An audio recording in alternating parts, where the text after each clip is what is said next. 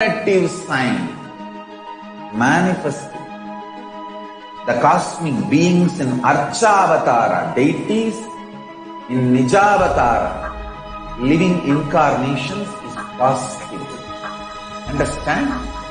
Kriya Pada of Vedas and Agamas elaborately explain the whole science of making the cosmic beings manifest in Archavatara, deities and Nijavatara, living incarnations, both. During the Bhava Samadhi Darshan, literally those cosmic beings manifest through this body. Just like how they manifest in Archavatara, deity, they manifest in Nijavatara, Pratyakshavatara, and give you all the boons you ask, bless you. You see, each God is an independent intelligence to lead you to enlightenment. Each God is a bridge for you to achieve the Shivatva, the ultimate Shiva consciousness. Krishna is the bridge for you to achieve the Krishna consciousness. But Shiva consciousness, Krishna consciousness, all consciousness is one and the same. Ultimate consciousness only. So that energy itself completely expresses. Just like Radhika, when I see my own sweetness in the mirror, I become eager to taste it. I find that the only way to relish this sweetness is through the constitution of Sri Radhika. Bhava Samadhi Darshan is a window to the infinite expanse of consciousness, allowing us to glimpse the formless in a way that we can understand. It cleanses the karmas of lifetimes. It awakens our biomemory to the space of Paramashiva, the ultimate consciousness, and creates a deep and lasting transformation in us.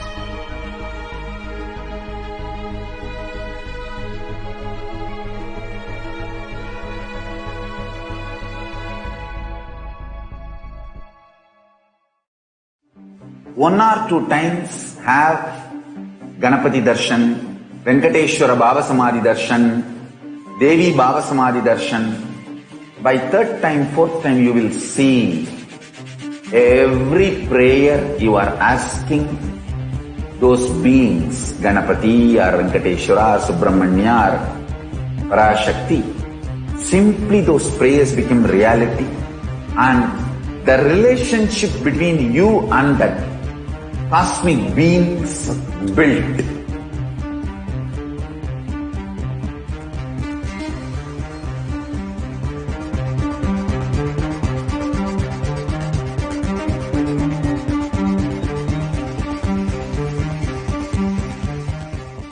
I tell you, each Bhava Samadhi Darshan is a spiritual treat, enjoy. Spiritual feast, enjoy. Don't miss it.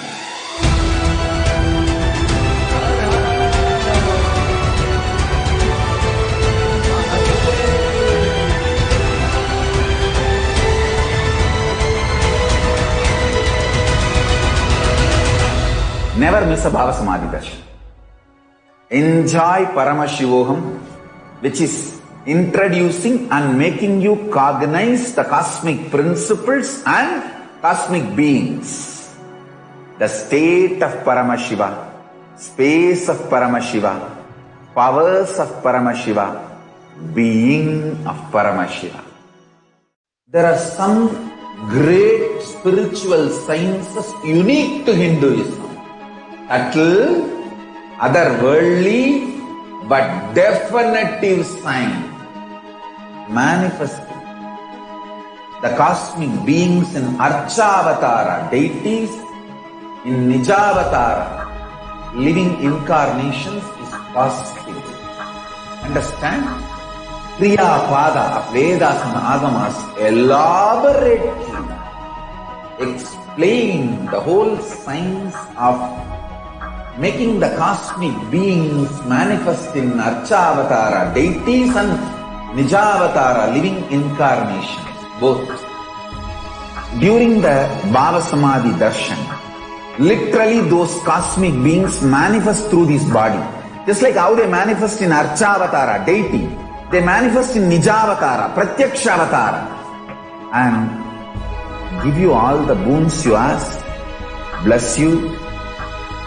You see, each God is an independent intelligence to lead you to enlightenment. Each God is a bridge for you to achieve the Shivatva, the ultimate Shiva consciousness. Krishna is the bridge for you to achieve the Krishna consciousness. But Shiva consciousness, Krishna consciousness, all consciousness is one and the same. Ultimate consciousness only. So that energy itself completely expresses. Just like Radhika, when I see my own sweetness in the mirror, I become eager to taste it. I find that the only way to relish this sweetness is through the constitution of Sri Radhika. Bhava Samadhi Darshan is a window to the infinite expanse of consciousness, allowing us to glimpse the formless in a way that we can understand. It cleanses the karmas of lifetimes. It awakens our biomemory to the space of Paramashiva, the ultimate consciousness, and creates a deep and lasting transformation in us.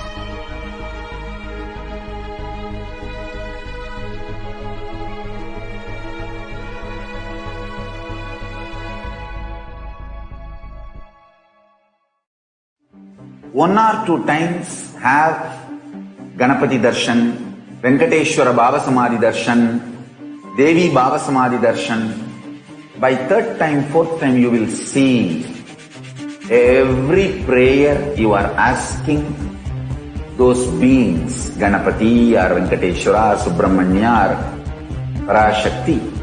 Simply those prayers become reality, and the relationship between you and that cosmic beings built.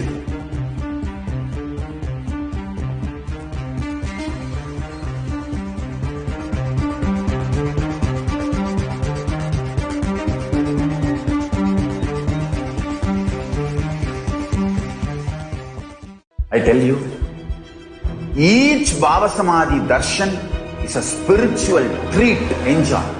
Spiritual feast. Enjoy. Don't miss it.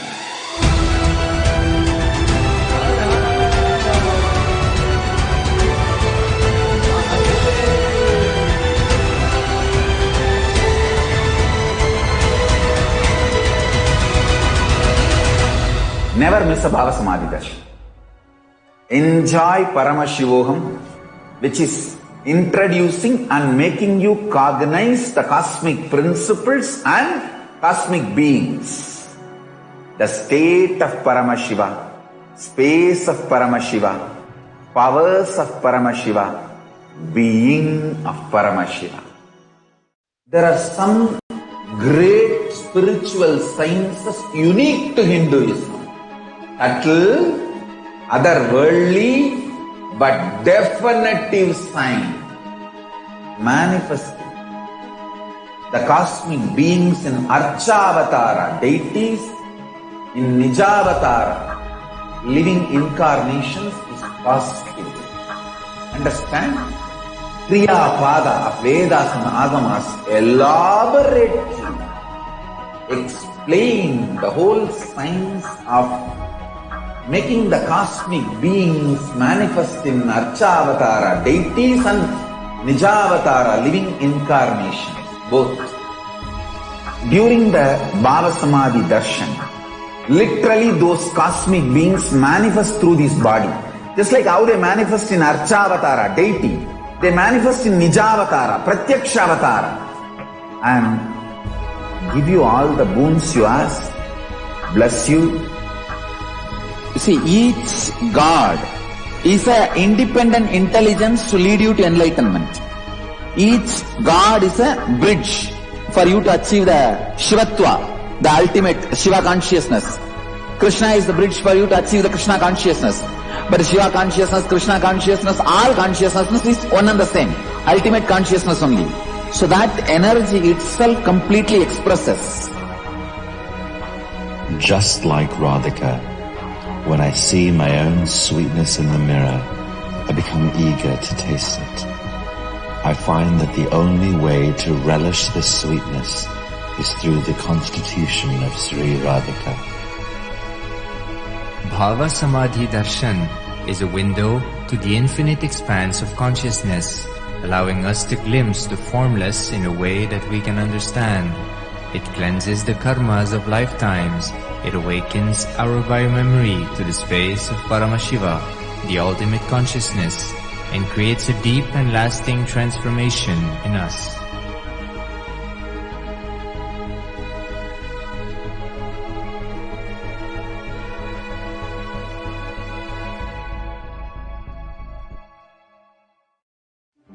One or two times have Ganapati Darshan, Venkateshwara Baba Samadhi Darshan, Devi Baba Samadhi Darshan. By third time, fourth time, you will see every prayer you are asking those beings, Ganapati or Venkateshwara or Subramanya or Parashakti. Simply those prayers become reality, and the relationship between you and that cosmic beings built.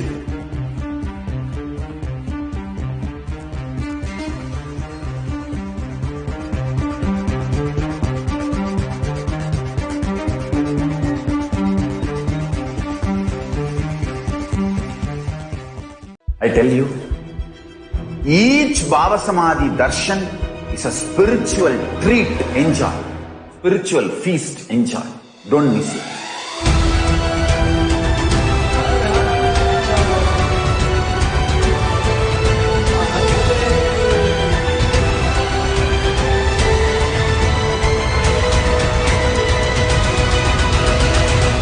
Never miss a Baba Samadhi Darshan.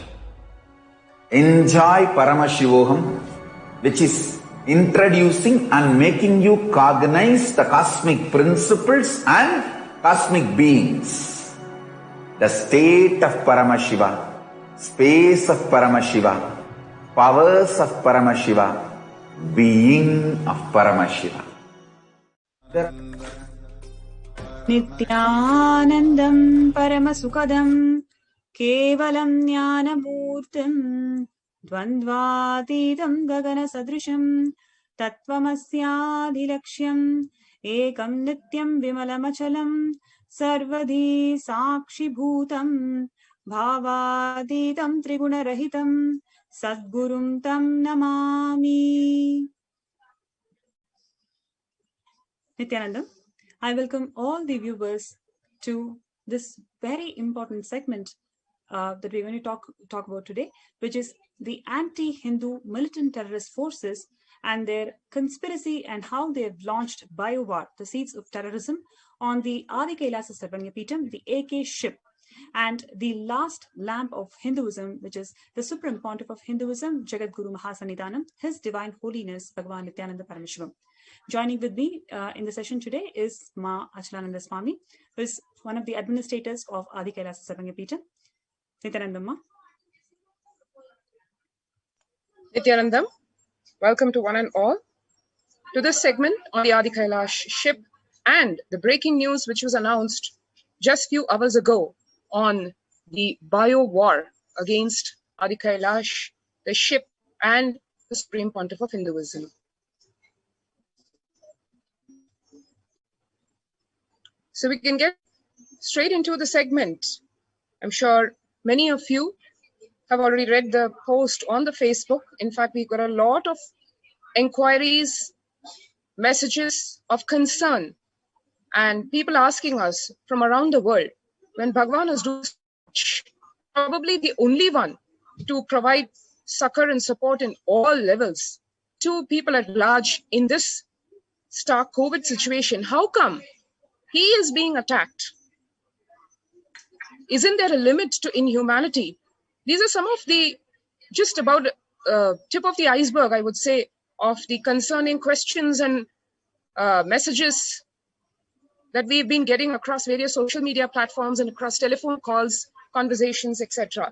So we wanted to address all your concerns without mincing any words, without keeping or hiding any of the facts in terms of what actually is happening factually to the Supreme Pontiff of Hinduism and his mission, the Adi Kailash ship, and Yes, literally you can see how the demonic forces, the anti-Hindu terrorist militant forces at play are very much in their peak, trying to still attack and destroy all the efforts of Bhagwan to save Hinduism, to save planet Earth, to save humanity.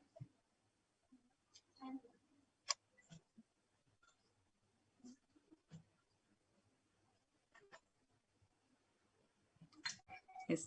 So today, let us begin the program with quickly going through the achievements of the Supreme Pontiff of Hinduism, Jagadguru Mahasannidhanam, His Divine Holiness Bhagwan Nithyananda Paramashivam, who is the leader of the 2 billion Hindus.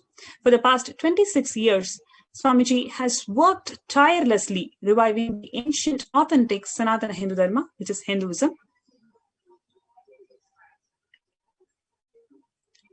Swamiji is ordained as the 233rd Guru Mahasannidhana, the Pontiff of Kanchi Kailasa Sarvanya Peetham, which is Tondai Mandala Adinam or monastery. Swamiji is the incumbent emperor of Suryavamsa Surangi Samrajyam. The Supreme Pontiff of Hinduism is the present 293rd Jagadguru Mahasannidhana, Pontiff of Kailasa Unnata Shamala Sarvanya Peetham, which is none other than the Madurai Adinam. He is the present Mahamandaleshwar of Mahanirvani Akada. And he is the 1008th Acharya Mahamandaleshwar of Atal Akada, which is the ancient apex body of Hinduism. He is the present 23rd Guru Mahasannidhanam of Dharma Mukti Swargapuram Adinam. He is elected as the Supreme Pontiff of Hinduism by the congregation of over 1,000 plus Hindu leaders or pontiffs. He is the founder of Nithyananda Hindu University, which is the world's largest Hindu university with over 270,000 plus enrollments, conducted over 5,000 plus courses, 1,600 plus faculty, 350 plus campuses, and centers in 108 plus nations, pursuing the certificate, diploma, degree, and doctorate courses in various branches of Hinduism. He is the founder of 34 Hindu temples and adinams worldwide in about 6 countries, housing 3,720 deities. He is the founder of world's largest library on Hinduism with over 70,000 titles on Hinduism, performing arts, culture, architecture, temple, Hindu history, and society. The Sri Kailasa Uniting Nations, which is the initiatives through its de facto spiritual embassies, globally strives to unite all the nations in the world for global peace, eradicating poverty, religious tolerance, gender equality, women empowerment, child welfare, towards development goals, eradicating illiteracy, sustainable development, animal protection, food bank, holistic healthcare, revival of ancient heritage of Hinduism.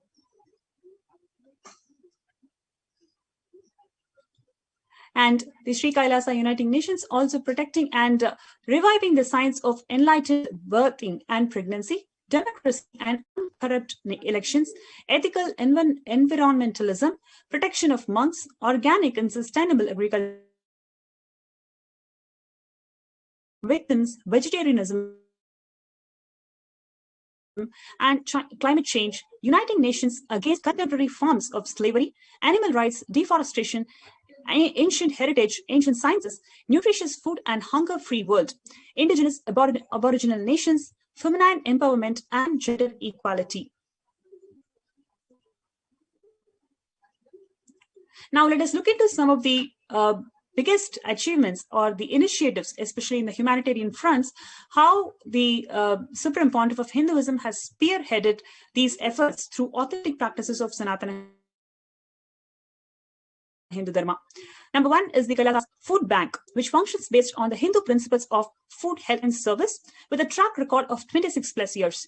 Kailasa's Food Bank operates through de facto spiritual embassies, temple monastery complexes such as Sarvanya Peetham, universities, schools, and food banks hubs that is existing over 100 countries.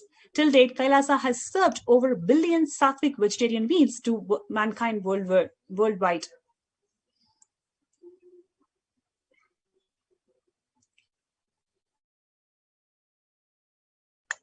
The next is the Kailasa's organic agriculture and animal shelter.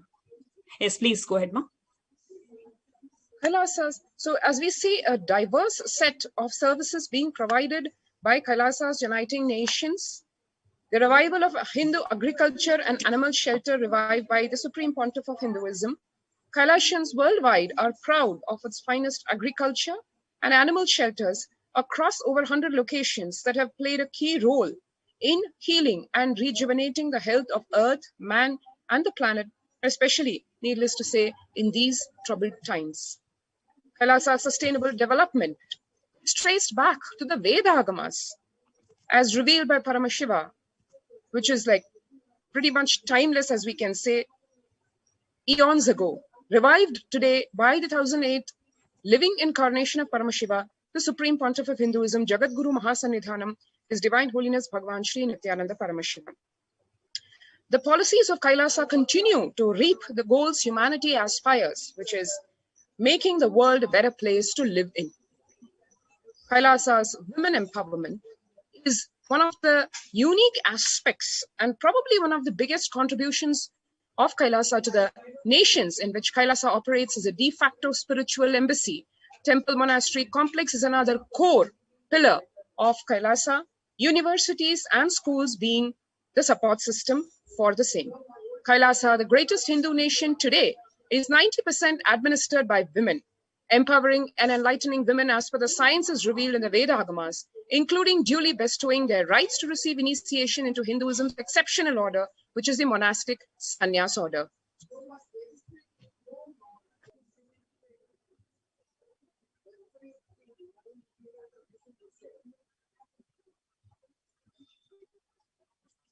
Kailasa's protection of ancient sciences, which stands tall today, revived by the 1008th living incarnation of Paramashiva, the Supreme Pontiff of Hinduism, Swamiji, while bringing the legitimacy and enlightening and empowering the humanity at large with the ancient sciences in Hinduism, including the science of Hindu temples, rituals, Hindu medicine, Hindu science of power manifestation, Hindu biology, Hindu alchemy, Hindu physics, including the science of Vaimanika Shastra, Hindu cosmology, and Hindu mathematics.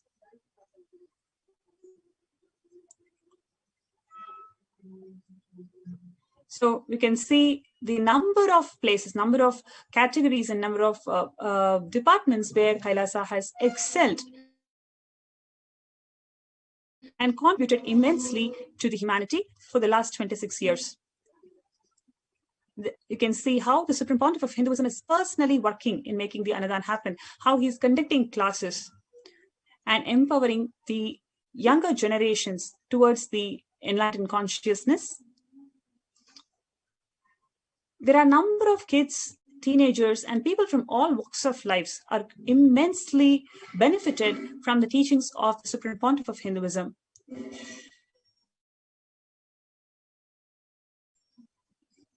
This on September 2006, the first confluence for world peace to honor the memory of those who lost their lives and those who risked their lives to save others during the terror attacks at the World Trade Center on September 11, 2001. Peace March to unite people of all religions for peace, initiated by the heads in southern India. This is way back, January 2009. True religious harmony by welcoming and including all religions. This is one of the hallmarks of the Supreme Pontiff of Hinduism. There, in spite of being the Supreme Pontiff of the greatest religion, by the very nature of the religion, it welcomes one and all. You can see here a massive number of people joining the peace walk, the peacekeepers of the Sovereign Order of Kailasa. This is a peace walk that was undertaken all the way from the tip of southern India to the headquarters of Kailasa at Adi Kailash. And here you can see one extremely touching, heart-rending picture where you can see the Supreme Pontiff of Hinduism serving free food, Annadan. But what one needs to notice over here is the bandage across his right hand, the lower arm. And actually, this picture is taken just months after the Supreme Pontiff of Hinduism had a multiple compound fracture with the bones literally protruding out of the skin.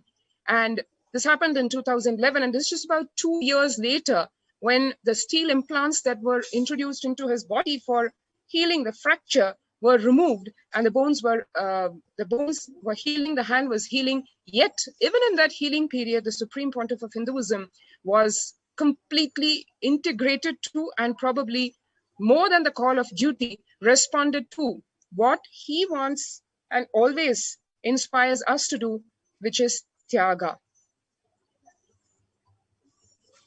One can see here a monk of the Sovereign Order of Kailasa donating blood in a blood drive. All the monks, the disciples, the Adinavasis, inspired by the Supreme Pontiff of Hinduism himself, who is a living example, a role model. Here the representatives of Kailasa's Red Home handing over their collected donations for the Karnataka Chief Minister's Relief Fund. Kailasa always supports relief activities across the world and provides spiritual solutions, spiritual strength, and on the ground aid in all disaster relief activities, be it cyclone relief, flood relief, earthquakes, etc.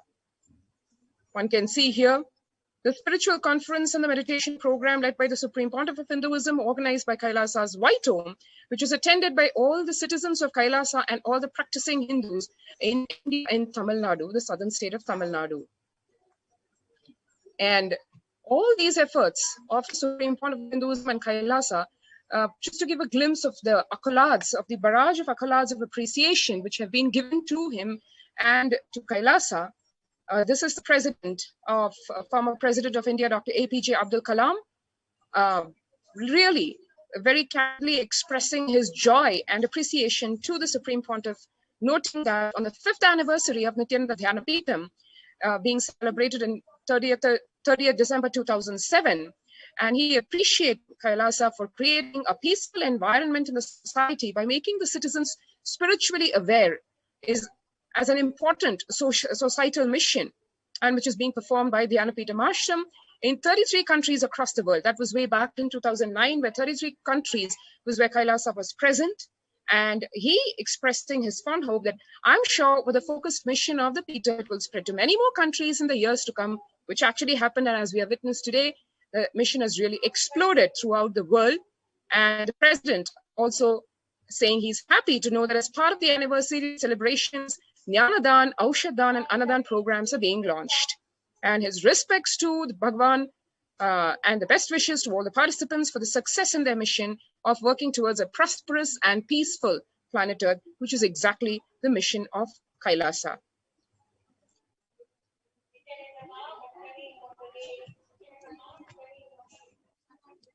The former president, okay, this is already covered.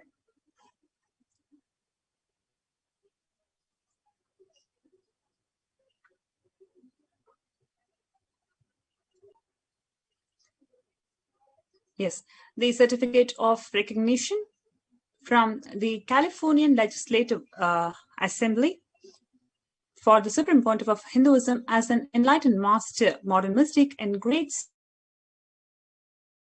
saint of modern India, who was taught the science of attaining endless happiness, given by the California Legislature Assembly in 2007.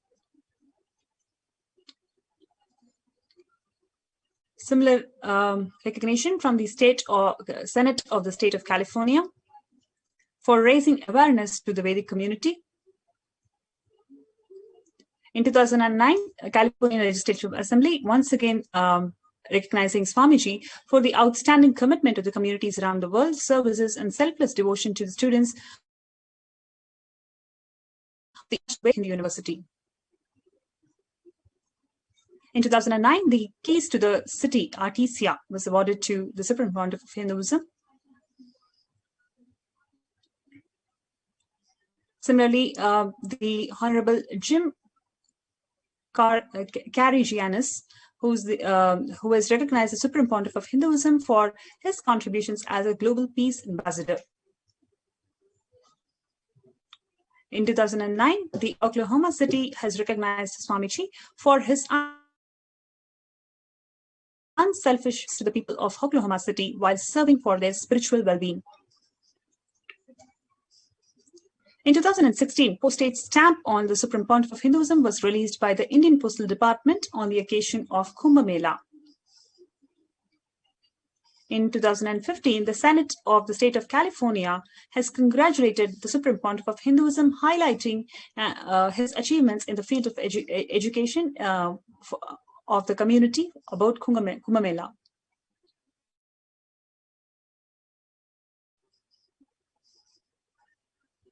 On 2015, Nithyananda Hindu University was authorized by the Akhil Bharatiya Akhada Parishad as the only organization that can conduct the Kumbh Mela festival outside of India. In 2017, the Supreme Pontiff of Hinduism was awarded with the world record, the Guinness World Record, for the largest rope yoga event. And in the same year, 2017, the Supreme Pontiff of Hinduism had one more Guinness record for the largest pole yoga, the Shiva Samba Yoga. In 2017, the largest human Om symbol was formed, and the Supreme Pontiff of Hinduism received one more Guinness World Record. He is declared as the Paramahamsa Nithyananda in 2017 by the city of Montclair in recognition of his achievements in superconscious evolution of the humanity.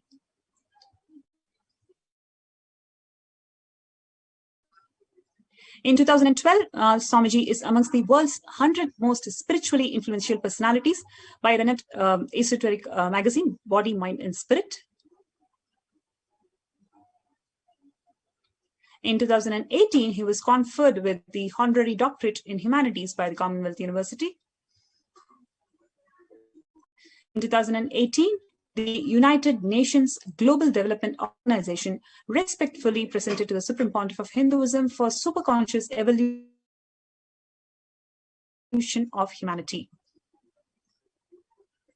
The Azteca University in Mexico has recognized the tremendous scientific contribution made by the Supreme Pontiff of Hinduism in superconsciousness and awarded him an honorary doctorate in the science of superconsciousness.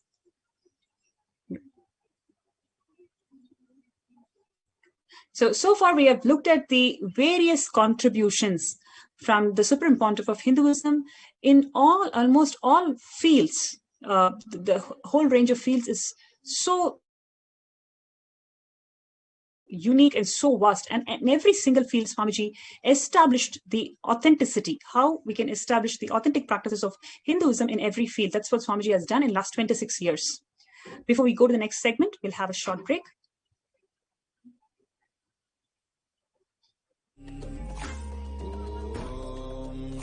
Nithyananda Paramashivoham. Om Nithyananda Paramashivoham. Om Nithyananda Paramashivoham. Om Nithyananda Paramashivoham.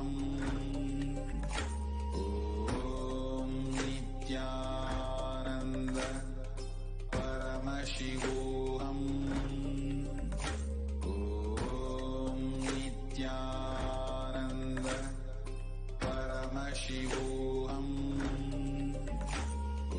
Om Nithyananda. And now we move to, we just saw how the contributions of the Supreme Pontiff of Hinduism over literally the last 2 decades in his public life, which has been documented. Of course, he has been a blessing to humanity from the time of his very happening. Now what Bhagavan has done to the world, we all just saw. Now what the world has done to him, we will take a look at that. Today, we start from where we are today, where the world is today, which is where we have COVID-19, which zeroes in on our vulnerabilities and failures of protection, where it is shaking the foundation of our world, bringing turmoil and uncertainty to every country, especially India, as revealed not only by the figures of the World Health Organizations, but also starkly and more precisely, I would say, by Devi Parashakti in the Akashic readings that we have all been blessed to witness and hear. It is time we see what measures are being taken and really how those measures are working and what measures are impractical, so to speak, for the years to come. One can see some glimpse of the world news today. The world today is saying black fungus, a pandemic within COVID-19 pandemic. It will smash the brain also. The flesh-eating black fungus killing of patients who survived the COVID-19. The news clearly reads, the black fungus has a near 50% mortality rate and is tragically killing many who were relieved to have beaten COVID-19. The infection can eat through the skin, soft tissue, or even bone as it attacks the brain or other critical organs. Once it starts growing that way, it is very difficult to control. And the doctors studying the outbreak in India say steroids used to treat COVID also weaken their immune system, leaving patients very much susceptible to the fungus. One can see here, literally,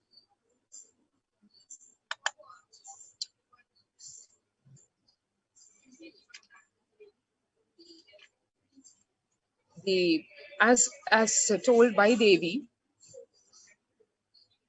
dead bodies would be floating on the Ganga.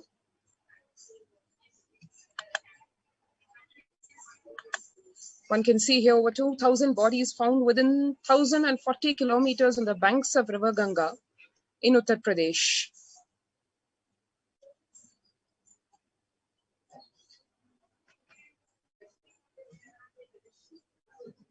COVID vaccine is creating variants. This is one more bombshell where none less than the Nobel Prize winner reveals that the COVID vaccine itself is creating variants of the virus. One can see here, the professor, Luc Montagnier, said that epidemiologists know but are silent about this phenomenon known as antibody-dependent enhancement. This is exactly what Bhagavan had revealed and what Devi Parashakti had revealed many, many months ago, literally, where he had warned, precisely to speak, actually, Bhagavan had warned a few months or even a few years ago about what the world is going to face, what India is going to face. And here we are seeing exactly that being revealed in really its the dark side of humanity, where it is evident and where human beings are also deciphering that viruses mutate, causing variants, but the top virologists, Nobel Prize winners, saying that it's the vaccination that is creating the variants. The 2008 Nobel laureate made the explosive comments as part of a larger interview with the Hold Up Media earlier this month, and this clip was exclusively translated, and it's quite damning for the agenda-driven left-wing establishment. And it was reported in April of last year, where the professor presented a powerful case that the coronavirus was created in a lab. His comments at the time offended the left-wing establishment so much that they aggressively attempted to discredit his statement. And now the media is backpedaling on the origin of the coronavirus after prominent scientists called for further scrutiny. And all these, what we are sharing over here, are today what the world is understanding, probably quite late, what Bhagavan had warned years back, what Devi has been telling for the last few weeks, and literally exhorting humanity to save itself by rushing to the Adi Kailash ship. Literally now, even the government authorities accepting that home quarantines is something not possible in India because of the very logistics itself, in terms of the population, in terms of the infrastructure. And home quarantine is a prime reason for large number of deaths itself, is what the Assam minister himself has to say. The Assam Chief Minister, Himanta Biswa Sarma, said that home quarantine is one prime reason for the large number of deaths during the second wave of COVID-19 in Assam, where Assam on Monday witnessed 92 deaths, which was the single highest number of deaths in the state. And the Chief Minister reiterating, we've seen more death cases are happening from home isolation, as several people do not keep oximeters and some do not read the counts in the meter properly. And as is evident for anyone who is trying to travel, powerful countries in the world are closing their borders in order to protect their own citizens, literally making their countries fortress, like Fortress Australia and India's borders getting closed. Many flights to countries from and to India being banned. Many countries in Europe and the Americas closing their flights to and from India for the sake of protecting their citizens from the pandemic that is plaguing especially South Asia, as exactly as Devi Parashakti had predicted and forewarning even today.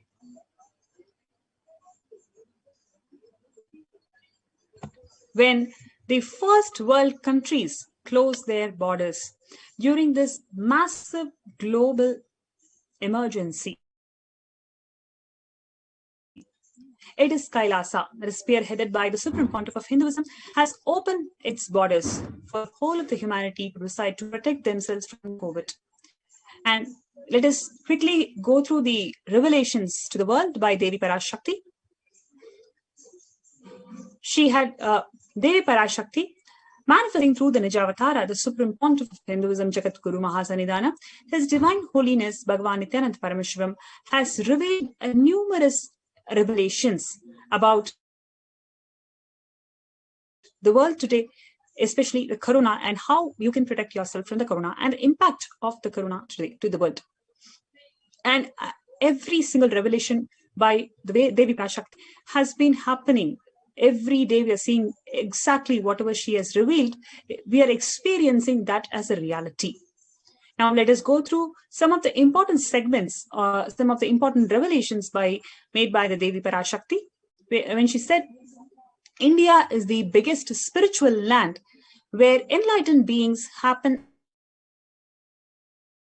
again and again, flower as enlightened beings and benefit the entire world. We cannot afford to lose only Bharatam. We cannot lose the enlightenment womb. In order to save the cosmos from the cosmic deluge, I built a ship called Adi Kailasa. In order to protect the humanity from the cosmic deluge, I gathered together all the spiritual energy of the cosmos and built the ship called Adi Kailasa. Due to the cunning strategy of the treacherous people and the ruling of the enemies, the captain of the ship itself had to leave the ship. Now, let's all come and take the good bath, get protected and get healed and get all the benefits. Make use of the ship which I built out of the huge grace and compassion, and protect yourself from the huge cosmic deluge, destructive dance.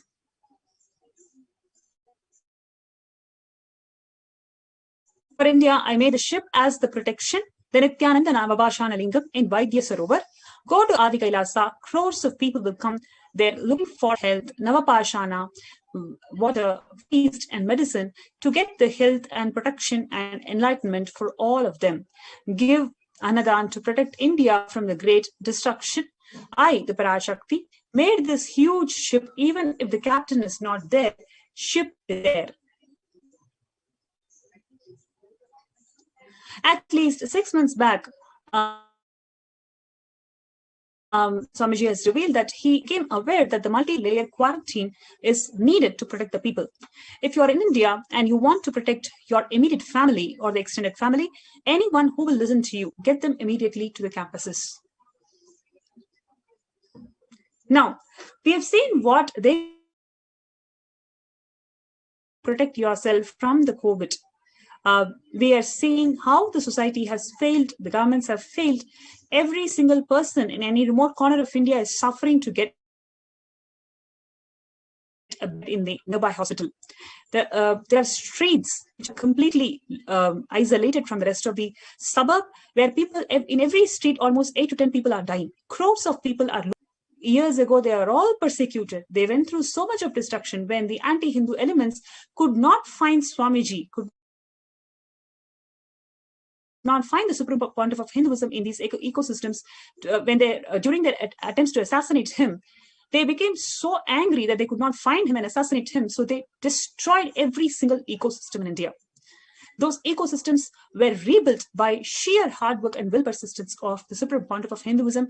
Now, at this stage, when the world is closing down their borders, it is Swamiji, it is Kailasa, which has opened their borders, which has opened their doors to protect the humanity, to protect the people from the effects of COVID. So in India, about 12 free COVID care protection centers are opened. Next slide. So the multiple free COVID care centers were opened across India. Various social services offered during the pandemic is in Nithyananda ashrams across India. Spiritual services offered during the pandemic in Nithyananda ashrams across India. Cosmic revelations that we already seen.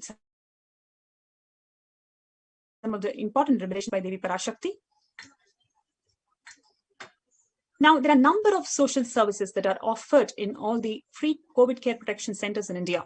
It includes the groceries, like about 3 years worth of groceries that is already procured, which is to enable the Annadan, the free food banks for all the people. This is one of the important measures that the Supreme Pontiff of Hinduism took to resolve the food insecurity problems. 3 years ahead of time, 2 years before itself, Swamiji has ensured that all the ashrams have stocked up the groceries that is enough, not only for the Kailasians, but also to enable the Annadan in all of the localities. Just quickly, we can go through the 21 feet Navapashana Linga, which is going to be the rescue, or which is going to protect people from the COVID. This Navapashana concoction is prepared and energized specially by the Supreme Pontiff of Hinduism. And this 21 feet Nithyananda Lingam is surrounded by 3,000 plus smaller Shivalingas, which is forming a huge energy circuit. So anybody who's going to take a bath over here is going to be completely protected by Corona, from Corona. You can see how the groceries are all stocked up. That is sufficient enough to enable the Annadan for 3 years. Ayurvedic meals, emergency ambulance, the ICU on wheels in the Bidadi campus. The accommodation facilities for the multi-layer quarantine. And most importantly, the spiritual care and protection every single day. Number of homas, Nithya homas are all, and pujas are all happening in the Nithyanandeshwara Paramashiva Devalaya. Large open spaces, so you don't need to really mentally break down, especially being in one single room in quarantine for so many months, it may lead for mental breakdown. So Bidadi campus is enabled with large free space for you to be happy, and you can also do organic farming. You can already see the people who have already come for the COVID Care Protection Center, how they are happily enjoying their life, happily doing the spiritual routine in Adi Kailasa. You can see how the herbs are being planted. These are the special herbs that will enable immunity during COVID. You can so what we have seen so far is, on one hand, the immense contribution from the Supreme Pontiff of Hinduism in every field of the humanity, where he has revived the authentic principles of Sanatana Hindu Dharma. And we've also seen how in this time, when the world is facing a huge global emergency, when the nations are closing down their borders, when people don't know what to do next, at this point in time, Swamiji has taken up a huge work, huge humanitarian effort to open up his enlightenment ecosystems for the world to ensure that they can be here, they can do whatever they want to do, they can do work from home, they just need to be available in these protection centers to ensure that they're completely protected from COVID. His humanitarian efforts to combat COVID is enormous, and it is something which the world has not seen so far today. Now, at this stage, we're going to now look at the anti-Hindu militant forces having a history of executing a massive persecution and genocide against Swamiji and his devotees. So when we are expanding globally, when we are opening our doors to the people of India, especially to help them protect themselves from COVID, what is the conspiracy that the anti-Hindu elements executed on Swamiji? Let us look into it today. Before we go to the segment, let's have a short break. Great spiritual sciences unique to Hinduism. Subtle, otherworldly, but definitive sign manifesting the cosmic beings in Archavatara, deities in Nijavatara, living incarnations is possible. Understand? Kriya Pada of Vedas and Agamas elaborately explain the whole science of making the cosmic beings manifest in Archavatara, deities and Nijavatara, living incarnations, both. During the Bhava Samadhi Darshan, literally those cosmic beings manifest through this body. Just like how they manifest in Archavatara, deity, they manifest in Nijavatara, Pratyakshavatara, and give you all the boons you ask, bless you. You see, each God is an independent intelligence to lead you to enlightenment. Each God is a bridge for you to achieve the Shivatva, the ultimate Shiva consciousness. Krishna is the bridge for you to achieve the Krishna consciousness. But Shiva consciousness, Krishna consciousness, all consciousness is one and the same. Ultimate consciousness only. So that energy itself completely expresses. Just like Radhika, when I see my own sweetness in the mirror, I become eager to taste it. I find that the only way to relish this sweetness is through the constitution of Sri Radhika.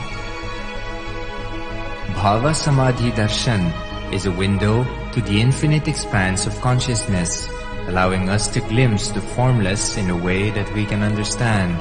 It cleanses the karmas of lifetimes. It awakens our biomemory to the space of Paramashiva, the ultimate consciousness, and creates a deep and lasting transformation in us.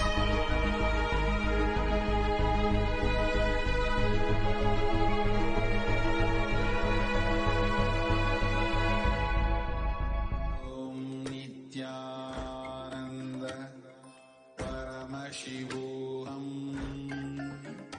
Om Nithyananda Paramashivoham. Om Nithyananda Paramashivoham. Om Nithyananda Paramashivoham.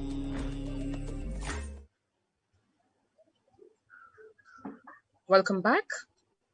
And now we'll go into the next segment, which is the more serious one, where whatever contributions Bhagwan has done to Hinduism, in literally as a backlash to that, the anti-Hindu militant forces having a long history of executing ethnocide, genocide in the form of multiple attacks.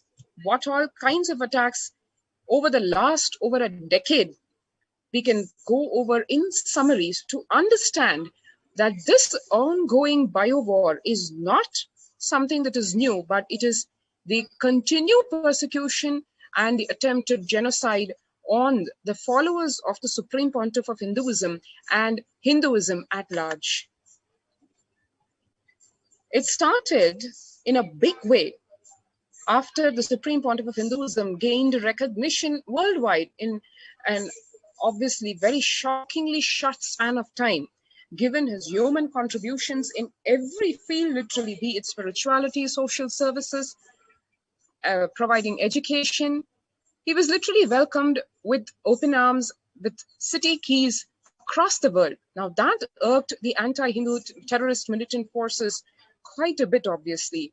And that started the targeted persecution of the minorities, which is the community of the followers of the Supreme Pontiff of Hinduism, the core followers, besides the Hindus at large, being the Adi Shaivite minority community. And that was started on literally leveraging the persecution of minorities of Tamil origin in Karnataka. So it started with a political flavor where linguistic minorities were executed, literally persecuted in every which way, starting from not being provided facilities to being derided, and even to the extent of having communal wars, communal tensions across the state. This is just one of the examples of the persecution, the flavors of the persecution. And so one hand, we had linguistic minority persecution.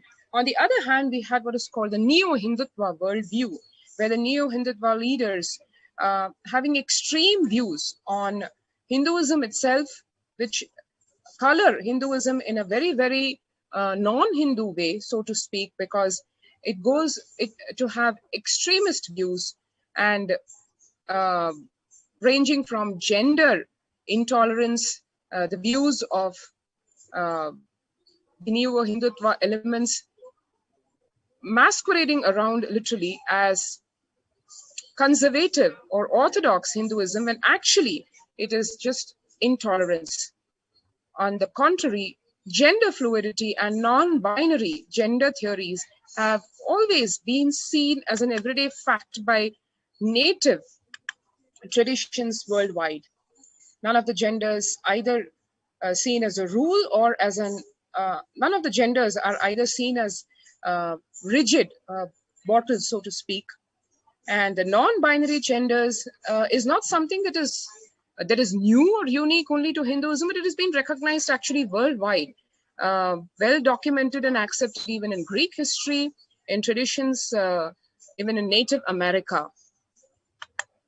So you have gender intolerance on the one hand, you have linguistic intolerance on the other hand, and we had comments being made publicly by the ruling parties, an example being from the BJP member of parliament saying being gay is against Hindutva and it needs a cure. And RSS, the wing of Neo-Hindutva extremists, saying homosexuality is not a crime but against nature. And here you had, on the other hand, the religious, social, and cultural empowerment of women by the Supreme Pontiff of Hinduism. The Sannyas Sampradaya established that the Supreme Pontiff of Hinduism is unique in that it freely ordains women and allows women to perform temple rituals, which is a very, very unique aspect, which the Supreme Pontiff of Hinduism has revived as a very powerful way of women empowerment. Moreover, women constitute the majority of the senior leadership positions in the mission of the Supreme Pontiff of Hinduism in Kailasa, thereby establishing in practice his vision that Hinduism is not just orthodox, but is also highly progressive and committed to gender equality. Bhagwan has ordained men and women, including from so-called scheduled castes and tribes and the Dalit communities in India, which have been actually discriminated against and sidelined by the very same Neo-Hindutva elements who claim to revive and protect Hinduism. One can see here a media clip from 2018 highlighting the exclusion of women from Hindu temples as a consequence of the Neo-Hindutva extremist ideologies who disregard Hindu sacred texts the Veda Agamas, which are the core of Hinduism itself. So here you have the Business Standard headline saying that female Hindu priests breaking into male bastion, but equality is still a dream. One can see here a beautiful picture of one of the female sannyasis, monastic disciples of the Supreme Pontiff of Hinduism, the monastic order of Kailasa, belonging to what is called the Dalit community, which is in India one of the persecuted communities, so economically. And here she is performing the temple rituals in the main Garbha Mandir, which is a sanctum sanctorum at the headquarters of Kailasa temple monastery complex, the Enlightenment spiritual ecosystem at Adi Kailash. We have here a female brahmacharini, a monk, offering what is called the Arti, the fire ritual, to the presiding deities in the main sanctum sanctorum at the headquarters of the Nithyananda Paramashivam Devalaya, the Hindu temple at Adi Kailash. And here we have Bhagwan giving Devi Bhava Darshan, and one more aspect of glorifying the true feminism, the sacred feminine. Bhagwan in early 2003, while giving Devi Bhava Samadhi Darshan, exuding the grace and blessings of Devi Parashakti herself. So one can see here exactly as the sacred scriptures, the Veda Agamas, recognize the 11 genders and prescribe specific temple rituals to even solemnize gay marriage, which is otherwise considered taboo in today's mainstream Hinduism. Moreover, Bhagwan has declared that he himself is of the transcendental gender, beyond male, female, and all other genders, absolutely in Advaita, in total oneness, established in Paramashivatva, as he is a living incarnation of Paramashiva himself.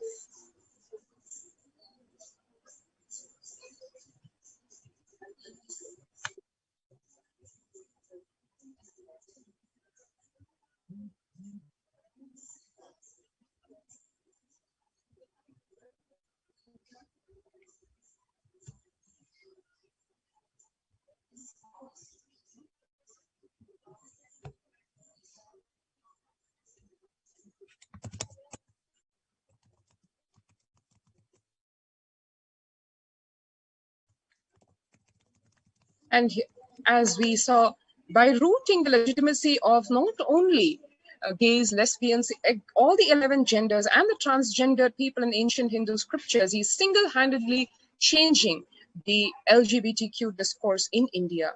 So the LGBTQ plus community empowered not just now, but way back even as early as 2012, when publicly Bhagwan in Madurai, in the sacred land of Madurai, opened his mission and opened his services, especially to the transgender people, and they were so very vocally thankful to him about the same. And this is adding one more reason for the Supreme Pontiff of Hinduism to be the target of neo-Hindutva extremism in the state of Karnataka and in the state of Tamil Nadu, the two major states where the mission of Kailasa over the last decade has been very deeply entrenched and reaching out to practically every person in every village and town of the two states. One can see here glimpses of the various political, spiritual personalities being enriched by Bhagwan and coming and receiving his blessings, supporting Kailasa. The universal acceptance and appeal of the Supreme Pontiff of Hinduism, not just in Karnataka but worldwide, was unacceptable to the neo-Hindutva extremists of Karnataka, as the origin, as they perceived, was of Tamil ethnicity. The politically owned media was actually directly complicit in the violence and literally the lawfare, the persecution, the genocide being inflicted on the Supreme Pontiff of Hinduism and Kailasa.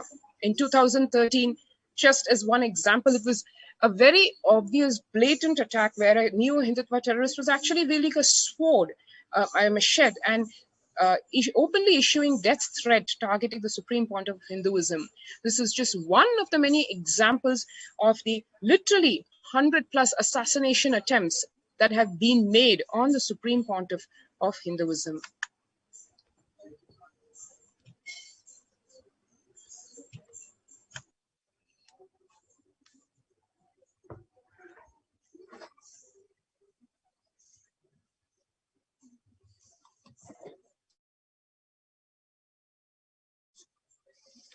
On 7th of June 2012, the Suvarna television media head Ajit Hanmantavakkar led a militant group to kill the Supreme Pontiff of Hinduism and his chief administrator Srinitya Atma Prabhananda. The militants broke the head of the chief administrator with heavy boulder rocks for stopping them from serving anthrax letter bomb. Please understand the bioweapon strategy to eliminate the Supreme Pontiff of Hinduism and his community started happening since 2012. Anthrax letter bomb was thrown on the Supreme Pontiff of Hinduism. The state government was also an accomplice in this attack, as the government was led by the BJP, who also owned the Suvarna channel, which employed this neo-Hindutva militant Ajit.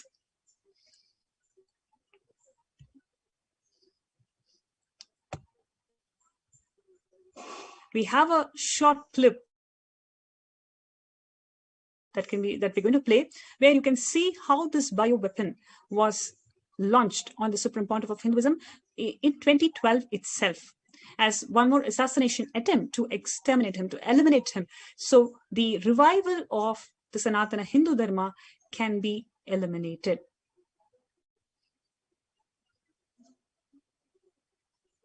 Paramashivoham, Om Nithyananda Paramashivoham, Om Nithyananda Paramashivoham, Om Nithyananda Paramashivoham. Nithyananda Paramashivoham, Om Nithyananda Paramashivoham, Om Nithyananda Paramashivoham, Om Nithyananda Paramashivoham, Om Nithyananda Paramashivoham,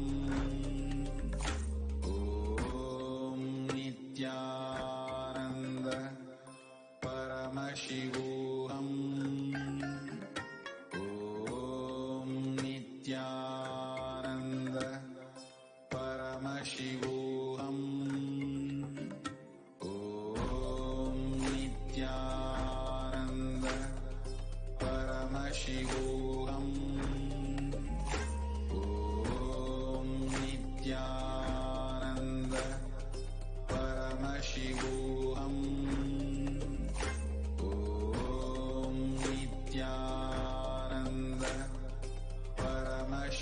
Nithyananda Paramashivoham,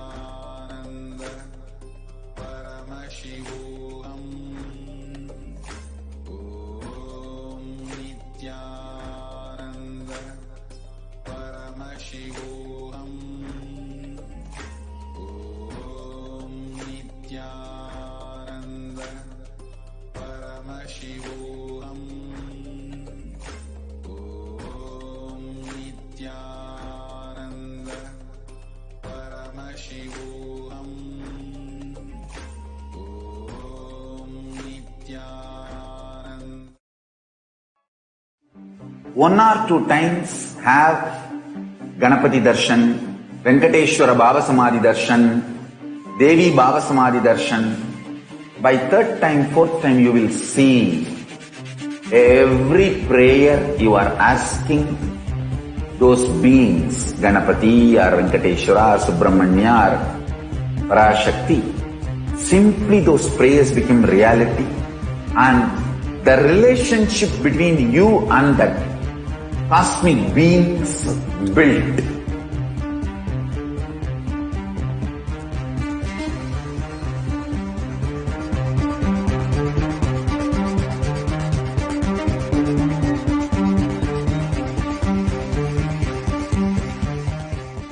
I tell you, each Bhava Samadhi darshan is a spiritual treat. Enjoy. Spiritual feast. Enjoy. Don't miss it.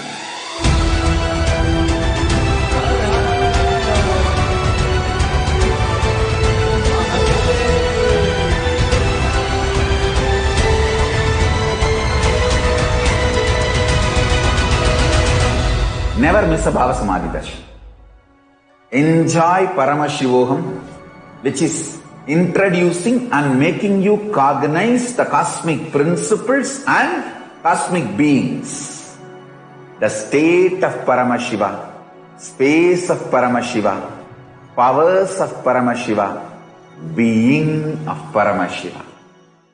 There are some great spiritual sciences unique to Hinduism.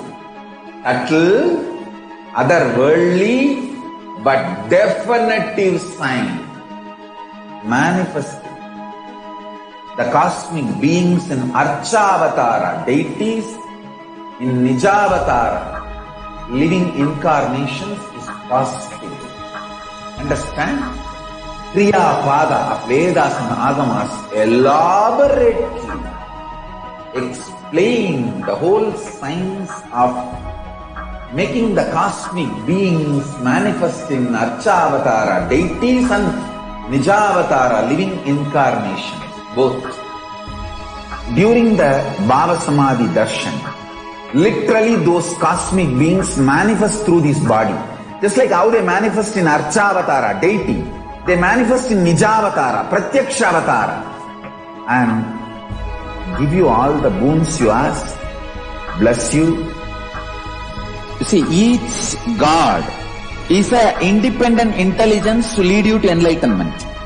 Each God is a bridge for you to achieve the Shivatva, the ultimate Shiva consciousness. Krishna is the bridge for you to achieve the Krishna consciousness. But the Shiva consciousness, Krishna consciousness, all consciousness is one and the same. Ultimate consciousness only. So that energy itself completely expresses. Just like Radhika, when I see my own sweetness in the mirror, I become eager to taste it. I find that the only way to relish this sweetness is through the constitution of Sri Radhika. Bhava Samadhi Darshan is a window to the infinite expanse of consciousness, allowing us to glimpse the formless in a way that we can understand. It cleanses the karmas of lifetimes. It awakens our biomemory to the space of Paramashiva, the ultimate consciousness, and creates a deep and lasting transformation in us.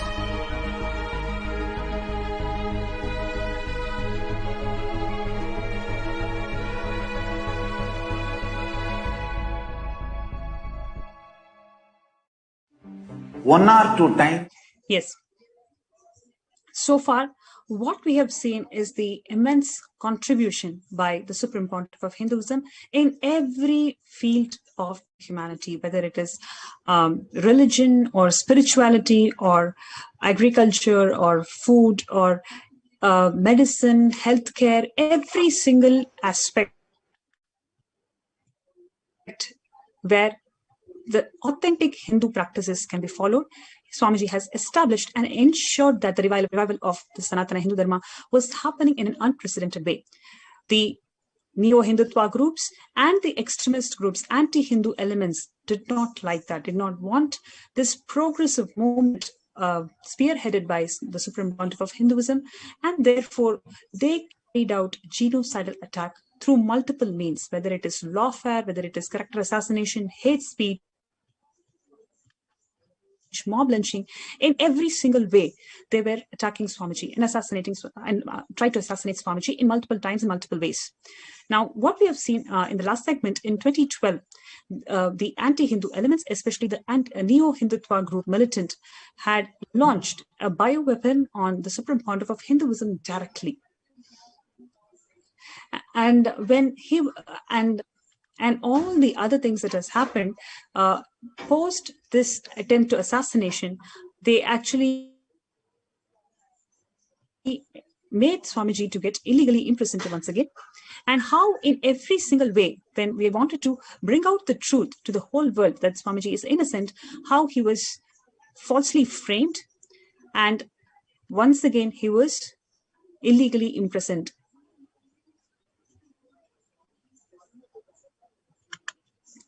So in this attack, no formal police complaint was accepted against the militant extremist Ajit. And on the contrary, Ajit actually filed a police complaint against the Supreme Pontiff of Hinduism. It was further supported by the arbitrary order by the district magistrate directing the arrest of the Supreme Pontiff of Hinduism. Please understand here, the Supreme Pontiff of Hinduism is the victim. A bioweapon was thrown at his face. It was launched on his face. He was attempted to assassinate, but he was ordered by the district magistrate for the arrest. Both the executive order directing the arrest of the Supreme Pontiff of Hinduism and the false complaint by Ajit were struck down by the court, terming the entire process by the government as illegal, without any authority, contrary to the law, without jurisdiction.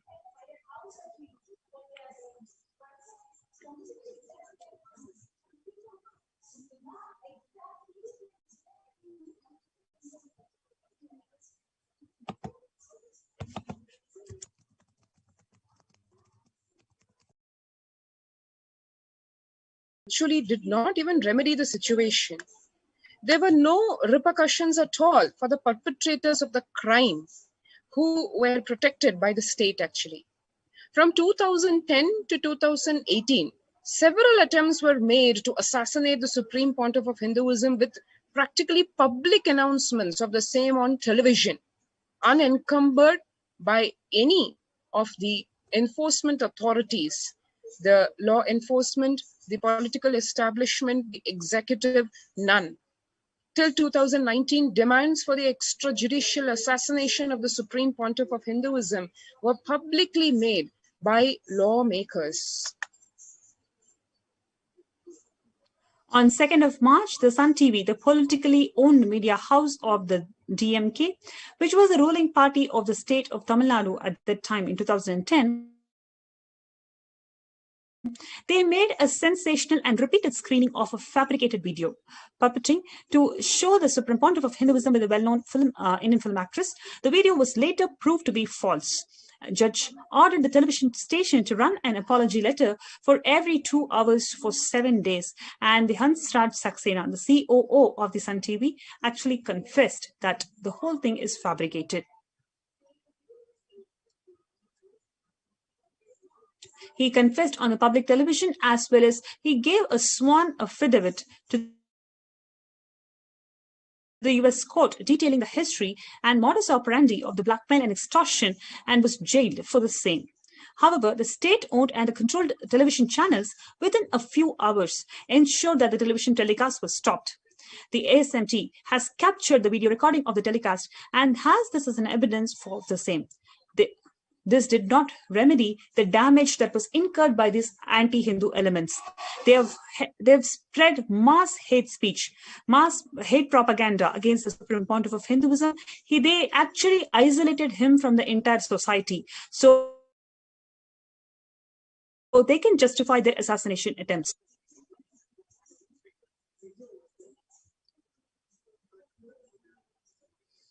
Following the hate propaganda started by the DMK-affiliated Sun TV, the politically owned neo-Hindutva media amplified this misinformation. They amplified this hate propaganda, spreading to the entire community, entire country, with a titles such as "Hang the Sin Swamis."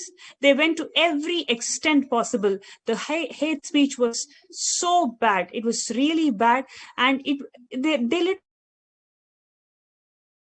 literally singled out, they literally marginalized the Supreme Pontiff of Hinduism and the community, that in such a way that they were never able to receive the fair trials from the judiciary, nor get the sympathy or empathy from the society. On 26th of March 2010, the Karnataka State Police (CID) unlawfully sent letters to the banks holding the accounts of the public charitable trust of the temple monastery established by the Supreme Pontiff of Hinduism. They illegally ordered this trust. No debit transaction was allowed, making the main source of food and basic amenities for the residents of the Adinam. Literally, they made them to struggle. What is the intention behind this? They really want to isolate the Supreme Pontiff of Hinduism from his disciples, from his community. There was no food in the monastery. Please understand, this Kailasa has been served billions of people, billion meals for over 26 years. The Annadan is an everyday practice, every meal practice in all the Kailasas established by the Supreme Pontiff of Hinduism. When this attack happened, for his own monks, for the own residents, by illegally freezing the bank accounts, they ensured that the Supreme Pontiff of Hinduism is isolated from his community, because they really wanted every single disciple and devotee to be pushed out. They did not want anybody to be around Swamiji.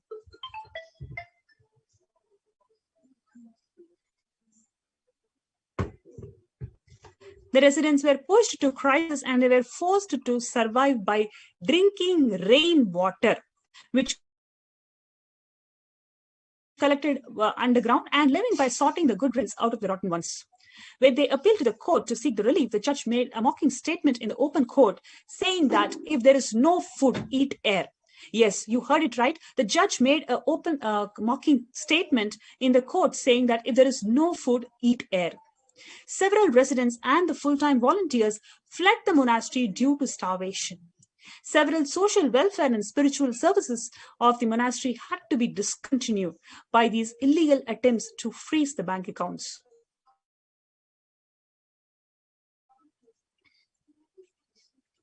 Although the Indian law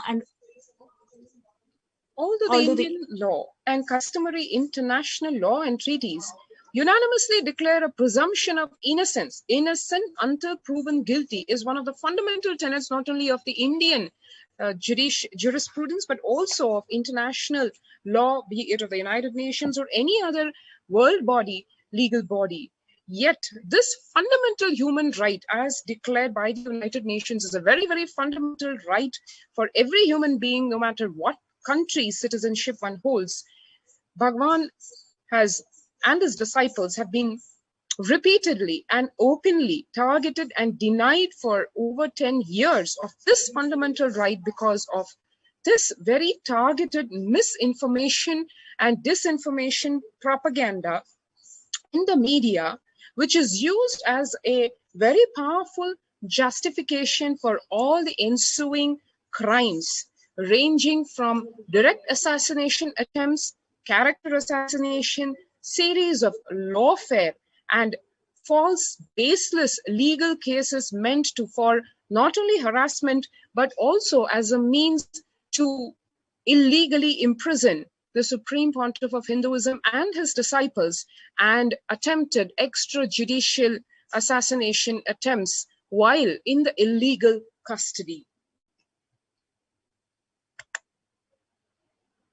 One can see on 11th June of 2010, months after the fabricated video was spread virally to launch a massive hate propaganda so as to incite mob violence and mob lynching in the fond hope that the assassination attempts made of the Supreme Pontiff of Hinduism could be justified as mob lynching. And when that failed and the Supreme Pontiff of Hinduism was imprisoned illegally for 53 days, at the end of it, on 11th June 2010, when he was granted bail by the Honorable High Court of Karnataka, the High Court described this in its order.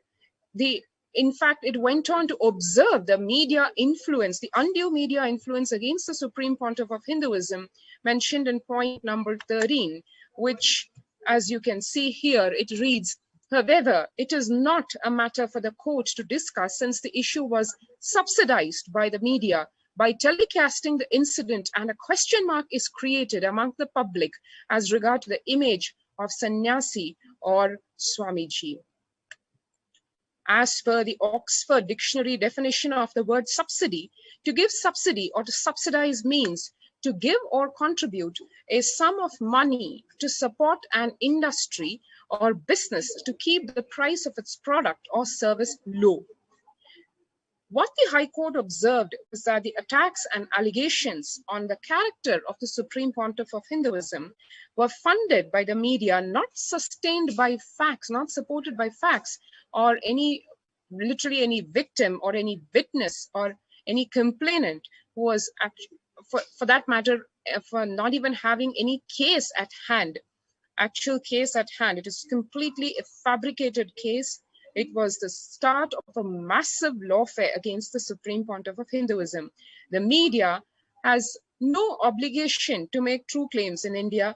It is under no declaration of any oath in any court of law, and at any time it can retract from any of its claims, has no locus standi in the court on legal grounds. But obviously, as we all know, it has a very, very prominent and very powerful influence in negatively prejudicing not only the public at large, but the judiciary itself against the Supreme Pontiff of Hinduism and his followers. And we have a full detailed report which has been made, which documents literally the 25,000 print pages of the massive hate propaganda against the Supreme Pontiff of Hinduism and the terabytes of the videos and misinformation and disinformation that has been launched and which was sustained over decades from 2010 2nd March till date, which runs to literally terabytes. And all this has been archived in the National Archives of Kailasa. The unlawful arbitrary arrest of the Supreme Pontiff of Hinduism in 2010 was snowballed and justified by the Chief Minister of Tamil Nadu, Karunanidhi, then Chief Minister, who made a public statement inciting hatred towards the Supreme Pontiff of Hinduism, which was published in several newspapers and cited by several media channels. This is just one example of the political flavor and the open political hand in the persecution, genocide, ethnocide of Kailasa at large. Here you can see one example, the Chief Minister of Tamil Nadu stereotyping and vilifying Swamis and calling them all kinds of names, calling them imposters, cheats, brainwashers. This is just one of the examples, and one can see massive hate propaganda in various print media by the state-owned newspapers, print media, and the electronic channels.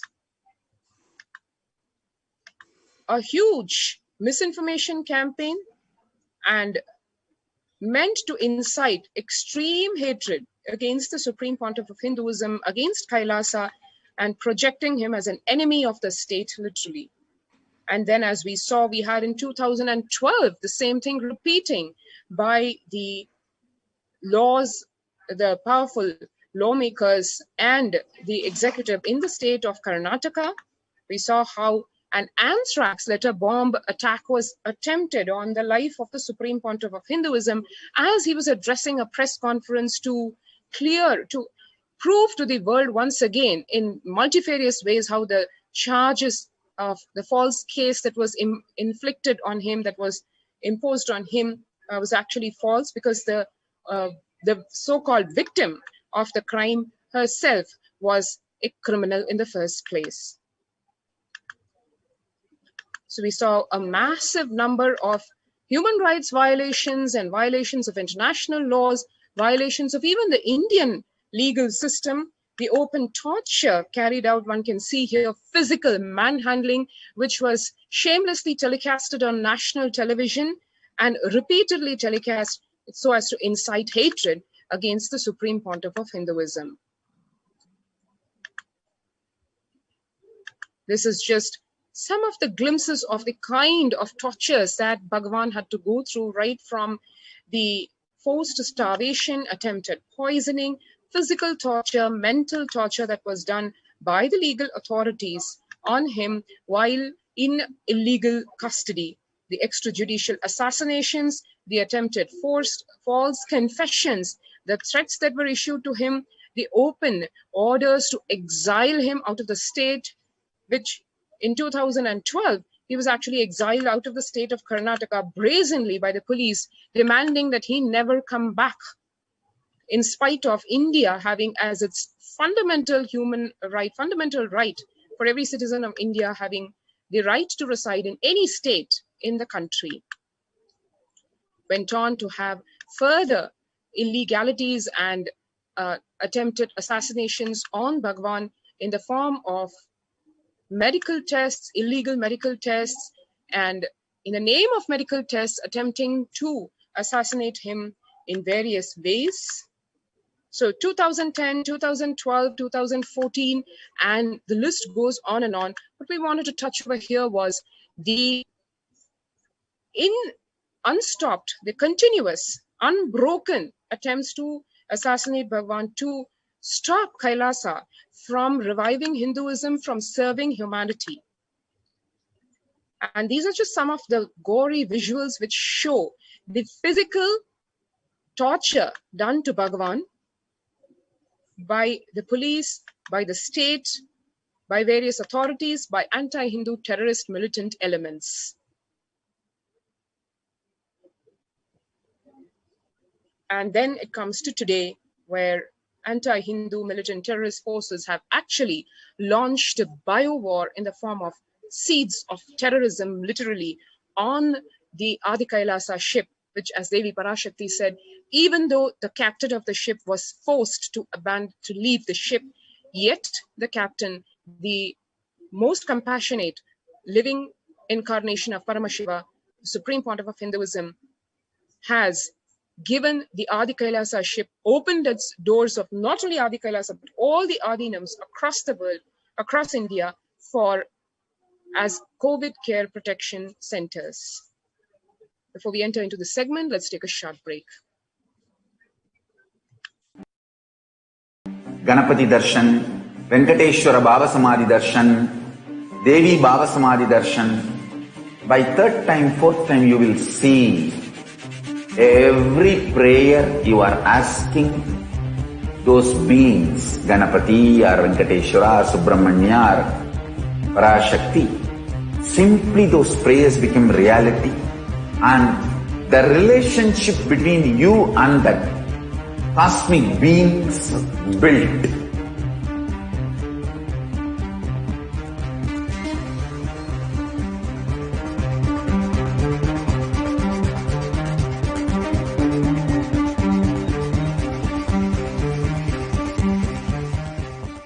I tell you, each Baba Samadhi Darshan is a spiritual treat, enjoy. Spiritual feast, enjoy. Don't miss it.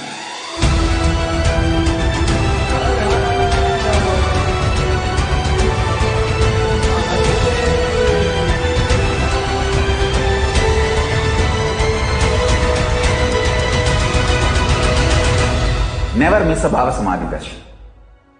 Enjoy Paramashivoham, which is introducing and making you cognize the cosmic principles and cosmic beings. The state of Paramashiva, space of Paramashiva, powers of Paramashiva, being of Paramashiva.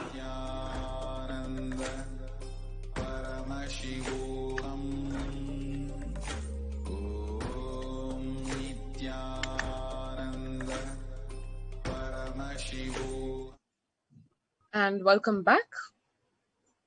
Now we will go into what has been happening literally in the last few months and right up to the last few hours, when we shared with all of you about the launch of the bio-war directly on Kailasa, specifically Adi Kailasa ship, the only solution to the deadly corona and the entire pandemic that is plaguing the planet today. when the Supreme Pontiff of Hinduism is spearheading the whole of the humanity to come and reside in Adi Kailasa, because that is the only last hope for anybody to survive the COVID and its lethal effects and all the other secondary infections that is going to come. This is the only last hope for the humanity, when every single person, so many hundreds of people are applying to get into the COVID protection center for their loved ones and for themselves, to ensure that their lives are being protected. Now, at this stage, when all the relief measures are happening at complete full-fledged way, when the whole world is noticing the extraordinary humanitarian efforts that the Supreme Pontiff of Hinduism is coming up with, and when, like we mentioned earlier in the presentation today, when all the doors of the powerful nations are getting closed, it is the Kailasa, it is Swamiji who has opened his doors, who has opened the Enlightenment ecosystems for people to be protected from COVID. At this stage, at this point in time, at this juncture, the anti-Hindu militant terrorist forces has launched a biowar. We were just talking about how the anthrax letter bomb that was attempted to assassinate the Supreme Pontiff of Hinduism just about 9 years back in 2012, and how the anti-Hindu terrorist elements failed in that assassination attempt. And once again, we are faced with the same thing, this time, even though Bhagwan himself is not physically in Adi Kailash.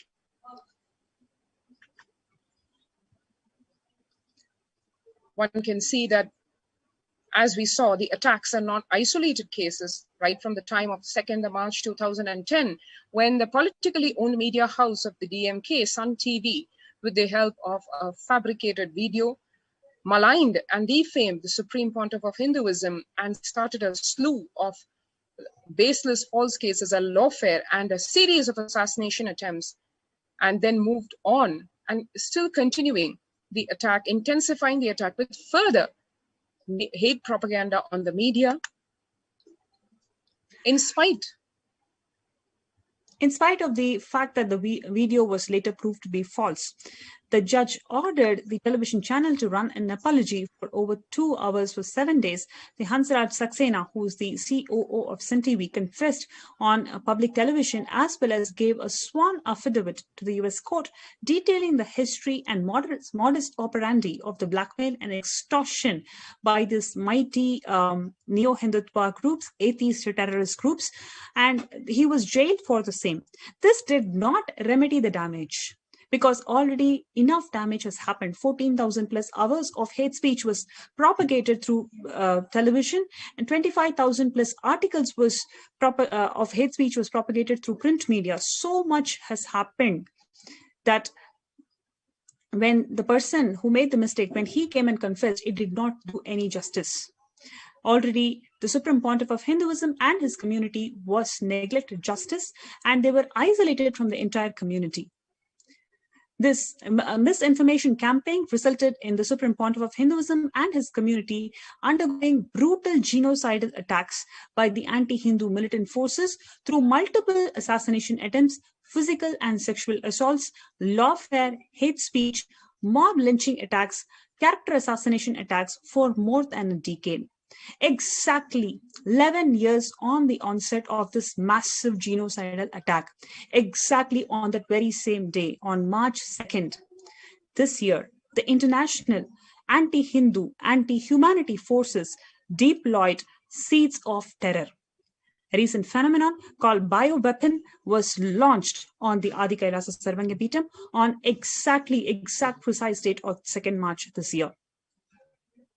It is not just a coincidence. This has, not only in 2021, but in the preceding years also, we saw similar such attempts to not only assassinate and persecute the Supreme Pontiff of Hinduism and Kailasa, but also to make a point, the anti-Hindu terrorist militant forces, to scare people so that they're afraid to follow in Hinduism, or afraid to literally be inspired by Bhagwan.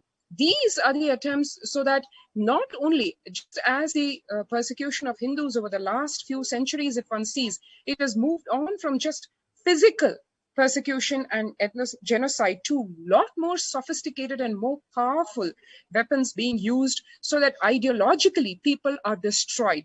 In principle, the Hindus lose trust and pride over Hinduism when actually the core principles of Sanatana Hindu Dharma are the very reason for even life existing today on planet Earth. Now, what are these seeds of terror? A bioweapon. This is a recent international phenomena where anonymous seed packages are being sent to various people all around the world, especially in US, UK, and few other countries. These seed packages carry the bioweapon. These seed packages are extremely dangerous for the entire community. On 31st of July 2020, the Animal and Plant Health Inspection Service, which is APHIS of US Department of Agriculture, in a statement had said that the main concern is that the seeds can introduce damaging pests or the disease that could harm the US agriculture. India is also very much on the target list. On 31st of July 2020, senior Indian government officials in China had advanced scientific capabilities to do such an attack on Indian soil too. The conspiracy was revealed in detail a year prior, on 4th of August 2020 itself. So this is the advanced methodology that these militant groups are deploying to stop every single humanitarian effort. If you take the world today, it is the Supreme Pontiff of Hinduism and the Kailasa, which is the only civilizational nation which is which is opening their borders, which is opening their doors to save humanity from this pandemic. So the whole of the COVID is actually an attempt for depopulating the whole world. And this has been revealed in one of the revelations from Devi Parashakti herself. This whole attempt opening the door of Adi Kailash to save humanity from the depopulation, to save humanity from deaths. This is the attempt by these militant groups by launching a bioweapon to destroy the lives, to scare people, to make people lose trust on Hinduism, to make people lose trust on religious solutions, religious and spiritual solutions. As one knows, at the end of the Second World War, a lot of realizations were made by all the countries involved. And in fact, one of the major safeguards that was recognized and was sustained over the decades to follow, including by the so-called superpowers, was like the nuclear weapon, let not something like a bioweapon be empowered, because much more, many thousand times more than a nuclear weapon can be the damage of what is called a bioweapon. It was consciously decided to not put the whole planet at stake, at risk of losing life itself, by giving any form of encouragement to especially bioweapons. And today, as Devi Parashakti revealed, literally, the Kirin Bhojanam, as described in the Garuda Purana by Vyasa, is already landed. It's landed in India, and one is seeing the Ghora Tandava being performed by this demonic forces which have been awakened in this pralaya.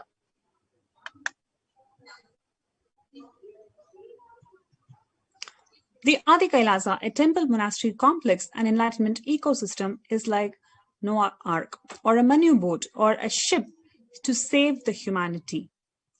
It was created by the Supreme Pontiff of Hinduism with utmost care and compassion to save the humanity from ongoing COVID.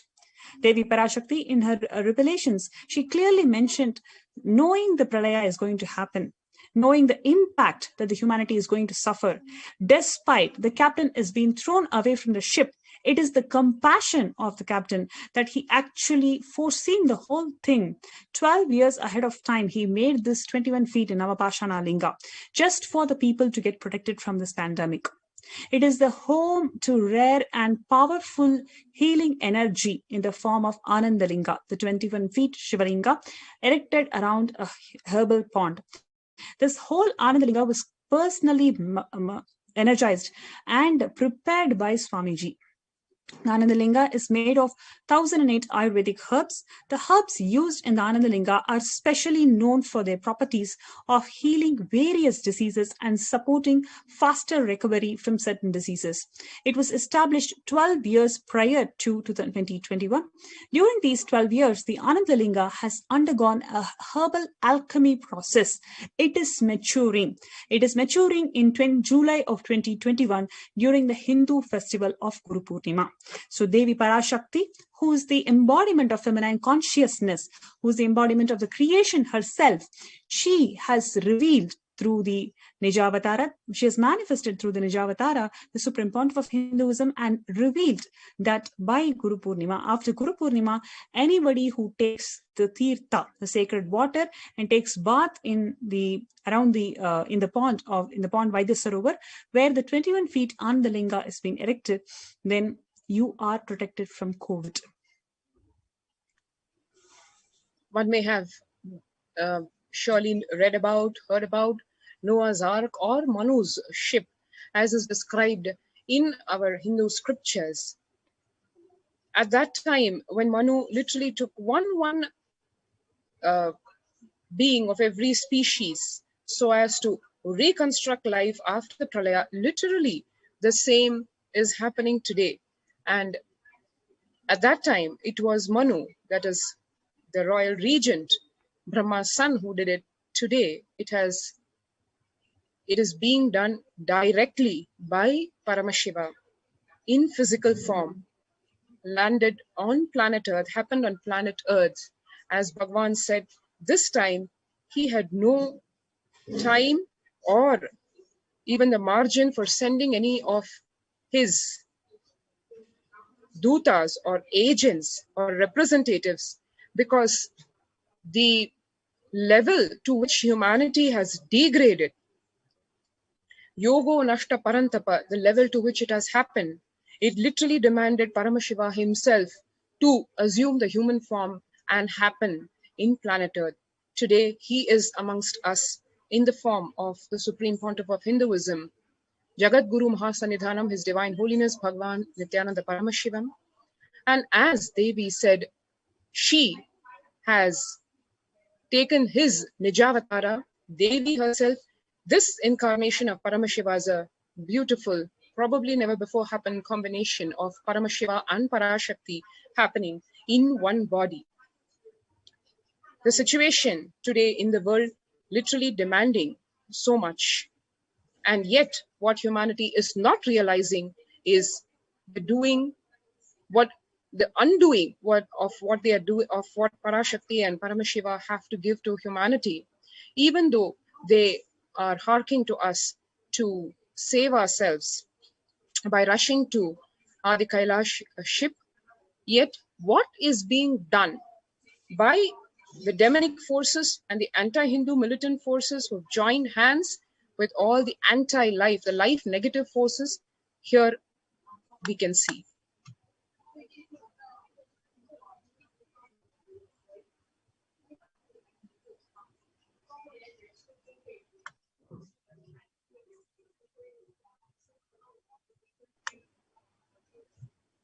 Though the Supreme Pontiff of Hinduism was forcibly driven out of the Kailasa ship, exiled literally, exiled illegally into practically statelessness, deprived of his citizenship illegally, forced to leave the sacred space of Bharat. As a captain of the ship, the Noah Ark or the Manu's boat, and his home Bharat, years before, he left behind the ship, the Kailasa ship, which he energized, which anticipating, very well knowing what humanity is going to go through. 12 years before, he established the sacred space of Kailasa ship in the form of the Navapashana Linga, the 21 feet Nithyananda Linga, which stands today in the Nithyananda Vaidya Sarovar. 1008 Ayurvedic herbs and the Navapashanas, that is the 9 magic elements, literally, the Navapashanas as described in the Siddha medicine, which when combined in the certain proportion as per the Siddha science, assume a very powerful alchemical properties, which is exactly what the Nithyananda Linga today is comprised of, and as Devi revealed, as Devi Parashakti revealed, in Guru Purnima, July of this year, this miraculous Nithyananda Linga literally ripening to its full capacity, to its full properties. 12 years is a time as per the Siddha science when it takes to completely flower, and here it is going to flower this beautiful flower in the Vaidya Sarovar, which is going to be the only solution, the only protection from corona and from death itself. And as Devi revealed that within a matter of days, anti-Hindu forces targeting the Adi Kailasa ship and the Supreme Pontiff of Hinduism, who through his relentless work has been protecting humanity in India, precisely what these demonic forces who want to depopulate the planet and capture the resources exclusively for themselves, selfishly, what they do not want, in order to be able to succeed in their devilish, demonic means, what they have to do, we will just about see.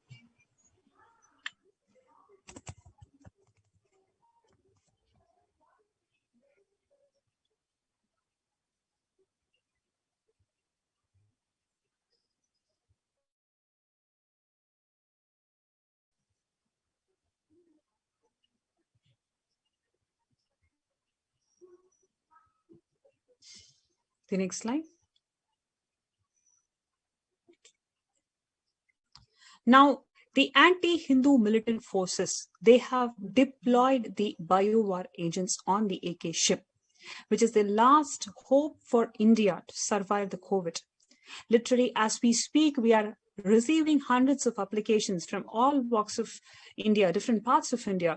Even in midnight, as we speak, at 12 a.m. in the midnight, we had 2 people from Uttarakhand, and early in the morning, we had people from into the Adi Kailash for the COVID Care Protection Center. So there are so many people who want to get benefited by being in Adi Kailasa. Now, at this stage, at this juncture, the anti-Hindu militant forces, they have deployed biowar agents on the AK ship. Their sole motive is to destroy the AK ship, which is the last hope for India, for the last hope for Indians and Hindus to survive the COVID-19. Right now, with the second wave of COVID-19, the Indians are facing enormous death. They are literally getting depopulated because of this COVID. Now, when their last hope to survive is to be in Adi Kailasa Sarvangapeetham, which is the COVID Care Protection Center that is being blessed and being given by the Supreme Pontiff of Hinduism, at this time, the anti-Hindu forces are deploying the biowar agents. For his immense contribution towards eradicating poverty, illiteracy, hunger, gender-based violence, gender apathy, Swamiji's revival of authentic scriptures based in Hinduism irked the vested interest of the atheist, terrorist militant elements, neo-Hindutva terrorists, and other anti-Hindu forces who executed a massive persecution and genocide on him and his followers on 2nd March 2010. Now, 11 years later, on the same 2nd March 2021, we are experiencing this bioterrorism being launched on the AK ship. The unabated... Yes, please go ahead. Just to have a recap of what has been done, the unabated decade, just to put in a few so-called statistics, over 70 assassination attempts, over 250 sexual assaults on the Supreme Pontiff of Hinduism and his monks and his disciples, lawfare of over 120 false cases in 10 years, massive hate propaganda in electronic media of over 14,000 hours, print media of over 25,000 articles in just 5 years, destruction of the heritage properties which actually value, not including the heritage value, just with the properties over 27 million US dollars, and the continuing ethnocide and genocide of over 80 million Hindus worldwide since the last 7 centuries. Delegitimizing the Supreme Pontiff of Hinduism by the hate propaganda, disenfranchising him of his civil and human rights, prejudicing him from fair representation in a fair trial in an absolutely false and baseless case, and repeated illegal imprisonment with brazen torture, with clear attempts on extrajudicial assassination.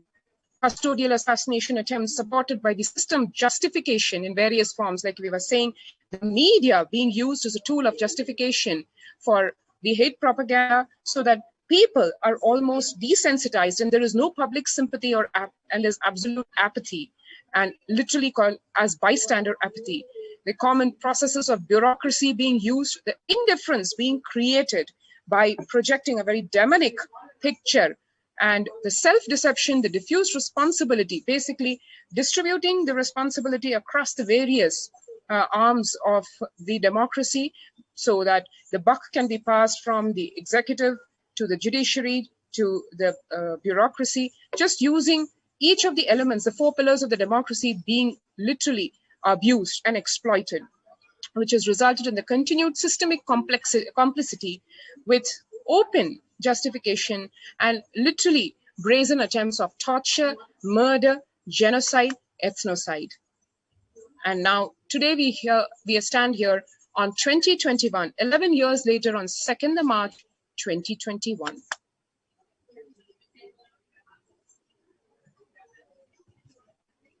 What happened in Adi Kailash? As we know, temple monastery complex, a spiritual enlightenment ecosystem, literally the ship which is meant to serve humanity, save humanity from this corona, created by the Supreme Pontiff of Hinduism with utmost care and compassion to save humanity, in spite of the captain being driven out of the ship. Yet the attempts to exterminate him and his mission continue. On 2nd of March 2021, another deadly war is launched, this time it being a bio-war.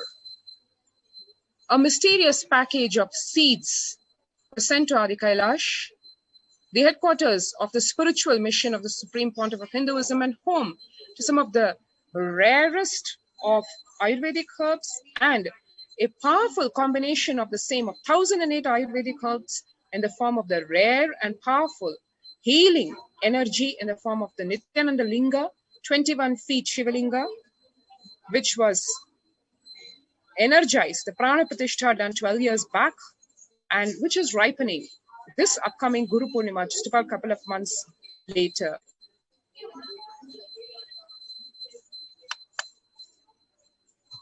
So we got a letter. The Department of Customs in India sent a letter in May 2021 about the pickup of the seeds package. Please understand, on March 2nd, 2021, the package was sent and it is there in the customs, and we receive a letter in May 2021 for the pickup of this unknown seeds package. Unaware of the sinister conspiracy, the Adinam authorities wrote to the Custom Department that they were not aware of it and had not ordered any such package.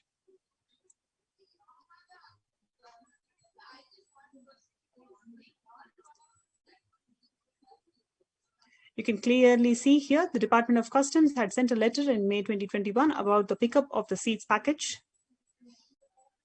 One note here over that the date on which the package has been received, the date as you see down here right at the bottom, 2nd of March 2021. And it says the location in Bangalore and the item received is a foreign post. And that was followed by the letter. No mention of who's sending, from where the post is coming. It is only telling that it's coming from a foreign land.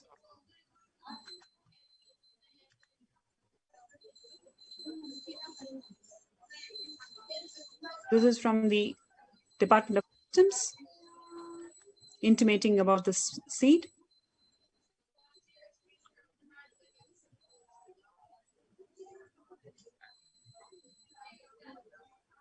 And there we had the Adinam authorities. Little did they know that it is a bio-war. They innocently reply thinking that the customs authorities are actually intimating them of some mistaken package. So as one can see here, the authorities wrote back a reply to the customs department that they were not aware of and they had not ordered any such package.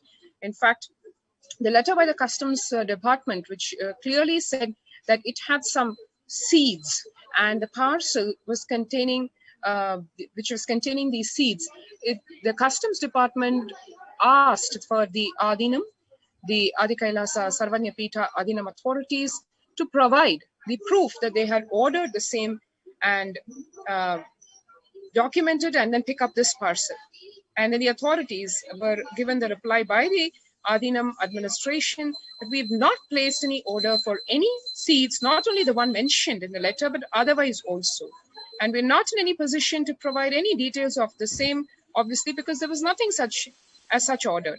In fact, actually, the Adinam authorities had a whiff of maybe this may be something to harass the Adinam, given the fact that the Adi Kailasa Sarvanyapitam was being open to the people at large. So they expressed their fear, their concern that this might be a ploy to put us into some trouble or the other.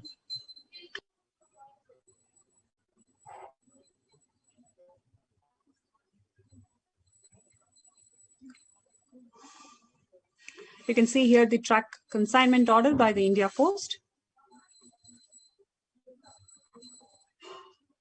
Now, you can please understand these militant terrorist groups have been sending this unsolicited plant seed packets to arrive from unknown locations as bio-war weapons. And we all know the impacts of bioterrorism, which is depopulation and genocide, hunger and food insecurity, devastating economic loss, and widespread illness. All of these impacts, it is something that the Supreme Pontiff of Hinduism is combating. He has provided solutions for the whole of the humanity to not to go through any genocide. That is why he has established this whole Adi Kailasa Sarvanyapitam as a mechanism to protect people from COVID, to ensure that the Annadan is happening continuously in all Kailasas. The Supreme Pontiff of Hinduism micromanaged and ensured the groceries are all stored and it is enabled for the next 3 years. And to combat the widespread illness, several spiritual solutions has been provided by the Supreme Pontiff of Hinduism to ensure that the people are living healthy.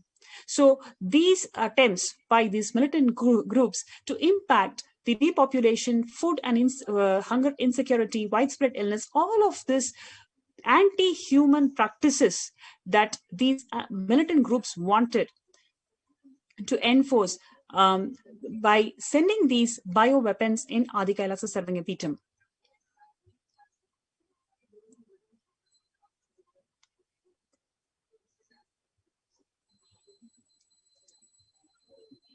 The conspiracy had already been revealed a year prior on 4th of August 2020, and additionally in June 2015, India has ratified the Biological and Toxin Weapon Convention, BTWC, and pledged to abide by its obligation.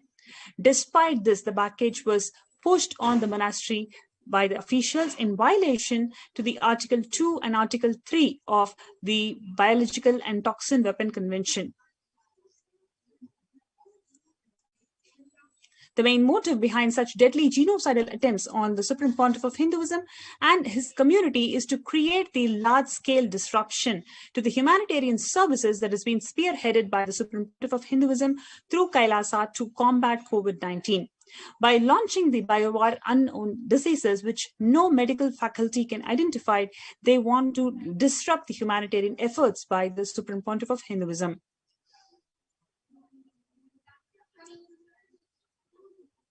You can see a glimpse on all the news about the unsolicited seeds that has been sent to different parts of the world as an attempt of bio-war. Next slide.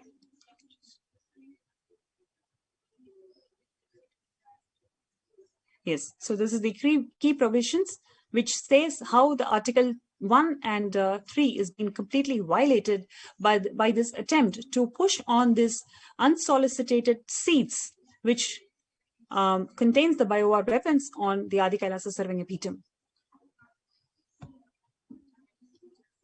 With this, to put an end to this unending persecution, please understand it is decade old and it is continuing, and every single day the attack has been becoming stronger and stronger by these anti-Hindu elements. We humbly pray for the universal, absolute and non-derogable prohibition of this torture and ill treatment against the Supreme Pontiff of Hinduism, the Kailasians, and most importantly, the Hindu diaspora, which has been going through this persecution for more than 2,000 years worldwide.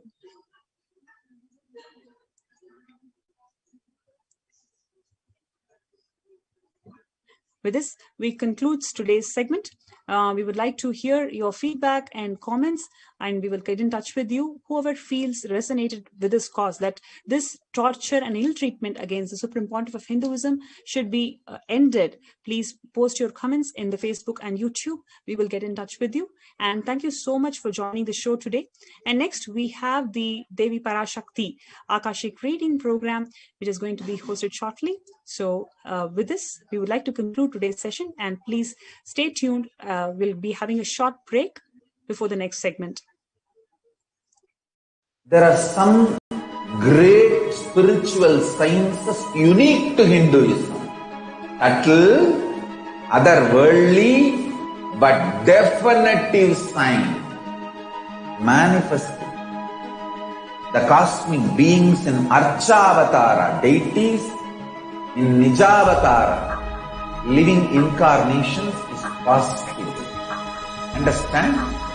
Kriya Pada of Vedas and Agamas elaborately explain the whole science of making the cosmic beings manifest in Archavatara, deities and Nijavatara, living incarnations, both.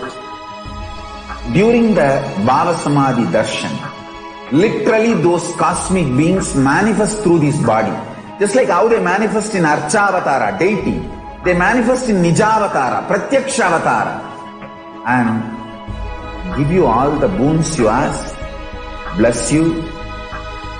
You see, each God is an independent intelligence to lead you to enlightenment. Each God is a bridge for you to achieve the Shivatva, the ultimate Shiva consciousness.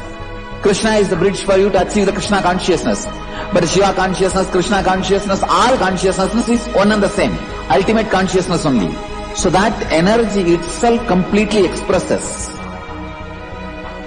Just like Radhika, when I see my own sweetness in the mirror, I become eager to taste it. I find that the only way to relish this sweetness is through the constitution of Sri Radhika. Bhava Samadhi Darshan is a window to the infinite expanse of consciousness, allowing us to glimpse the formless in a way that we can understand. It cleanses the karmas of lifetimes.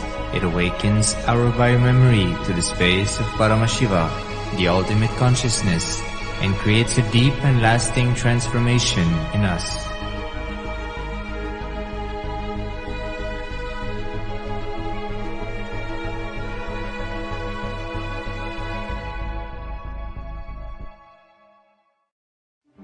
One or two times have Ganapati Darshan, Venkateshwara Bhava Samadhi Darshan, Devi Bhava Samadhi Darshan.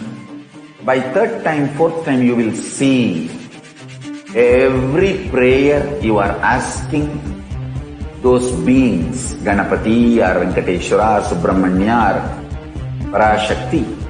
Simply those prayers become reality, and the relationship between you and that cosmic beings built.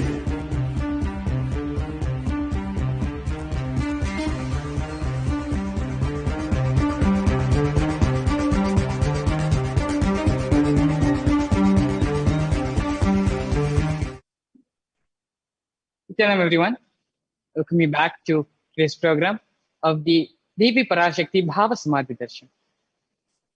We're now going to be understanding a little bit more into the Akashic records. What are the Akashic records? And how can we benefit from the Akashic records in the Akashic reading segment, which is going to be taking place, where Devi Parashakti, through the divine manifestation, manifesting herself through the Supreme Pontiff of Hinduism, Bhagavan Sri Nithyananda Paramashivam, is going to be gracing all of us, blessing all of us, as well as reading out from the cosmic archives. Now let's understand what are the Akashic records. The Akashic records are the records which are created in space.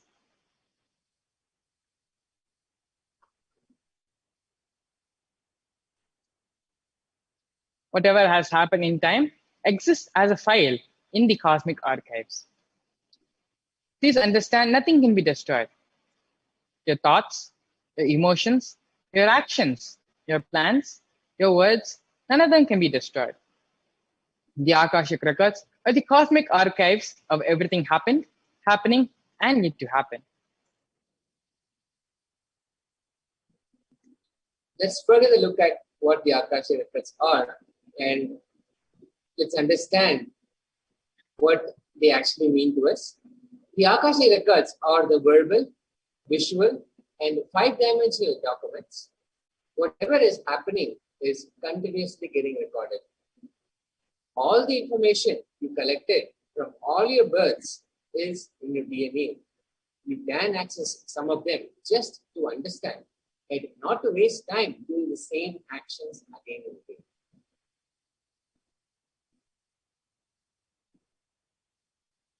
The Akashic readings are not predictions. They are readings from the cosmic archives. The Akashic readings, there is no such thing as past, present, or future. Beyond space, creation and destruction happen simultaneously.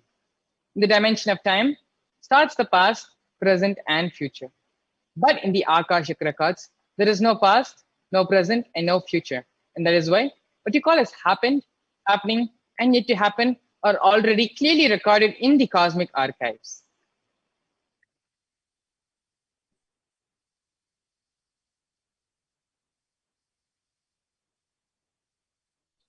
Let's understand from Swamiji's own words what Akashic reading is and what exactly happens when the reading is going on. Swamiji says, nobody has a right to comment on these readings. Nobody has a right to manipulate these readings.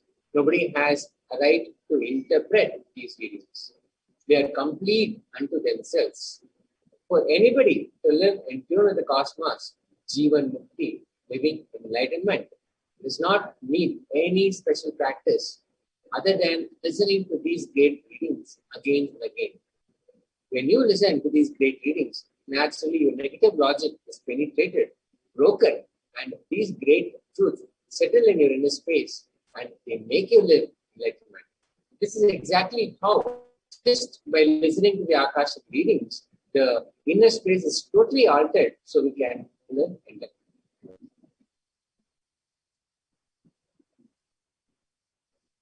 Only an avatar can decode the Akashic readings, the Akashic records. As the avatar of Paramashiva, the Supreme Pontiff of Hinduism has graced humanity with the blessings and darshan of Devi Parashakti, revealing answers to questions, to the yearnings of seekers as solutions, as breakthroughs, as liberating humanity from pain and from suffering. Any answer given by Devi Parashakti is not just an answer, but it's a karmic breakthrough for the receiver.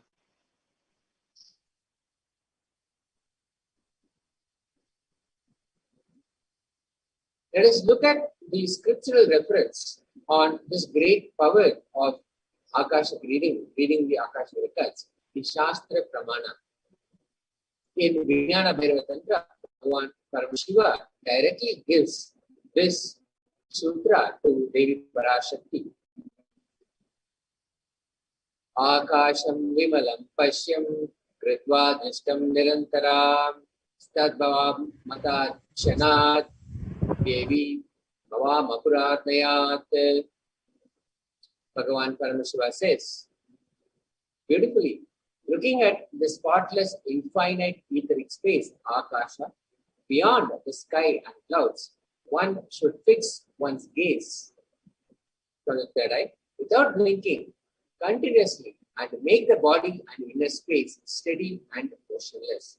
In that very moment, O Devi, one attains the nature and powers of the infinite space, Bhairava, the space where time does not exist, and because of that, the past, present, and future are already available in one Akashic record. This is from the Vijnana Bhairava Tantra, Dharana 61, Sutra 84.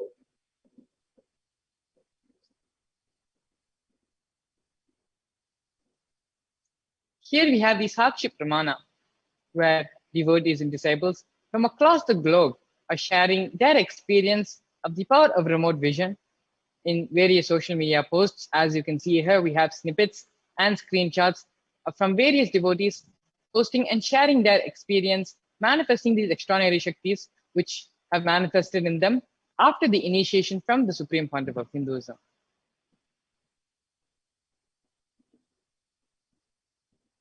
Now let's look at a reference from the Mahabharata, the great Purana, and see how the power of Akashic reading is referenced in the Mahabharata, the Apta Pramana. The Hindu Purana, Mahabharata, narrates the story of the great sage Maitreya, who reveals the secrets to Vidura, the story of his birth in human form, and reasons of all his suffering. Sage Maitreya accessed the Akashic records and told Vidura that he was not an ordinary man, but was in fact the incarnation of Yamaraj, who is the Lord of Death. He was to play the part of the so-called Shudra for 100 years, being cursed by Mandika Muni. This is from the Srimad Bhagavatam, chapter 1 and text 15.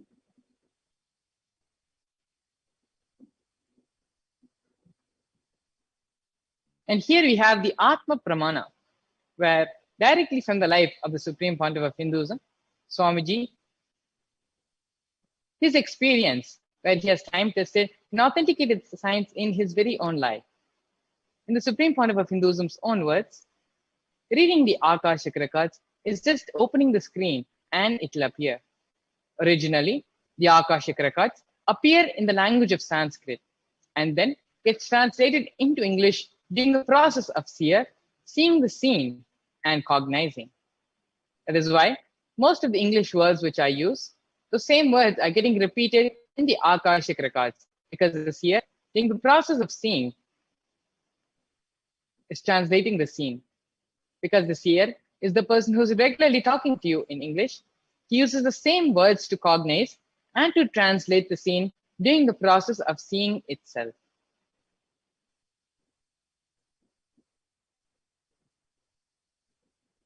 Let us look at why we need to have our Akashic records read. Why is it beneficial to us to have the Akashic reading?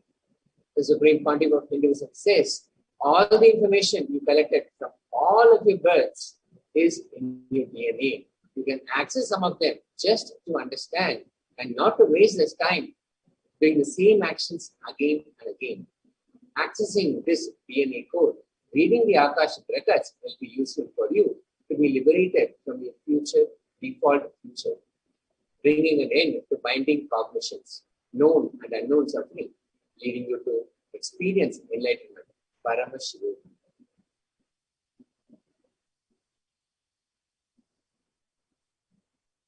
The initiated Balsans can view the Akashic records as well, but it is only an avatar who can alter, edit, and upgrade the Akashic records.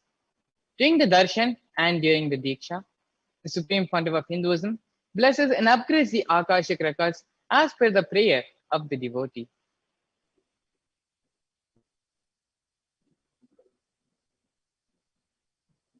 So let us now look at what we can ask in the Akashic reading. What are the different things that we can actually have during the Akashic reading? We can ask for the most accurate, unbiased answer to any question about our life, destiny, purpose, or any everyday part of our lives. We can ask to be spiritually healed of physical and emotional problems, just to look or a word. We can ask to understand the reasons behind life's happenings. We can ask to receive blessings to fulfill our rightful desires. And we can ask to get the clarity to redesign our future as well. So, any of this we can ask, and all of these are possible and directly can impact our lives immediately, so we can redesign our future. Now we went over the Akashic records. What are the cosmic archives and how we can benefit from the Akashic readings? Let us now understand what is the divine feminine consciousness and how the divine feminine consciousness is the basis, the root of Hinduism, and how it is unique to Hinduism. Here we have the Dhyana Shloka of Devi Parashakti. The Dhyana Shloka describes Devi in her purest form, as well as how she graces her devotees, blesses them, and raises their consciousness. Shiva Shaktya Yukto Yadi Bhavati Shaktya Prabhavitum Na che Devam Devo Nakashala Spanditumapi Atastvamaradhyam Harihara Viranjadi Bhirapi Pranantam Stotum Va Tatamakrita Punya Prabhavati. Lord Shiva only becomes able to do creation in this world along with Shakti. Without her, even an inch he cannot move. And so how can one who does not do good deeds, or one who does not sing your praise, become adequate to worship you, O Goddess mine, who is worshipped by the Trinity? Bhavanitvam dase mayi vitara drishtim shakarunam etistotum vanchan kadhayati bhavanitvam ya tadaivatvam tasmai visasi nija sayujya padavi mukunda brahmendra sputamakuta nirajiti padamam. If anyone has a wish in his mind to pray, you, Bhavani, my mother, please shower on me a part of your merciful look.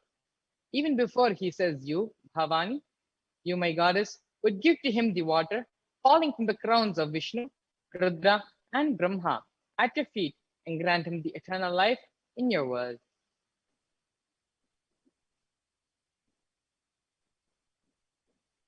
Let's understand Devi Parashakti is the ultimate pure feminine consciousness. All the great things start only with the mother. Devi Parashakti, who is also known as Bhuvaneshwari, is the cosmic mother. Her cosmic womb is from where billions and billions of universes come out and go in. The source where the Big Bang and the black holes keep going on.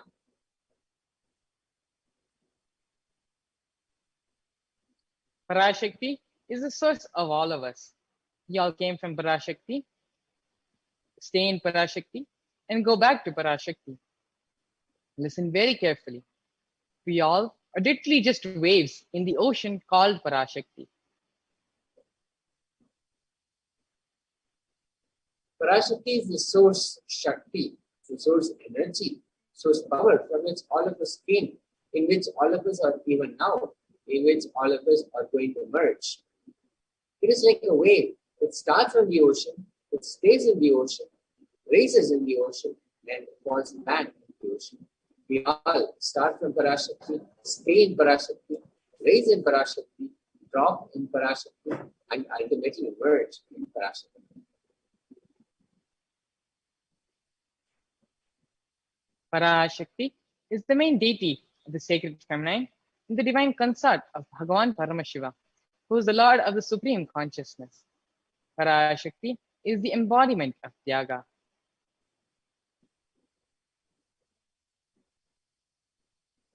Let's now look at how divine feminine consciousness is unique to Hinduism.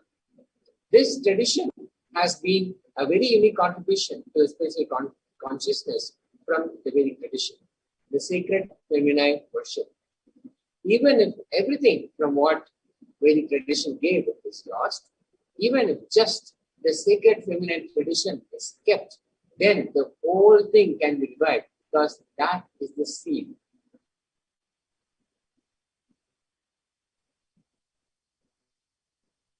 Hinduism has at least 10,000 sampradayas, otherwise known as subsects within Hinduism itself.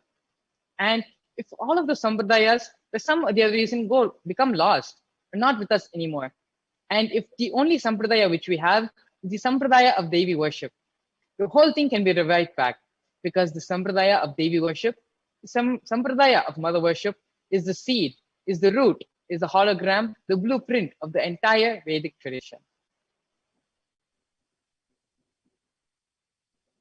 The sacred feminine worship is a hologram of the Vedic tradition. There is no enlightened being on the planet Earth without worshipping the sacred feminine, including me, says the supreme body of Kailasa. I am basically a Shakta. I myself followed Devi worship. From the beginning, you see my biography, and all the deities I carved, the darshans I had, all are mother-based, Devi-based.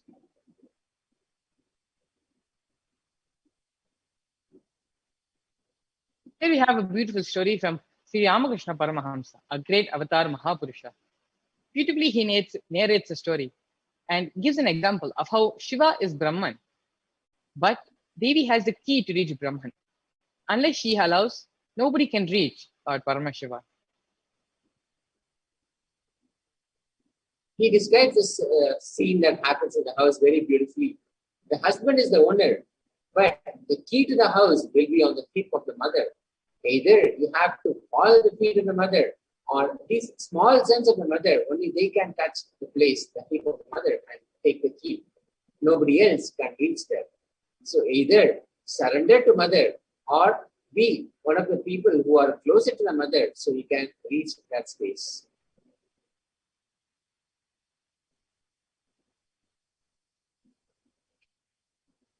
The divine cosmic beings are real, and they manifest from Kailasa, which is the enlightened time-space zone, through deities and through the incarnations. In Madurai, Paramashiva came down as Bhagwan Somasundareshwara, and Devi Parashakti came down as Devi Meenakshi. They came down from Kailasa and landed in Madurai to establish the greatest enlightenment ecosystem on the planet Earth. In Madurai, Bhagwan Somasundareshwara graced the people with various miracles, and he stays in a certain frequency which allows him to immediately assume the human body at will. Whenever he assumes the human body, he relates with us, grants us our boons, our desires, raises us, and responds to our questions. The whole Shivalilarnava, which happens in Madurai, beautifully Paramashiva, every time when he comes down, assumes the human body. Not only does he fulfill and play the Leelas with his devotees, he also reveals and shares the importance of a powerful cognition. He exemplifies the expression of certain sacred secrets which humanity can benefit from. Joining us very shortly, we're going to be having devotees and disciples who have been graced by the Supreme Pontiff of Hinduism, Swamiji, who is the 1008th living incarnation of Paramashiva. Swamiji, not just in Madurai, but across the entire world, gracing thousands and thousands of devotees from all countries, all races, all genders, everyone. Swamiji is gracing them, manifesting his presence in their lives, fulfilling their prayers, responding to them, and raising their consciousness. Very shortly now, we're going to be having devotees and disciples sharing their experience of how Swamiji has manifested in their life. Please stay tuned after we enter into the next segment of today's program after a short break.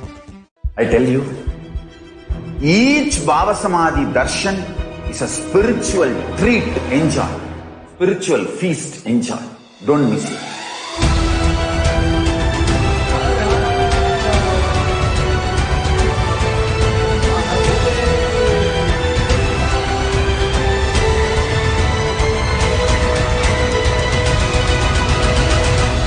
Never miss a Bhava Samadhi darshan. Enjoy Paramashivoham, which is introducing and making you cognize the cosmic principles and cosmic beings. The state of Paramashiva, space of Paramashiva, powers of Paramashiva, being of Paramashiva. There are some great spiritual sciences unique to Hinduism. Subtle, otherworldly, but definitive sign manifesting the cosmic beings in Archavatara, deities, in Nijavatara, living incarnations is possible. Understand? Kriya Pada of Vedas and Agamas elaborately explain the whole science of making the cosmic beings manifest in Archavatara, deities, and Nijavatara, living incarnations, both. During the Bhava Samadhi Darshan, literally those cosmic beings manifest through this body. Just like how they manifest in Archavatara, deity, they manifest in Nijavatara, Pratyakshavatara, and give you all the boons you ask, bless you. See, each God is an independent intelligence to lead you to enlightenment. Each God is a bridge for you to achieve the Shivatva, the ultimate Shiva consciousness. Krishna is the bridge for you to achieve the Krishna consciousness. But Shiva consciousness, Krishna consciousness, all consciousness is one and the same. Ultimate consciousness only. So that energy itself completely expresses. Just like Radhika, when I see my own sweetness in the mirror, I become eager to taste it. I find that the only way to relish this sweetness is through the constitution of Sri Radhika.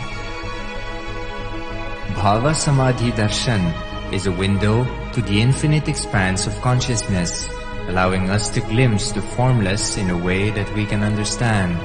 It cleanses the karmas of lifetimes. It awakens our biomemory to the space of Paramashiva, the ultimate consciousness, and creates a deep and lasting transformation in us.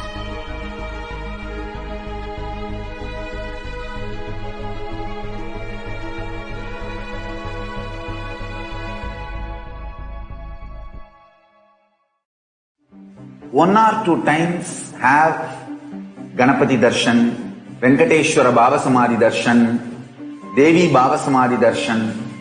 By third time, fourth time you will see every prayer you are asking those beings, Ganapati or Venkateshwara or Subramanya or Parashakti. Simply those prayers become reality, and the relationship between you and that cosmic beings built.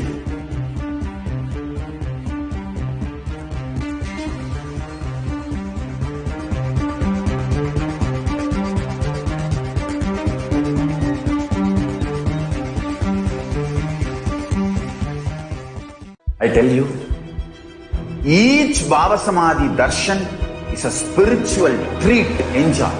Spiritual feast, enjoy. Don't miss it.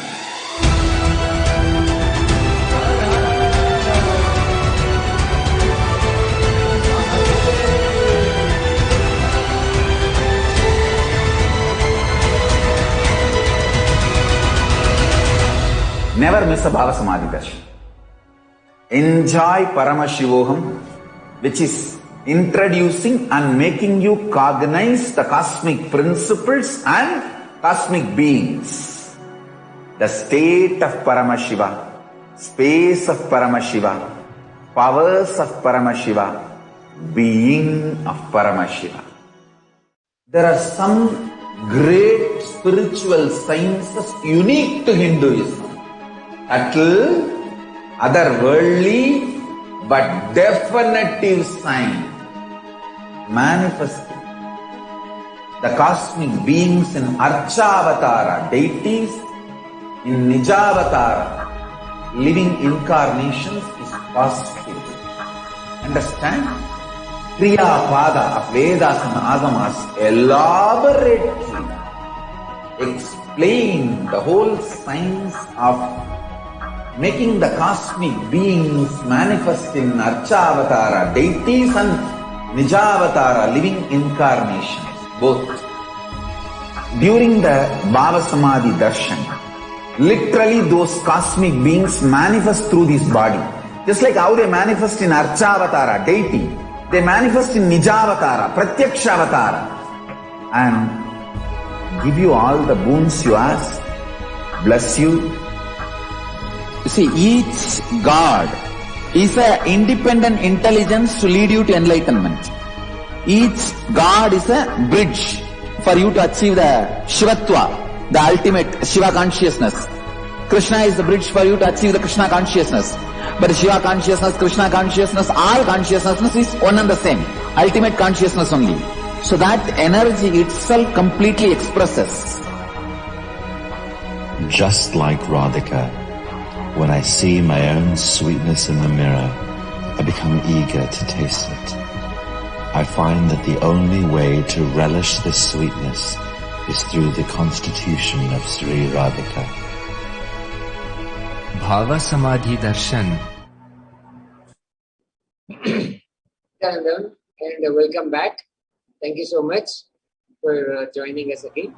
And we just saw how the Akashic records can be a huge life changer for all of us. And we also saw how Devi Parashakti manifests herself in the Nijavatara, the supreme point of Hinduism, Jagat Guru Mahasangana, Most Divine Holiness, Bhagavan Nithyananda Paramashivam, to bless us and give whatever we seek as a request, as a blessing, as a prayer.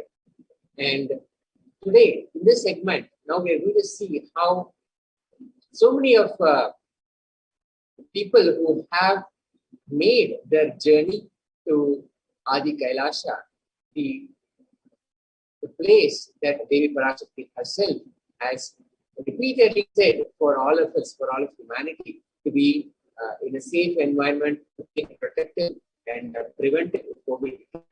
And so many of the people have come and become part of this protective and preventive care.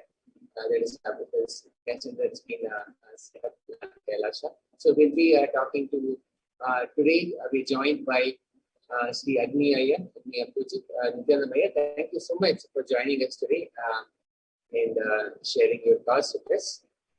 Are you able to hear us, Nithyananda? Yes, Swami. Nithyananda. Thank you so much, Ayya. Can you hear me? Yes, thank you. Yes, we can hear you. Thank you. And just so we can have our viewers get an introduction to you, can you please tell us about where you're from and what you do, and a very brief introduction to your journey to Swamiji. Yes, yeah. So I am Agni and I'm working in IBM currently. So I am from Bangalore and I have actually connected to Swamiji's teaching 10 years ago. So around 2008, I was attended my first NSP session. So that is where I felt very nice. And actually I was in the Netherlands for a while, means like around for 6-7 years I was in Netherlands, and then I came back and settled in India. And of course I was born and brought up in Bangalore, but I was there for a while. But I was been following his teachings while I was in Netherlands, and I was interested to Swamiji and attend few of these programs and take some initiation. And so that is where I started connecting with Swamiji's teachings. Soon after, I have attended the Inner Awakening programs, the many Inner Awakening programs I've attended, and started following Swamiji's teachings. Yeah. Beautiful, yeah. And so currently, we are seeing a huge uprise, and this pandemic has changed a lot of things in our lives. And just wanted to ask you, how is the situation in Bangalore? And we see that, especially in Karnataka, there have been very strict rules being enforced for the lockdown. So can you tell us what you have seen and what you have heard about the situation, the COVID situation in Bangalore? Yeah, definitely. I think this COVID situation in Bangalore is really like a kind of it's not only in Bangalore, across all the metropolitan cities. It's really kind of a scary, especially when you're working in IT field like me, right? Where I am been with working from home and it's completely locked down. and still there are a lot of project pressure, and there is no time to, even to relieve the pressure. Usually what happens is we go to office and then we attend some lot of meetings, and then we come back to our home. But these lockdown situations are really getting us into a lot of trouble.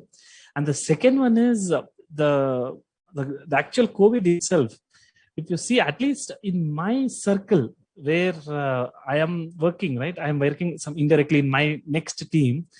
We are seeing a lot of people the colleagues who are working with us are not there anymore. So a lot of people are dying, and their families, and they have put us into so much of unpredictable stress, where that is impacting the day-to-day life like anything. So that is what I was able to see in many of our colleagues actually. And many of them are not sure what is our future projects, and many of the projects are impacted, and many of the projects are gone very high, and they are not able to cope up with the stress, and they're not able to cope up with the loss of the near and dear ones. So at least in Bangalore, at least in my street, I know like 4 to 5 people who are already got COVID, who are already home isolated. But at least in my colleagues, at least in my circles, at least I know, like, not the direct colleagues, but at least colleagues which we are working indirectly to another team, or at least some 4 to 5 people have already lost their lives.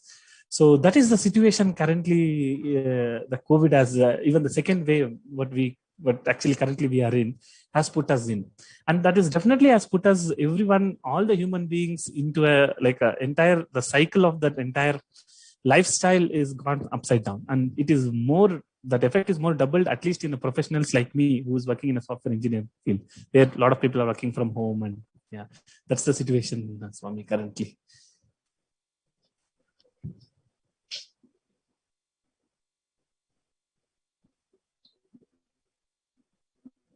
For some reason we're not able to hear you. Yeah. Am I audible now? Yes. Yes, please go ahead. Sorry for the technical glitch. Okay. So what I'm saying that, Agni, as you are mentioning, in India actually, what we are seeing, the reports and what the reports are coming from the various other media houses, New York Times says almost 700 million people could have the COVID in the worst case. Literally, that means everyone would be, there is a possibility for everyone to get affected. It's a very huge number. And Swami has been telling that, the home quarantine is very difficult in India. How has been your experience in this? Do you really feel that the home quarantine is still possible? Because people think that if they quarantine themselves, they can safeguard from the COVID. They can safeguard from various other effects. Do you really think that the home quarantine is possible? How has been your experience in this? I think it is unable to, the home quarantine will never protect the situation, Swami. Because, for example, in our day-to-day life, right? So when we were in the home quarantine, so morning I have to go out and get all the milk available. And the problem is that from 6 to 10, the shops and all is open. So what happened is, during those times, the congestion is much heavy. At least if the whole day is there, the traffic is very less, right? So there is a lot of possibility that people who are on the streets, especially especially when we want to go and buy some vegetables, and it is not possible to be very much quarantined. At least in India, I have seen, that's our personal experience in Bangalore also. Especially in the vegetable shops, especially in the mornings and the milk area. When we go outside, definitely that one level of quarantine is, I'm not sure if it is practically possible with this type of scale of impact that we have. As Swamiji said very clearly, that single layer quarantine is not sufficient. And literally we have experienced that. And I have seen my own colleagues who is an elderly person who was still sitting in the home, and that person's in-laws, basically, their parents, they never go out. They were just sitting inside the home, but still they got COVID.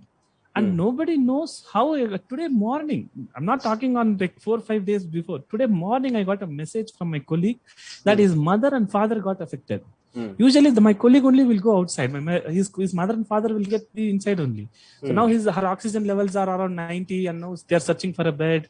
So that kind of information is coming. Actually, it's actual data which is coming in. Actually. Yeah. So I personally believe that single layer quarantine is not going to help. And right now, people are not noticing it because it's only affecting few of the elders and other people. But many experts are exactly predicting. Now they are coming and predicting, of which Devi has already told in the Devi Bhava Darshan, in the Parashakti Arulva, Swamiji has already told that the third wave is going to be huge. But now people are already, the few experts are already saying that the third wave is going to be really more dangerous than the second wave.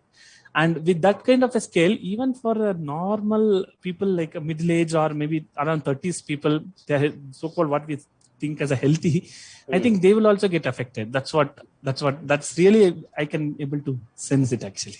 Exactly. Like in that sense, most of the people are thinking, as you said, even the first layer quarantine was, Swami said that it will be very difficult, especially in India, where the houses are very small. 2-room, 3-room houses are there. It's very difficult for people to quarantine. And also, media has been lying. That's what Swami said, that the people are dying, media is lying. Literally, as per the New York Times say that even in the most likely cases, almost 539 million people are COVID infected. But what we are get to see in the Indian news media is that just 26.9 million. It's a very less in number. So people are actually do not know that the COVID impact has become very high in India. And because of that, they all go to the market and interact with a lot of people. There is a very high possibility of getting the impact of COVID. And that's why it was very necessary. I feel like the step that you took to coming to Adi Kailas, I feel like all the devotees and disciples should consider very strongly for coming to the Adi Kailasa. So also now you have come to the Adi Kailasa. It's a great you have really taken a very good decision for your life. What you would like to share? After coming to Adi Kailas, you must have seen the level of quarantine or the level of precautions, preventions which is being taken. Kindly share with all the viewers so that they also make the decision, they feel inspired and make the decision to come back to Adi Kailas and save their life. Yeah, definitely, Maharaj. So this is really a very good point. So when I came to Adi Kailas, the first and foremost thing I experienced is like some kind of a relaxation, because the way in which the atmosphere is here and the way in which the multi-layer quarantine is maintained, whatever problems I had, like as I just before I was just mentioning, right, the way in which if I go from morning to 9 to 6, I need to run and get all the groceries. While running also, I am not sure who will have COVID and who will not have COVID. Even if I run and come back, I'll meet my parents. I'm not sure whether they will get impacted. My kids are there.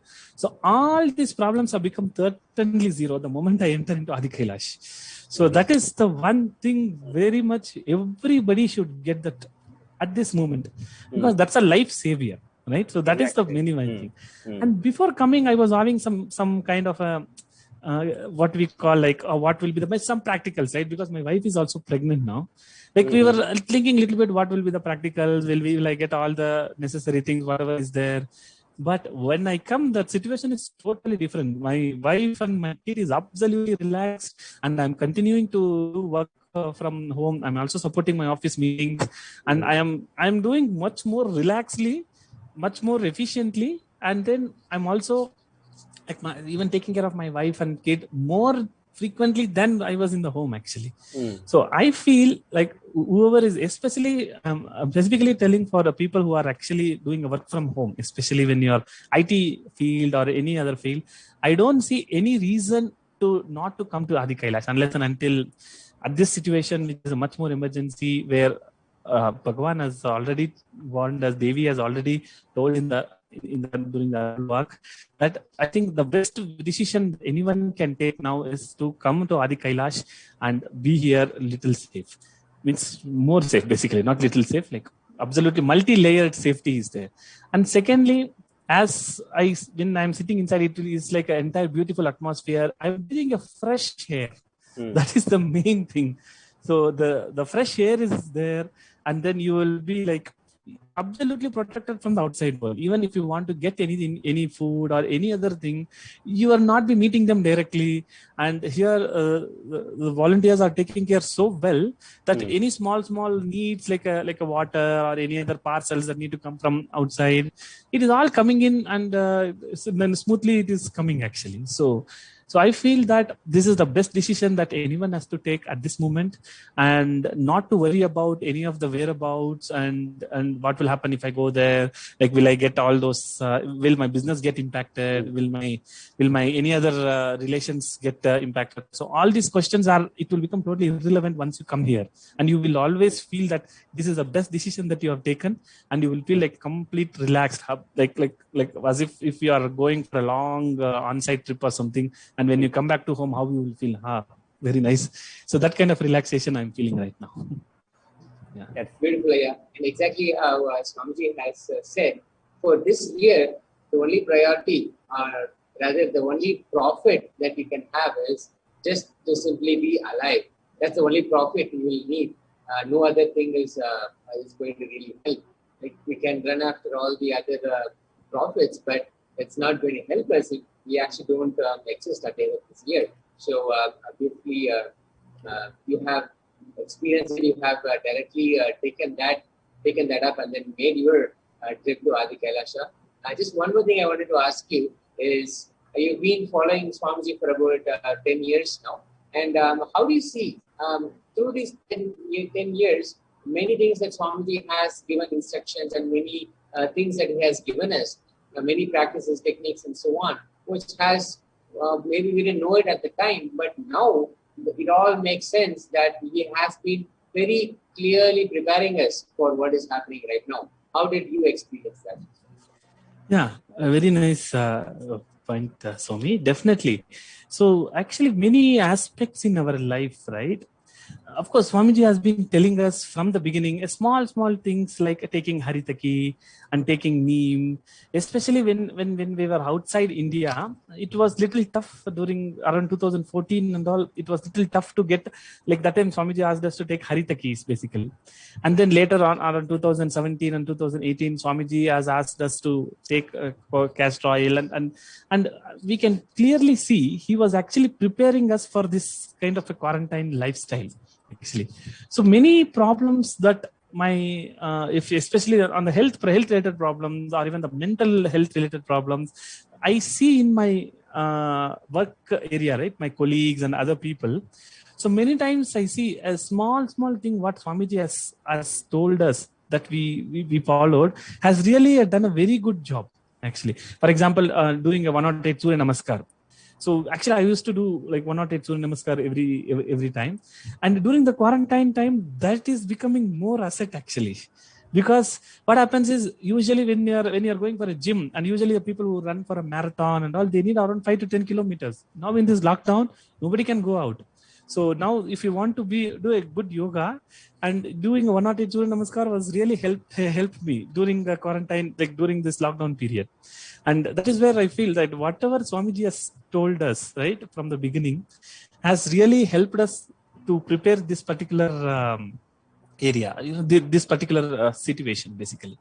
And even before and all, Swamiji used to tell many times, especially in 2018, he has clearly openly told us like just take care of yourself and just be alive for next 3 years, and he is going to reach to all of us. So all these things now the people are realizing actually. So that is what I'm also seeing. I'm getting it from the person who doesn't even know Swamiji, and then he knows that I am already connected for last 10 years, and they are coming and saying, hey, look, Swamiji has told us in 2018, this is the thing. So that is the kind of realization that everybody is getting right now.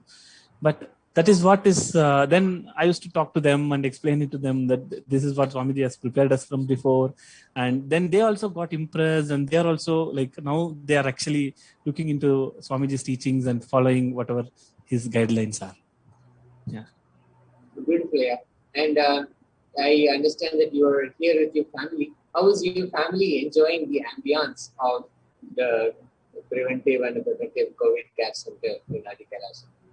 Yeah, actually here it is like, I wouldn't say it as quarantine actually. It's a kind of they are really enjoying like anything. Especially my kid is playing outside in a beautiful and lot of other like small leaves and everything they're playing, and they're following a beautiful ambience. And my wife is literally relaxed, is breathing a fresh air. Actually, I felt like I have kept them in a very safe place now. I'm like in the home. I used to always have that issue. Oh, I came. Let's say I go and take some vegetables, and I also have a problem of whether it is sanitized or not. Do sanitization. So all those the problem is not there, and they are relaxing. And we also started morning routine, spiritual routine in Adinam, and I'm really enjoying, and they are also enjoying morning pujas. And I feel this is the best relaxing moment. I wouldn't call this as a quarantine actually. So it is a kind of a best relaxing breathing space that we are in right now. And my kid is actually enjoying, like morning to evening, continuously playing. Because in the home, what happens is it's only 3 rooms we have. Like 3 rooms, apartment means 2 floors house we have. So maximum we go from the ground floor and to the terrace. That's all. So the kids actually, they had a lot of issues in if you put them in one place, right, they'll addicted to the mobile and then they addicted to the laptop. But here it is almost zero. They just see the laptop only when there are some half an hour or some online classes are there. And then immediately they'll be running out of the laptop and then enjoying. And that is the level of relaxation that I'm currently having. I personally feel everybody should get this. People who are actually thinking or even planning to think or even planning to come. So everybody should get this place and get this into this situation, and please come to the Adi Kailasa as Swamiji is instructed. Put yourself in the best possible, safest place and enjoy this beautiful ambience that Swamiji has created for us. Absolutely, yeah. And thank you so much, those who are watching. And if you're still thinking about it, do not think any further. Just make it here. This is probably the only place, it is the only place for COVID preventive and protective care that is available in all of Bharatvarsha. So make it here as soon as possible, as Swamiji has, and Devi Parashakti manifesting herself to Supreme Body of Buddhism has many times again and again said, just come to Adi Kailasa and save yourself, and it's the only thing that is needed at this point. So thank you so much, Aya. Thank you so much for taking the time and being here and sharing your insights and insights of your thoughts. And thank you so much, Swami. Thank you so much for inviting me to share my experience, and it was very nice. Thank you, Nithyananda. Thank you, Aya. Thank you for joining. Now we'll move on to the next segment, where we now understand how we can relate with Devi Parashakti and what exactly the Bhava Samadhi Darshan is. And let's prepare ourselves to receive the Bhava Samadhi Darshan after this. Infinite expanse of consciousness, allowing us to glimpse the formless in a way that we can understand. It cleanses the karmas of lifetimes. It awakens our biomemory to the space of Paramashiva, the ultimate consciousness, and creates a deep and lasting transformation in us.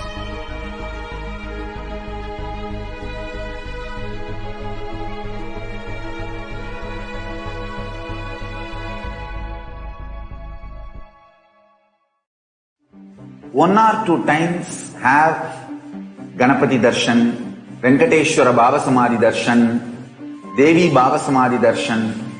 By 3rd time, 4th time you will see every prayer you are asking those beings, Ganapati or Venkateshwara, Subramanya or Parashakti. Simply those prayers become reality, and the relationship between you and that cosmic beings built.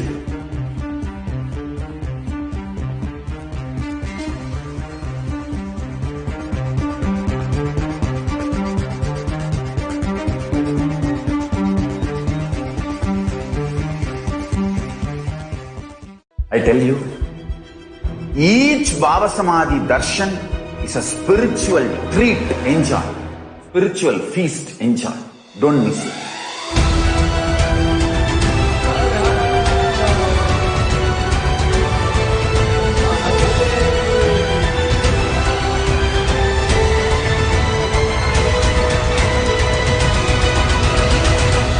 Never miss a Bhava Samadhi darshan.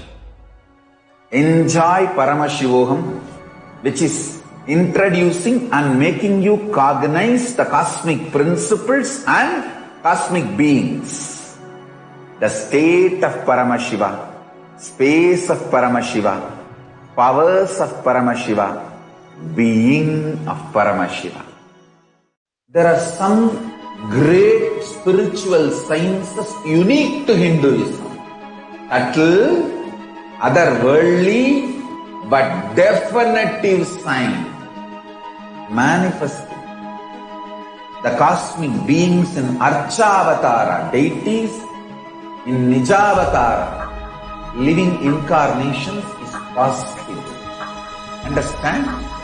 Kriya Pada of Vedas and Agamas elaborately explain the whole science of making the cosmic beings manifest in Archavatara, deities and Nijavatara, living incarnations, both. During the Bhava Samadhi Darshan, literally those cosmic beings manifest through this body. Just like how they manifest in Archavatara, deity, they manifest in Nijavatara, Pratyakshavatara, and give you all the boons you ask, bless you. You see, each God is an independent intelligence to lead you to enlightenment. Each God is a bridge for you to achieve the Shivatva, the ultimate Shiva consciousness. Krishna is the bridge for you to achieve the Krishna consciousness. But the Shiva consciousness, Krishna consciousness, all consciousness is one and the same. Ultimate consciousness only.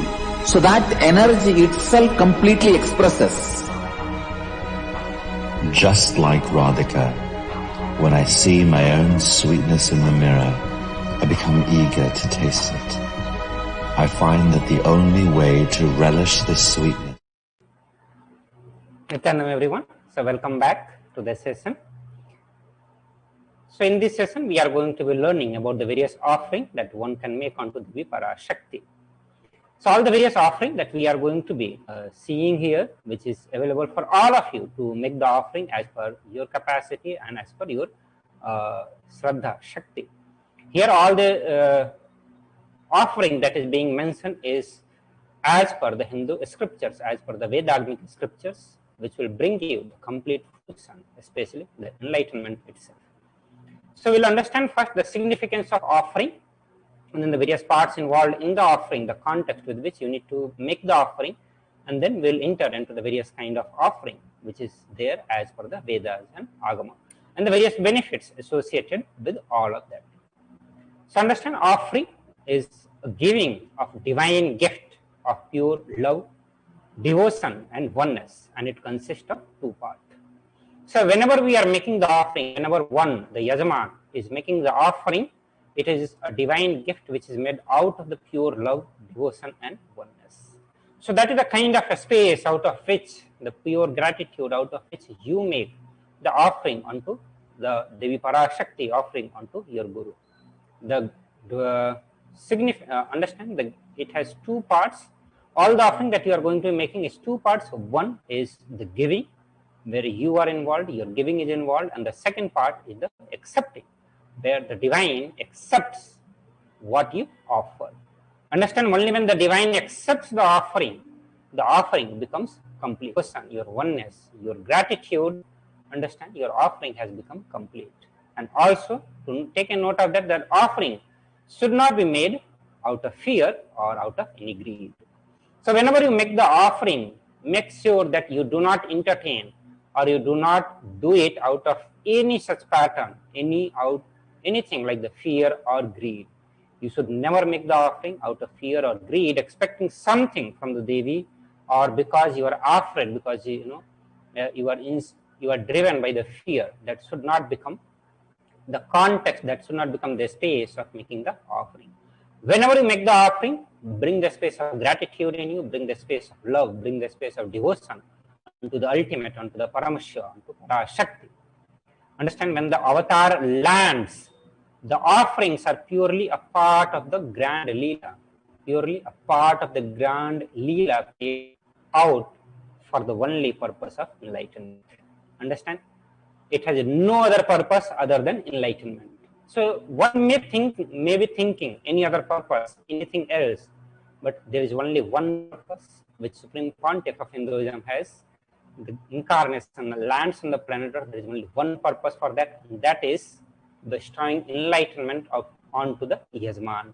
So all the people who make the offering, the only purpose is to bring enlightenment, shower with the enlightenment on them. So please be aware of the very important caution.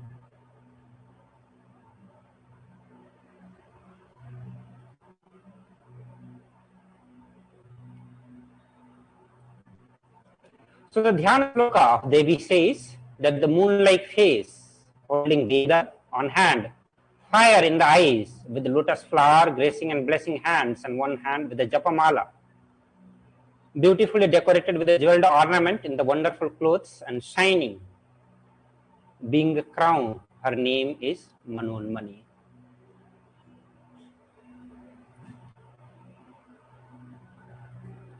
The next sloka of the Dhyana Sloka says that I meditate on Devi with the three eyes glowing like a moon and holding Veda lotus and gracing with the blessing and gracing hand.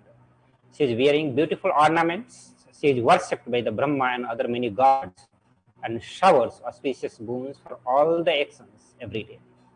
Understand, all the Dhyana Sloka, as the name suggests, they are meant for meditating on the divine. So Dhyana means meditation. So all these Dhyana are brought specifically to meditate on the Devi. So when you meditate on the Devi, you know what form she has, what kind of jewelry she is wearing, how her posture is, what she radiates, what she is holding in her hand, who worships them, how her glory is sang. So literally you meditate on Devi to become one with the Devi herself. When you start hold this visualization of Devi in your heart, you literally connect with the Devi, you entangle with Devi Parashakti and start experiencing oneness and the dimension of Devi Parashakti, dimension of that ultimate divine.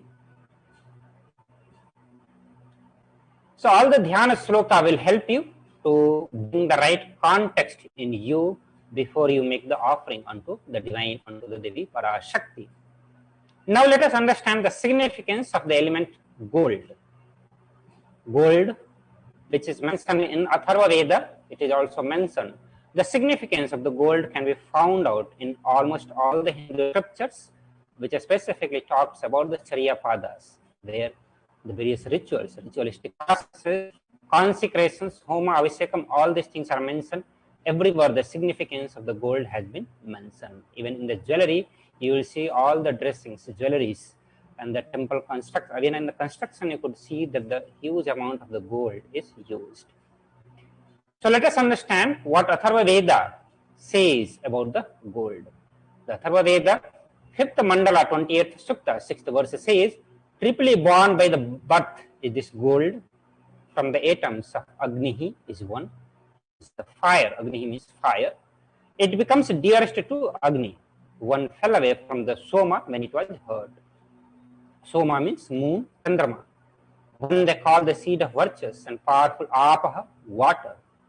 Let the triple gold be for your long life. So as the life is supported by the fire, by the Chandra, moon, and by the water, the gold carries the part of all these three. And the Atharva Veda says, let the triple gold be for your long life. So it bestows the long life onto the person who uses the gold in life. So now we'll see how the gold bestows the longer life to all of us. Understand? The gold is a very divine element. It comes from the divine. It has a divine importance because it brings us close to the divine. It purifies anything it touches. Means when you wear it as a jewelry, it purifies your body, your various ways. It is an element of spiritual significance and great spiritual power of healing and enlightening. The vibration of the gold has the power to infuse the sattva energy and positive thought currents in anyone who wears, anyone who sees it or operates it in its vicinity. And this is the reason why golds are used as ornament for the deities. Gold is used in the temple towers, the temple garbhagriha, in the temple infrastructure. Almost the whole part of the temples used to be covered with the gold seed because it had a great spiritual power of healing and bestowing enlightenment energy. The very vibration of the gold means the very presence. Once the person goes into the close vicinity of the gold, you will start experiencing the divine healing energy and enlightening energy, which it gets charged by the use from the divine. Gold is present in all the scriptures, whether it is Agama, Veda, Shrutis, Smritis, or Itihasa, or Purana. Almost all the Hindu scriptures, it is abundantly displayed that the gold is most auspicious and purest metal which purifies our being. In Hindu civilization, everything is built in gold, exchanged in the gold, ritual fees were collected in the gold bricks. So that is how the Hindu civilization thrived. It was not a rare commodity, or it was not just a material of luxury which was accessible to only few of the people. Few of the people who are very rich, those kind of people. In Hindu civilization, gold was accessible to almost every single individual, and it was used in, just like how we are using the currency nowadays. All the fees in the rituals were offered into the gold bricks. Also, understand, when one was to be saved from the life-threatening illness, gold was offered as a ritual fee. Gold was in abundance and used for weighing equivalent amount of commodities. That means it was used also as the currency, as the good for exchange, including cows. Kingdoms were built with a huge door of gold. The street would have huge columns and huge archways made of the gold. Horses, cows were dressed in the gold. That is how the Hindu civilization lived when the country used to live on the principle, when the society, when the nation used to live on the principle of Sanatana Hindu Dharma. They flourished in such a way that they were fully living with the gold all around. It was not a rare commodity for them, or it was not just a metal which is accessible to only rich people. Almost every single individual in the Hindu civilization lived as the rich. That is the truth. Hindu civilization thrived on the banks of river of gold. Indus River was called Hiranyamaya, river of gold. And it is mentioned in the Rig Veda 10th Mandala, 75th Sukta and 8th verse. The river Saraswati was called Hiranyavarthini in Atharva Veda. Understand, gold is the supreme element for offering gift to one you love and revere. Temples are constructed and paved in the gold. Deities are made in the gold and decked and adorned in the gold.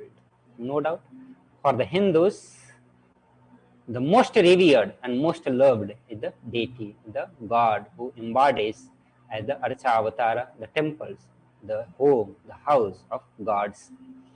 Understand? For this reason, and because it preserves the enlightenment energy for thousands of years, it lasts forever. So every single donations made in the gold, which is used for building the temple or for making the deity, understand that is going to be living for thousands and thousands of years, radiating the energy of enlightenment, enriching millions and millions of people who are going to be visiting that. So it is a great contribution, enriching act, which is going to be doing the enriching for years, thousands and thousands of years to come. So now let us enter into the various kind of offering which is available to all of us as per the Hindu scriptures. The first is E-Hundi. The scripture says, Bhakti Priya, Bhakti Gamya, Bhakti Vasya Bhayapaha, Shambhavi Sharadaradhya Sharvani Sharmadayini. Devi is fond of true devotion and is realized through true devotion. She can be won over through the true devotion. She removes all the fear. If there is any fear in the mind of devotee, Devi is sure to remove that fear. It is stated that Devi likes to be worshipped in the autumn. And what it means by autumn? It means that autumn of our life when the thought turns more and more inward. The role of the divine is known and understood clearly. And this is the experience of many of us, that when our thought turns more and more inward, the experience and the understanding of the divine becomes more and more. And at the same time, the need for the Devi worship becomes very strong in all of us. We want to experience more and more of that space of Devi Parashakti. The scripture says the Shambhavi, which means the consort of Shambhu, Lord Shiva, Sharada Aradhya, means the one who is Aradhya of Devi Saraswati, who is worshipped by Devi Saraswati herself. Sharvani means the wife of Lord Shiva. Linga Purana says Lord Shiva is called Sarva in his earth form. Then comes Sarmadhayini, Devi who bestows happiness on the devotees. You can offer your gratitude and devotion to Devi Parashakti by offering your kanika, and your name shall be chanted out during puja to Devi. So in e-hundi, you can make any amount of donation as per your capacity. There is no limit into it. There is no predetermined donation amount in this one. It's up to you. You can make any amount of offering. You can make also the offering by YouTube comment section, which is the super chat options is enabled for all of you to make your offering, to pay your respect, pay your gratitude, devotion, love, oneness to Devi Parashakti. So you can click on the right side, there will be a dollar sign. You can click on that dollar sign and make that offering. If you are watching through mobile tablet, it will be on the right side of your chat. If you are watching through the laptop, it will be on the left side of the YouTube chat options. When you go to the live channel where you are watching this, just go to the comment section on the YouTube. You will see the option to make the offering onto Devi Parashakti.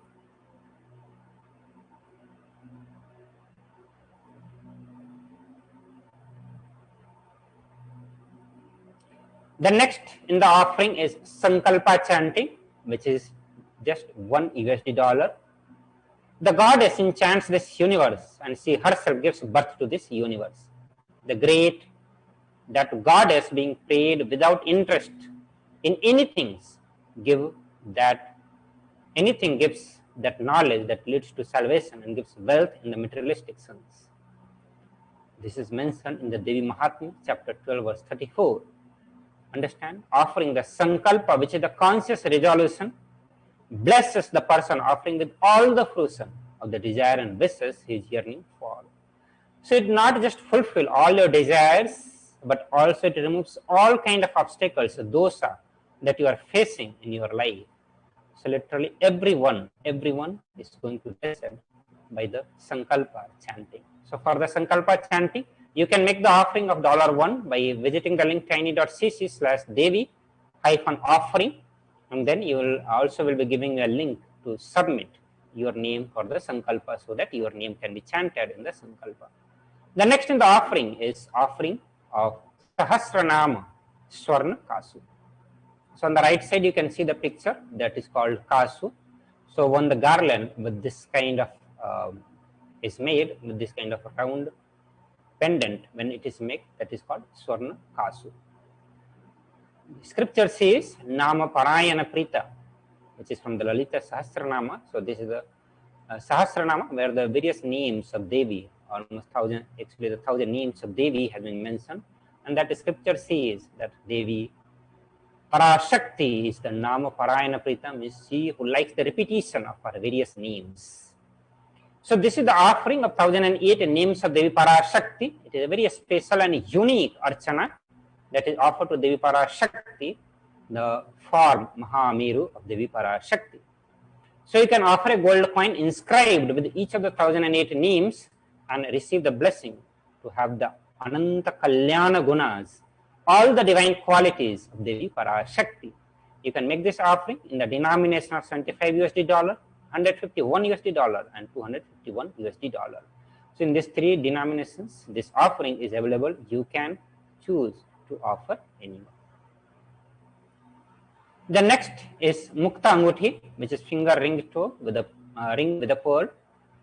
The scripture says, I bow to the goddess Meenakshi, whose crown has garland of pearl and face shining like a full moon, who wears anklet and that are studded with a gemstone and has a small bells, who is shining like the splendor of lotus, who grants all the wishes, the daughter of the mountain, who is worshipped by the goddess Vani and Rama. I remain ever bowing to the goddess Maha. goddess Meenakshi, the ocean of compassion. So you can make this offering. The three denominations, the different denominations which are available is $251, $501, and $751. So you can offer the pearl finger and receive the blessings to be showered by her compassion and pure love in your business endeavors.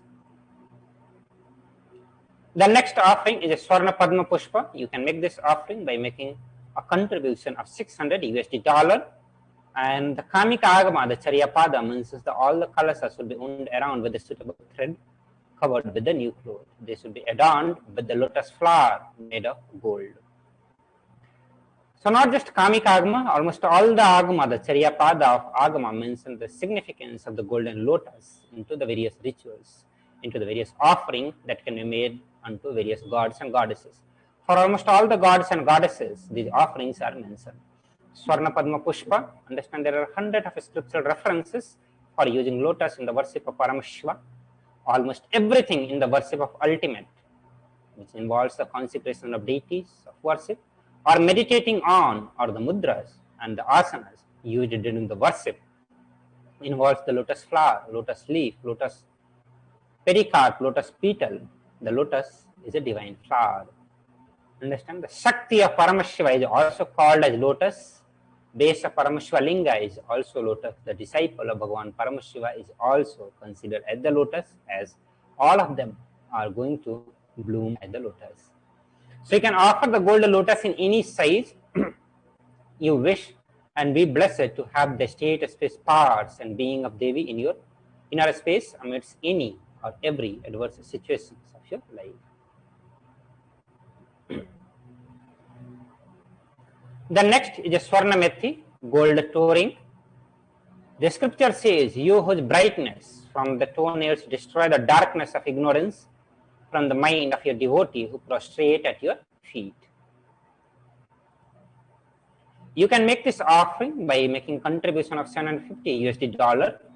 You can offer the touring to Devi, adorning her sacred feet to be in constant gratitude for receiving her blessings even in the most difficult aspect of our life.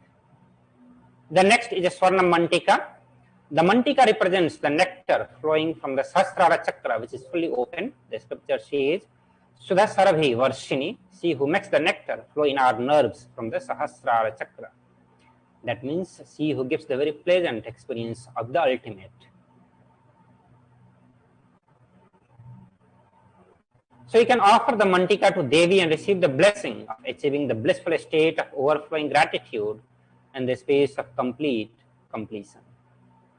The next offering is the Pratyaksha Puja.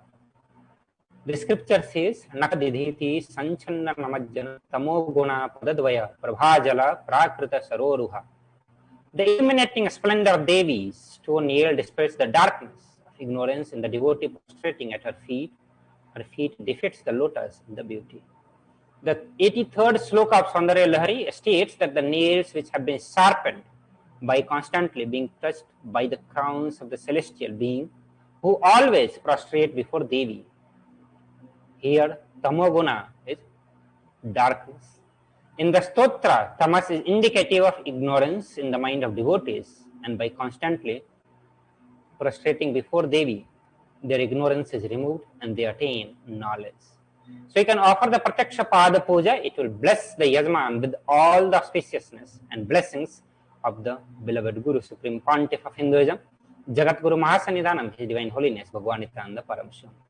Also, you can offer the Vastra Seva by making the contribution of $1,008. You can offer this and receive the blessing of Supreme Pontiff of Hinduism. So now let us have a look on all the various offerings which is available. We'll have a summary of all the offerings available to all of us to offer our gratitude, to offer our love, oneness, pure devotion. So e-hundi, you can make any amount of donation. The next is a Sankalpa chanting. You can make this offering by paying $1. Then comes Devi Sahasranama Kasu. You can make, there are three denominations available, $75, $157, and $251. You can choose any one and make this offering unto Devi Parashakti. Next is Mukta Anguti, which is called finger ring, which costs $251, $501, and $750. Swarna Padma Pushpa, you can make this offering by contributing $600 US, $1,200 US, and $1,800 US. Swarna Methi, which is gold touring for the lotus feet of Devi Parashakti, you can make this offering onto Devi Parashakti by contributing $750 US. Swarna Mantika, also available in the same amount. Pratyaksha Pada Puja and Vastra Seva, you can make both the offering by making a contribution of $1,008 US for each of this and offer Pratyaksha Pada Puja to Devi Parashakti and Vastra Seva to Devi Parashakti. You can make all this offering by visiting the link tiny.cc/devi-offer. In the registration form, there will be two options. The first option will be ready to offer today, or if you have the intention to offer specific sevas. You can log into tiny.cc/bhavasamadhi. If you are ready to make the payment, please visit the link tiny.cc/devi-offerings. Once you make the payment, visit the link tiny.cc/sankalpa2021. So I hope all these offerings are very much clear to all of you. So you have the various options available in front of you. You can directly make the contribution through the YouTube super chat options. You can make any amount e-hundi. You can use that option as the e-hundi for all of you, and then you can make the sankalpa chanting. You can make the various other offering by visiting the link tiny.cc/devi-offer. So I'll give you a few minutes to all of you to make this various offering, to make the offering of your gratitude towards Devi Parashakti, offering your love, devotion, and oneness to Devi Parashakti. After that, again we'll connect back and move to the next segment.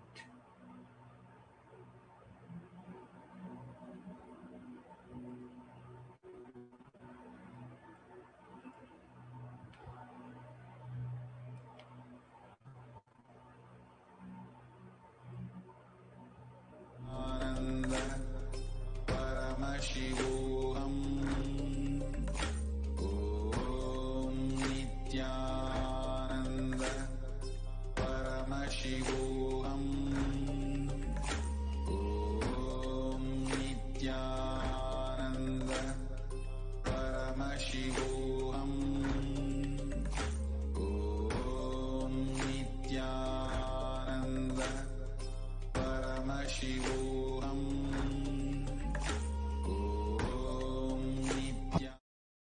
Constitution of Sri Radhika.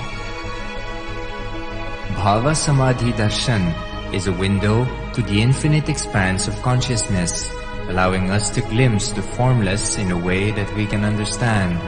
It cleanses the karmas of lifetimes. It awakens our biomemory to the space of Paramashiva, the ultimate consciousness, and creates a deep and lasting transformation in us.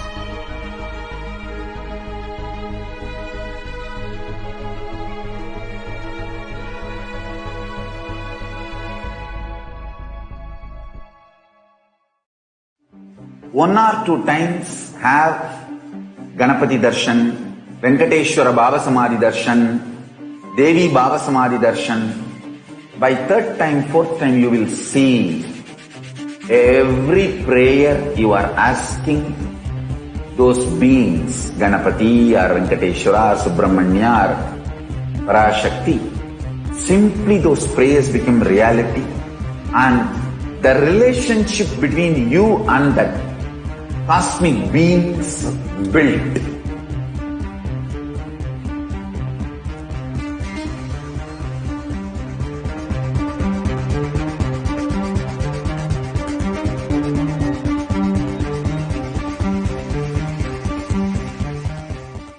I tell you, each Bhava Samadhi Darshan is a spiritual treat, enjoy. Spiritual feast, enjoy. Don't miss it.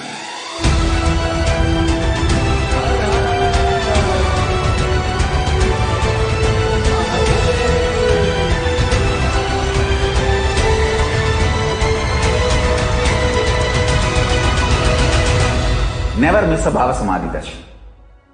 Enjoy Paramashivoham, which is introducing and making you cognize the cosmic principles and cosmic beings. the state of Paramashiva, space of Paramashiva, powers of Paramashiva, being of Paramashiva. There are some great spiritual sciences unique to Hinduism, subtle, otherworldly, but definitive sign manifesting the cosmic beings in Archavatara, deities, in Nijavatara, living incarnations is possible. Understand? Priya Pada.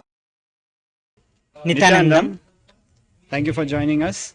After that beautiful session where you learned how to offer various gratitudes in that last segment, now we will know how to ask questions to Devi Parashakti during the live Parashakti Akashic reading. So we have multiple platforms where people can ask their questions. There is YouTube, there is Facebook. You can post your questions on Instagram. You can submit it through a Google form. You can also submit it through the Twitter and website as well. So in this segment, you will know how to ask your questions to Devi Parashakti. So we will start with the YouTube. So on your screen you can see the pictures in which the whole idea how to ask question to Devi Parashakti on YouTube is given.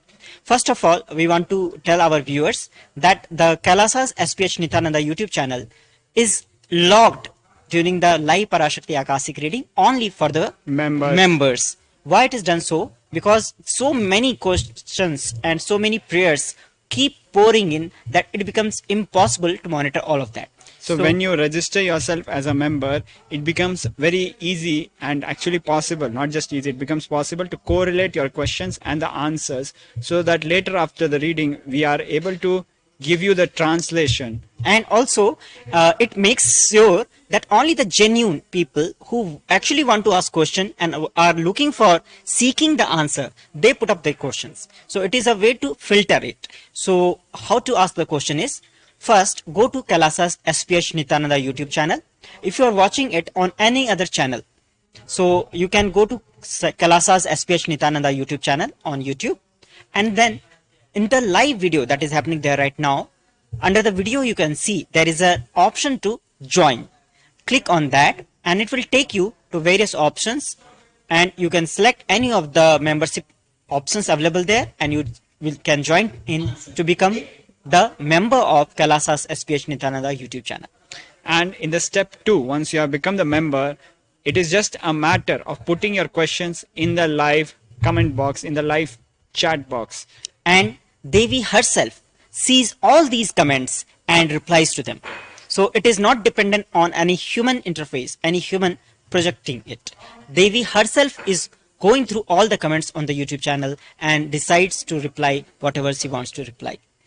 Also, please do not forget to like, share and subscribe to Kailasa's HDH Nithyananda YouTube channel, Kailasa's HDH JGM Nithyananda Paramashivam Facebook page, @Sri Nithyananda, Twitter handle Sri Nithyananda, Instagram account. There's an additional benefit of becoming a member. You will get notifications whenever there is a live program. So this way you will never miss an Akashic reading and all the powerful revelations of the Supreme Pontiff of Hinduism. And it is a chance to become the exclusive member of the Kailasa's HDH Nithyananda YouTube channel. So this was about how you can ask your question on the YouTube channel. Now we will learn how to ask your question on the Kailasa's HDH JGM Nithyananda Paramashivam Facebook page.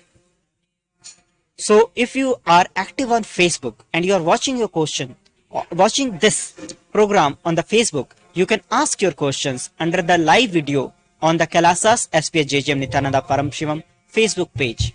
You can, if you are not yet at that page, please search for Kailasa's HDH JGM Nithyananda Paramashivam Facebook page, and then please follow and like the page.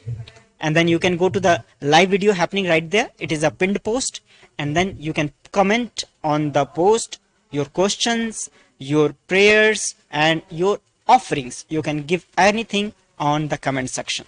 You can even share stickers, but that's a different matter. But what we need to understand is, just like YouTube, once you are following this page, you will get notification for all the important videos and live videos especially. So you will be always connected to Swamiji and you will be on top with the latest happenings. One more thing very important to note is, all these are like a storehouse of knowledge. Everything that Swamiji is giving out is stored there on the HDH Nithyananda YouTube channel, on Kailasa's HDH Nithyananda Paramashivam page. Everything for past many years, more than a decade, everything that Swamiji has spoken and going to speak is there. So once you like that and follow it, you will get notifications every day of all the powerful cognitions that Swamiji is revealing to all these channels. So on the Facebook page, what you have to do is go to Kailasa's HDH Nithyananda Paramashivam page, like it, follow it, and then you can comment under the live video that is happening right now. Then we move on to the Twitter account. For Twitter, if you are very active on Twitter and you want your questions to be asked on the Twitter, you can go to Twitter and search for @Sri Nithyananda, the Twitter handle @Sri Nithyananda. And once you have followed Swamiji's official profile, you can tweet to him.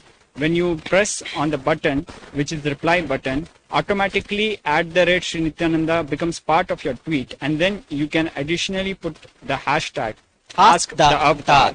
Please do not forget to add the hashtag Ask the Avatar, because all the questions will be searched by that hashtag. And then you can ask your question to Swamiji and it will reach straight to our repository where it will be attended, and Devi herself will see this and answer it. So on the Twitter, you have to search for @Sri Nithyananda, the Twitter handle of Supreme Pontiff of Hinduism, and then on the tweet section, you can comment, put your replies with the hashtag Ask the Avatar. So this was about YouTube, Facebook, Twitter. Now we will move on to the Instagram account. So on Instagram, Swamiji's profile, the official profile, you can search as Sri Nithyananda. That is projected on your screens.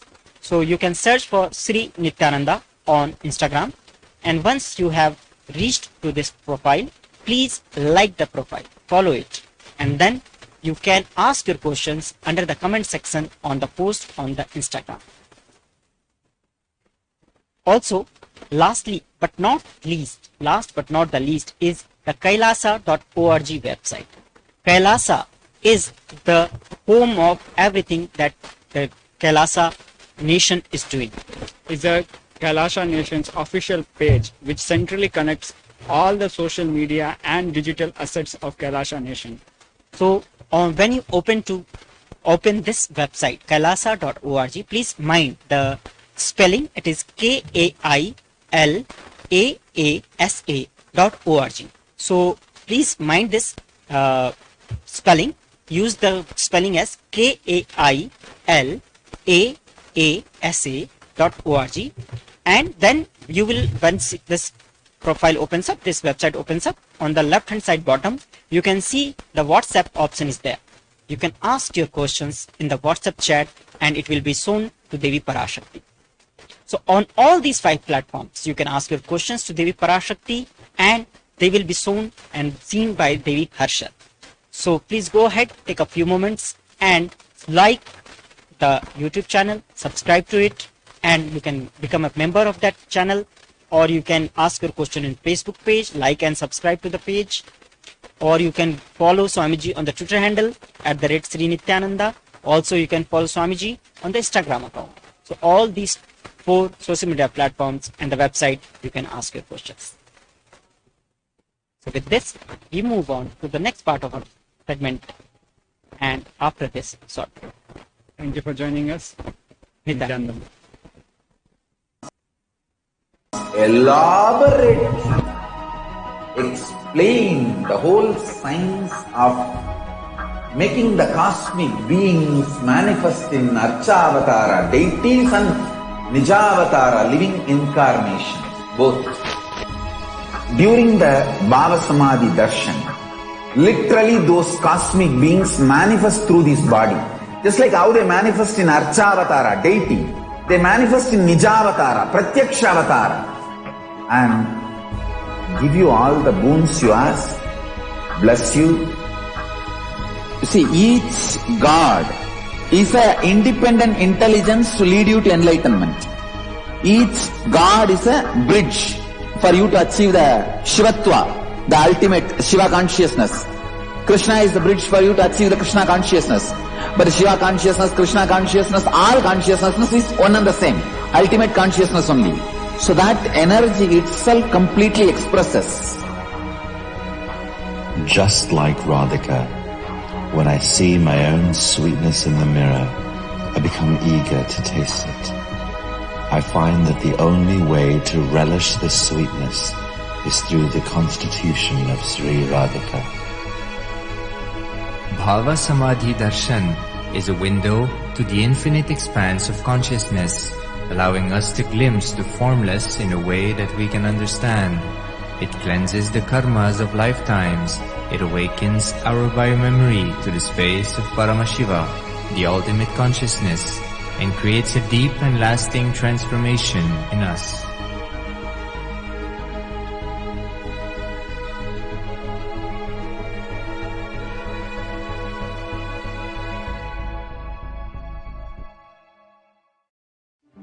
One or two times have Ganapati Darshan, Venkateshwara Bhava Samadhi Darshan, Devi Bhava Samadhi Darshan. By third time, fourth time you will see every prayer you are asking those beings, Ganapati or Venkateshwara or Subramanya or Parashakti. Simply those prayers become reality, and the relationship between you and that cosmic beings built.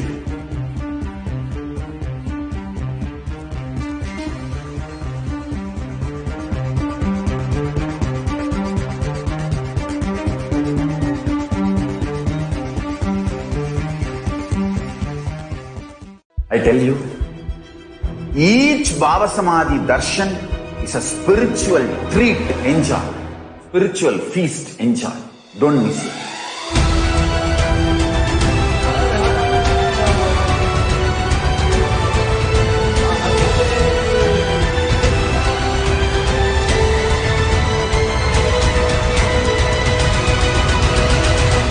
Never miss a Bhava Samadhi Darshan.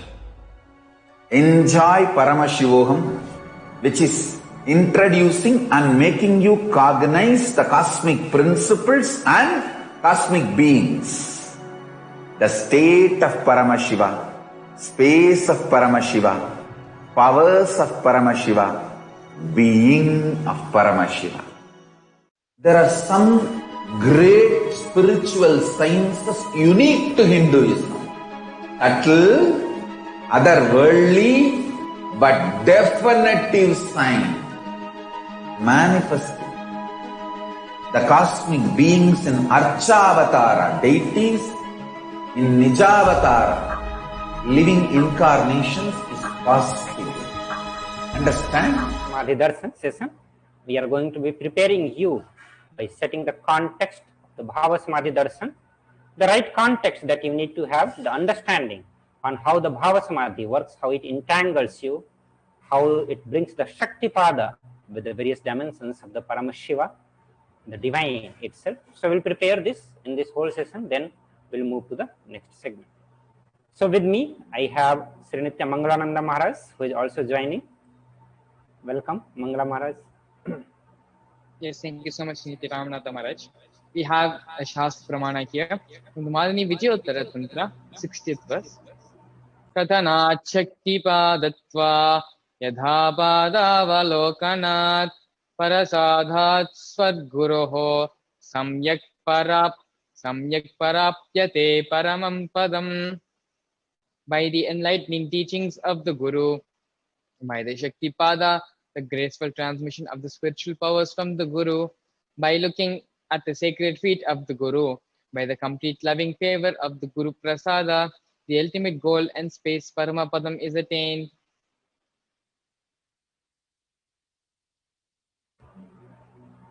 So Bhava Samadhi Darshan is not an event in the space and time. Rather, darshan happens at the moment when we are lifted out of space and time. So whenever you are watching the Bhava Samadhi darshan, understand you are lifted out of the space and time zone, and that is where the darshan happens. During Bhava Samadhi darshan, our neuron mirror that of the avatar. Bhava is defined as directing and activating the emotional as well as the spiritual energy that is created through the meditation which happens on the avatar. So now we'll try to understand what is the mirror neuron, the science of mirror neuron, how it works. We'll directly listen from the Supreme Pontiff of Hinduism, Jagadguru Mahasanidanam, where he enlightens us on the mirror neuron. Let us watch this. I'm introducing one of the important secret spiritual principle to all of you. Please listen, the keyword, mirror neurons. Let me explain the concept. Then we will recognize many of our understandings with this truth. As I said, recognizing is recognizing. Mirror neurons. Very recently, I was studying a research paper where they beautifully established with various analysis researches on a very powerful truth. For example, if somebody is swimming in the ocean, you stand and watch. Whatever brain activity is happening in the person's brain, whatever activity is happening in his brain, in his neurons, please listen. Even if you are watching, the same activities are mirrored in your brain. The same neural activities are mirrored in your brain. Listen. If you are watching totally, the same effect is mirrored totally in you.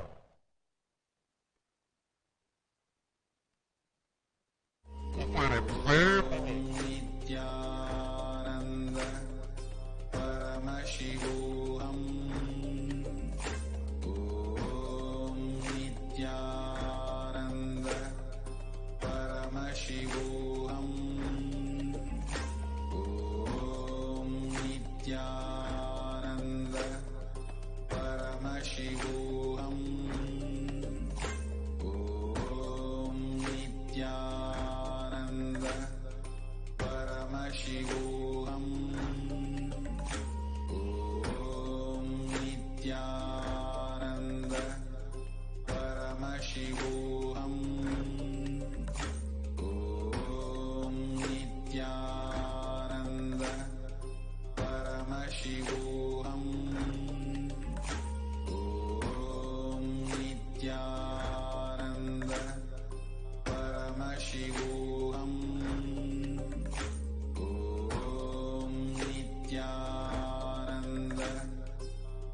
Paramashivoham. Om Nithyananda Paramashivoham. Om Nithyananda Paramashivoham. Om Nithyananda Paramashivoham. Om Nithyananda Paramashivoham. Om Nithyananda Paramashivoham. Om Nithyananda. Truth. As I said,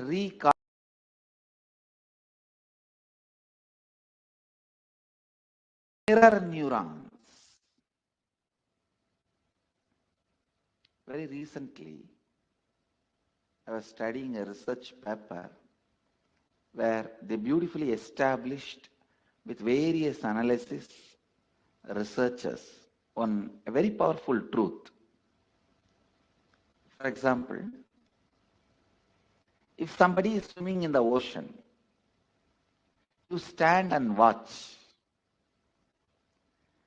Whatever brain activity is happening in that person's brain, whatever activity is happening in his brain, in his neurons, please listen.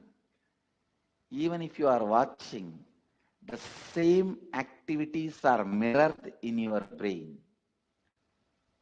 The same neuron activities are mirrored in your brain. Listen. If you are watching totally, the same effect is mirrored totally in you.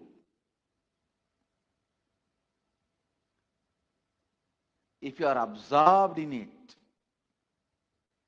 you also know a little swimming. Please listen. If you know a little swimming and you are absorbed in it, you are not swimming, you are just standing.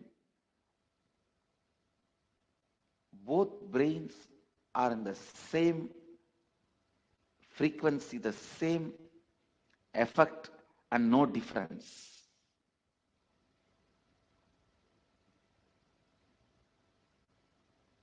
Listen. If somebody is swimming in the ocean, you are standing and watching. If you don't know swimming, if you are not completely absorbed in it, maybe some 80% is mirroring. If you are absorbed in it and you also know swimming, there is no difference at all between his brain and your brain. The mirroring effect, I tell you, if you are watching totally absorbed in it, then the same activity is replicated in your brain, meaning the same kind of electric and neurotic impulses are activated in your brain. This defines, this demystifies many mystical phenomena. Please listen. Now you know why just by gazing into my eyes, you are in the space of completion.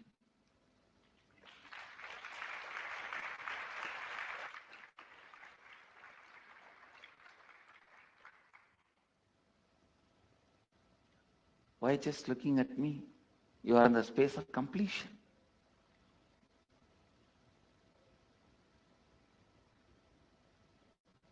I am swimming in the ocean of consciousness in the space of completion.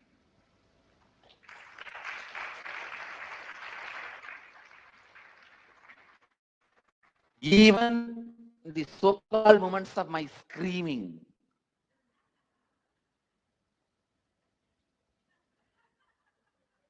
whether I am smiling, telling a joke, or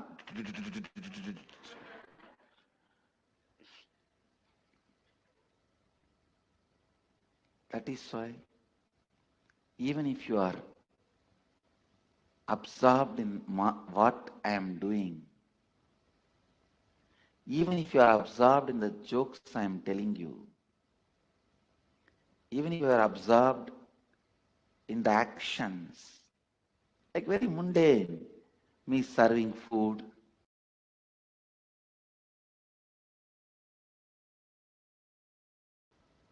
or ordinary action, walking, sitting, talking, joking, even in the ordinary actions. See, you will not get 100% absorbed in me if I am just sitting in samadhi. But if I am doing normal activities like you will feel comfortable. Oh, like us. Naturally, you will get absorbed. Even that feeling absorbed will put you in the space of completion.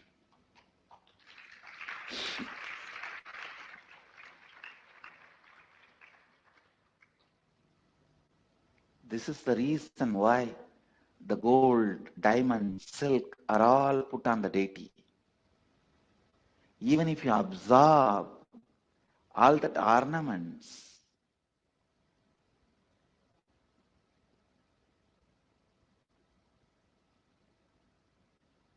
even that puts you in the space of completion.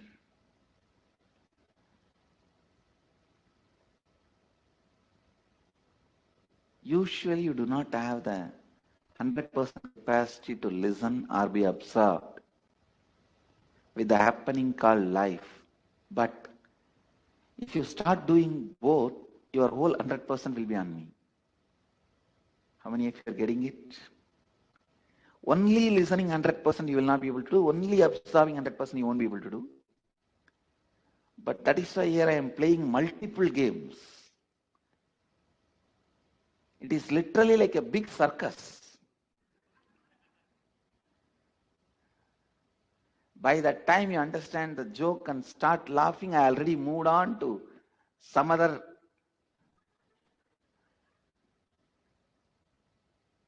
verbal jugglery or brain candy.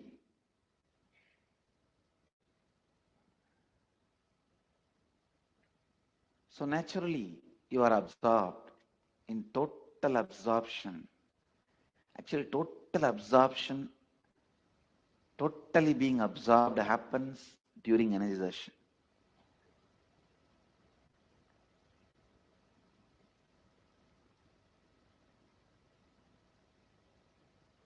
Whether you are there or not, it's my job. I just pull you to that space during the energization so you cannot escape. And you have to vibrate the same frequency as me.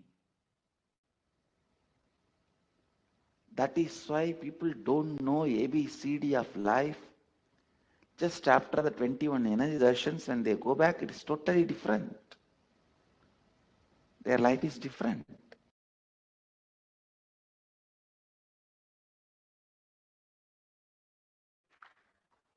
I am introducing one.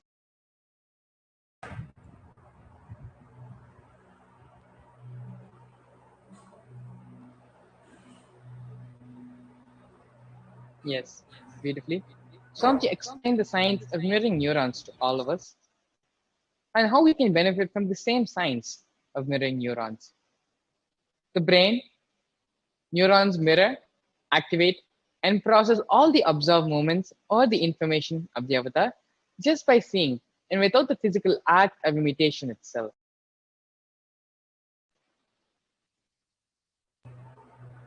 That is, our entire body, silently and without movement, recreates what is happening distances far away, experiencing the superconscious energy radiated by the avatar. So whatever gets radiated is being experienced in the avatar brain. The same thing starts happening in the devotee disciple who is watching the darshan of Bhagavan. The science of Bhav Samadhi Darshan knows no distance. It is a phenomenon modern science has just discovered and terming as quantum tunneling.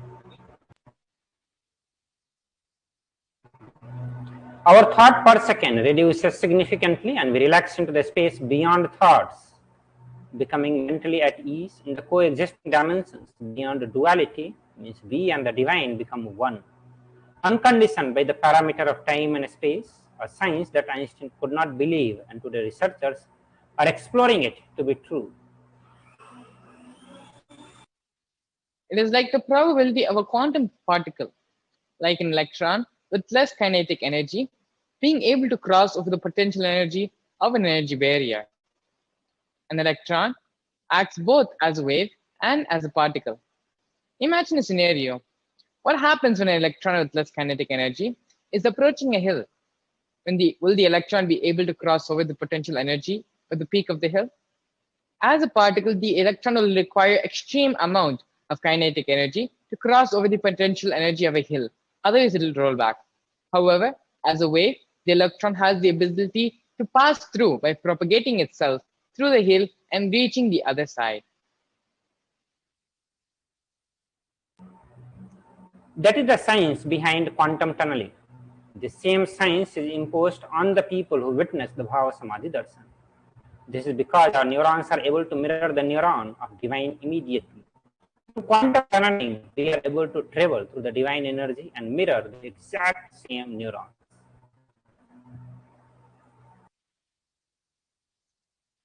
Once, when Bhagavan Sri Krishna saw his own extraordinary sweetness reflected in a jeweled wall, he was amazed, and he said to himself, "How unprecedented and astonishing is this deep and indescribable sweetness of mine! Alas, when I see it, even I become greedy to enjoy its sweetness, just like Radhika. When I see my own sweetness, I become eager to taste it, but I can't. After due consideration, I find that the only way to relish the sweetness is through the constitution of Sri Radhika." Bhavasamadhi Darshan is the science of Nijavatara manifesting Paramashiva. The consciousness expresses the being of Paramashiva through the Divya Sarira and manifests as a Nijavatara, physical form for all of us to experience the Paramashiva.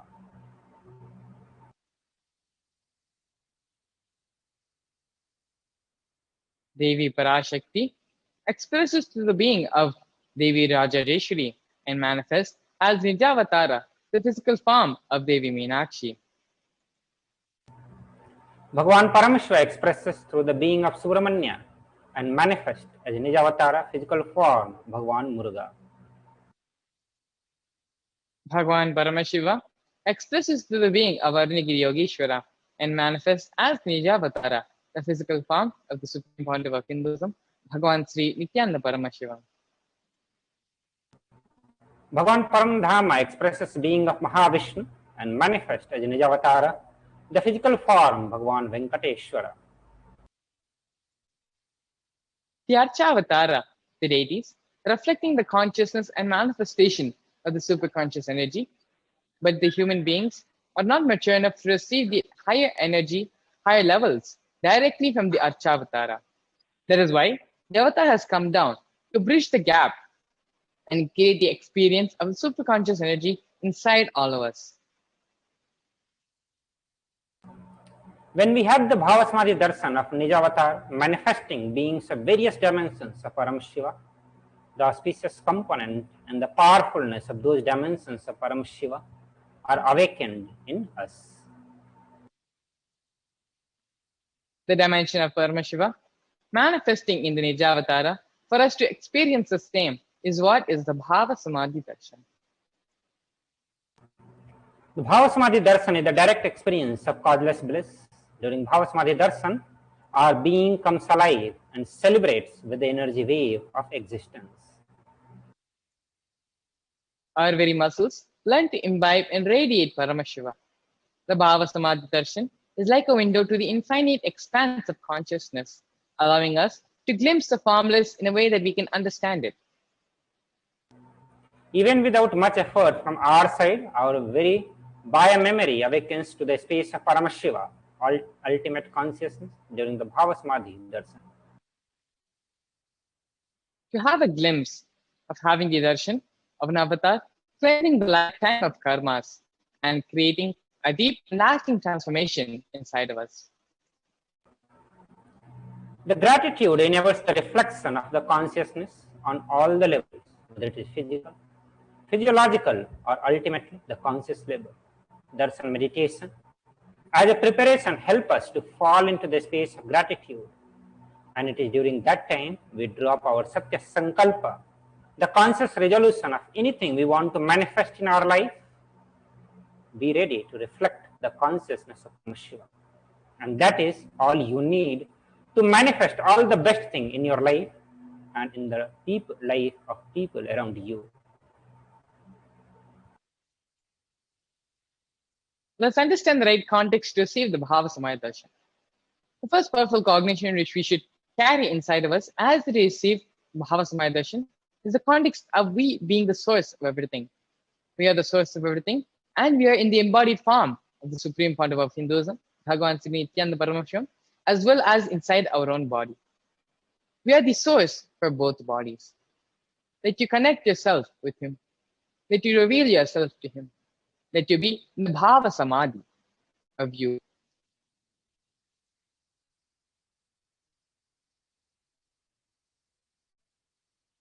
Now, please take a few moments to set up for the Pancha Upachara Puja. The Pancha Upachara Puja is the integral part of the Bhava Samadhi Darshan, and it is through offering the Pancha Upachara Puja our being becomes receptive and opens up to receive Devi Parashakti directly. Most of these items of the Pancha Upachara Puja will be available in your Guru Puja kit itself. The item of the sandalwood paste, flowers, incense sticks, lamp, and the food offering. We will now be giving a few moments for everyone to go ahead and set up the Panchopachara Puja, because it is only when you offer the Panchopachara Puja to Devi Parashakti, you allow your being to relax, to open up itself, to become receptive to receive Devi, and to allow the full experience, the full manifestation of her presence to land in you. So please take a few moments and set up for the Panchopachara Puja.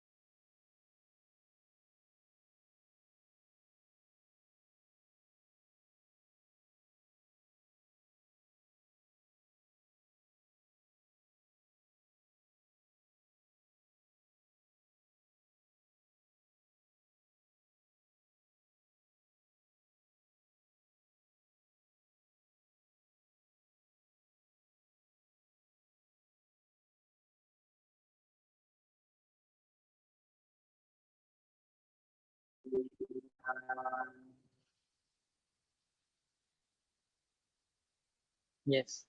Now, this time, we're going to be entering into the Paramashiva Dhyana Mantra. It is through chanting the Paramashiva Dhyana Mantra, we, as the initiated disciples of the Supreme Pandava of Hinduism, are going to be chanting this whole this mantra for the entire world to reduce the negativity, to reduce all the violence, all the hate, all the suffering which is taking place right now.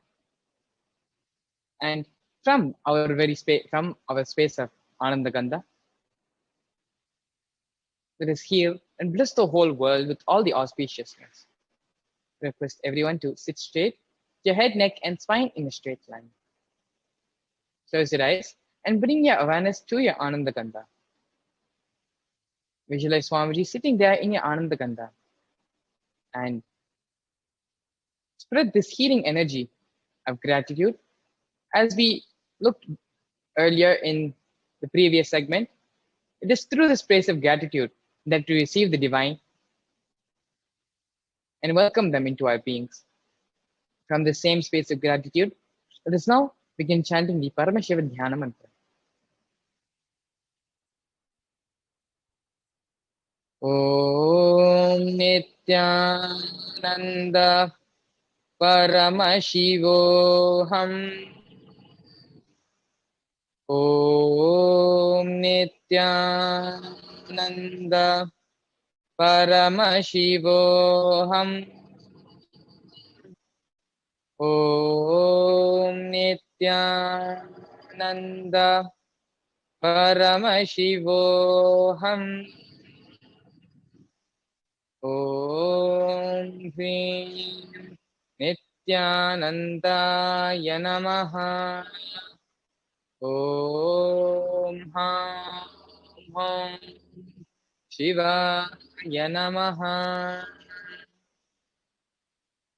Nithyanandam Paramasukadam Kevalam Jnanamurtim Dvandvaditam Gagana Sadrisham Tattvamasya-dhilaksham Ekam Nityam Vimalamachalam Sarvadhi Sakshi Bhutam Bhavadhitam Trigunarhitam Sadgurum Tam Namami. I surrender to that Sadguru who is the eternal bliss, the bestower of supreme happiness, the one who is the embodiment of wisdom, who is beyond duality, who is omnipresent, to whom the supreme goal is giving the enlightenment experience, who is eternal, pure and unshakable, who is the silent spectator of all thought processes, who is beyond emotions, who is without the three qualities called sattva, rajas, and tamas. When you make a conscious resolution in the presence of the avatar, the power of the sankalpa itself will deliver the experience and manifest your reality. Om Mama Patta Samasta Dhritakshayadvara Bhagavat Sri Nithyananda Paramashiva Prityartham. I am taking this conscious resolution today for destroying all my karmas and sins, and in order to please Bhagavan Sri Nithyananda Paramashivam.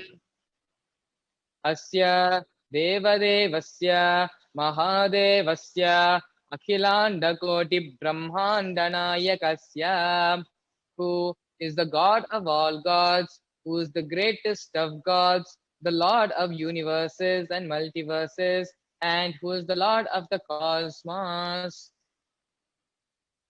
Sakala Jagat Srishti Sthiti Samhara Tirobhava Anugrahakya Panchakritya Parayanasya, the one who does the cosmic actions of creation, sustenance, rejuvenation, pulling out of delusion and liberation. Adimadhyantarahitasya aprameya parakramasya Tatvartagocharasya, the one who is the beginning, middle and end, the one who is immeasurable. Akara, Okara, Makaratmaka, Pranavatmakasya, Rishabharudasya, Mahadevasya, Kamikadi, Vatulanta, Mahatantrakhya, Shaivagamaswarupasya, Sakalanigamagaswarupasya, Shuddhadvaitashaiva Nityanandapadakhasya, Nityanandaswarupasya, Suddha Satchidananda Vigrahasya, Rupa Rupatitasya, Sakala Nishkalaswarupasya, Nitya Niranjana Niramaya Nirvikara Akandadi Visheshanasya Sri Nithyanandeshwari Parashakti Sameta Sri Nithyanandeshwara Paramashivasya Sri Nithyanandeshwari Parashakti Sameta Sri Nithyanandeshwara Paramashiva Avatara Bhutasya Sarvadeva Devi Swarupasya Bhagavataha Sri Nithyananda Paramashivasya cha Prithyatham Shubhe Shobhane Muhurthe Adya Brahmanaha Titiya Parardhe Shri Shvetavaraha Kalpe Vaivasvatamanvantare Ashtavimshatitame Nitya Yoge Prathame Pade Jambudvipe Bharatavarshe Bharatakhande Meroho Dakshine Parshve Shakabde Asminne Vartamane Yavaharike Prabhavadinam Chastyaha Samvatsaranam Madhye Shubhanama Samvatsare Shubhayane Shubharto Shubhamase Shubhapakshe Shubhatito Shubhavasarayuktayam Shubhanakshatra Shubhayoga Shubhakarana Evam Guna Visheshana Vishishtayam Asyam Shubhatito. During this auspicious time, during the second half of the lifetime of Lord Brahma, during the Kalpa called Shvetavaraha, during the regime of Vaivasvata Mano, during the first quarter of the Yuga called Nitya Yuga, in the island called Jambu, in the continent called Bharatavarsha, in the Indian subcontinent called Bharatakhanda, in the southern side of Mount Meru, in the Shaka era, during the auspicious year, which is one of the set of 60 years, which is in practice of which Prabhava is the first year, in the auspicious Uttarayana, in the auspicious season, in the auspicious month, in the auspicious Paksha, on the auspicious Tithi, on the auspicious day, during the auspicious Nakshatra, the auspicious yoga and auspicious karana, during such an auspicious moment.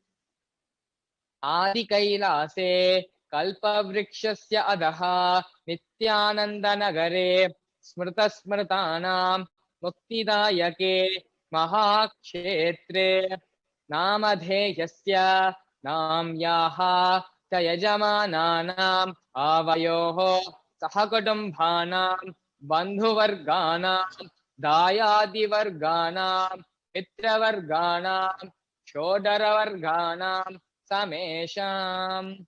For all those who are participants, hosts, and me, with their families, relatives, inheritors, friends, brothers, and everyone. Sarvabhishta siddhyartham, sarvamangala avaptyartham, uttarottara anavachinna sthira lakshmi praptyartham.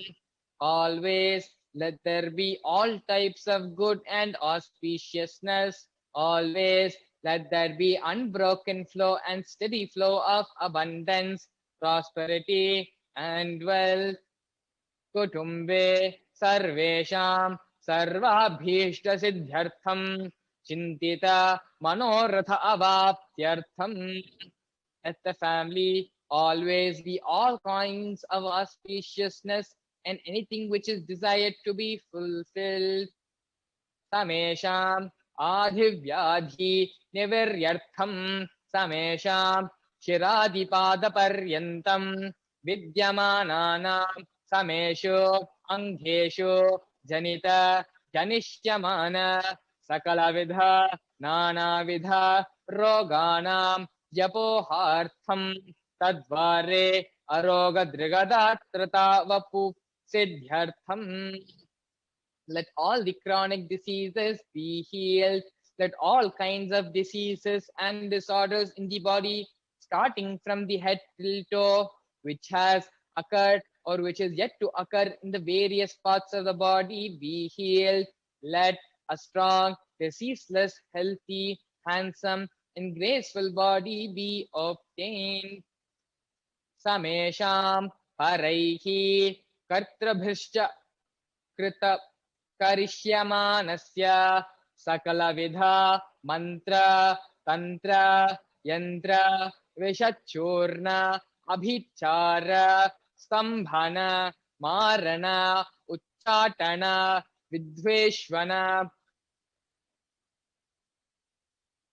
वशीकरणाधि मंत्रिका प्रयोगेभ्यः राक्षस प्राप्त्यर्थम तद्वारा samesham sarvabhishta siddhyartham. Let protection be obtained from all the evil effects of the actions performed by people either in the past or yet to be performed in the future through the use of mantras, tantras, yantras, poisonous pills, employing spells for malevolent purposes like making a person immobile, killing a person through vomiting, diarrhea, ruining the health, poisoning, hypnotizing, etc. Apamrityu dosha niviryartham kala mrityu akala mrityu dhurmrityu niviryartham. That all the doshas, ill effects related to death like destined death, unnatural death, fatal death be removed. Samesham antardrishti, bahirdrishti, krura drishti, vyapara drishti, anukula drishti, pratikula drishti, ityadi sakala vidha drishta dosha par drishta dosha niviryartham. Let all the effects of the evil eyes from known and unknown sources, the effects of cruelty-filled eyes, evil eyes of business enemies, the effects of evil eyes of people who may project as if they are our well-wishers, and the effects of the evil eyes of the people who are against our well-being be removed. Samesham antashatru, bahirshatru, kurashatru, vyapara shatru, anukula shatru, pratikula shatru, ityadi sakala vidha shatru badhani viryartham. That all the effects of the inner enemies, outer enemies, fierce enemies, business enemies, enemies who project themselves as good, and enemies who work against our well-being be removed. Samesham matra shapadi sakalavida shapanam vyapohanartham. Let the effects of all the curses right from the mother be removed. Anadi avidyavanaya pravarthamane asmin mahati samsara chakre vichitrabhihi karmagatibihi vichitrasu yonisu punah punaha anekadha janitva. From time immemorial, due to ignorance, we get caught in the vast cycle of birth and death, and due to the effects of our actions. We take birth again and again in various bodies, which is quite strange. Kenapi punyakarma visheshana bhagavataha Sri Nithyananda Paramashivasya apiri mithaya kripaya idanim tana manushya janma praptavatam. Yet, due to some good action, with the extreme and immeasurable compassion and grace of Bhagavan Sri Nithyananda Paramashivam, we have been blessed with a human body. Samesham ihajanmani purvajanmani janma janmatareshu sarvaihi kritanam shivaninda devi ninda guru ninda dosha vyapohartham shiva parada devya parada guru aparada dosha vyapohartham. Any kind of abuse we may have done to Paramashiva, Parashakti, and Guru in the present birth, past birth, or in any of the births, we remove any kind of crimes, offenses committed against Paramashiva, Parashakti, and Guru, we remove Brahma Hatya Surapana Swarnasteshya Gurutalpagamana Tatsamsarakhya Panchamahapate Akhadi Samasta Papa Vyatirikritartham. Let the 5 great sins like killing a Brahmin, drinking prohibited alcohol, stealing gold, having illicit relationship with Guru's wife, one's own mother, elder sister, and other such motherly figures, and associating with those people who have committed one or the other above mentioned sins, be removed. Apicha sarvaihi balye vayasi kaumare yauvane vardhakye cha. Let all the karmic effects of action done as a child, adolescent, youth, and as an old age person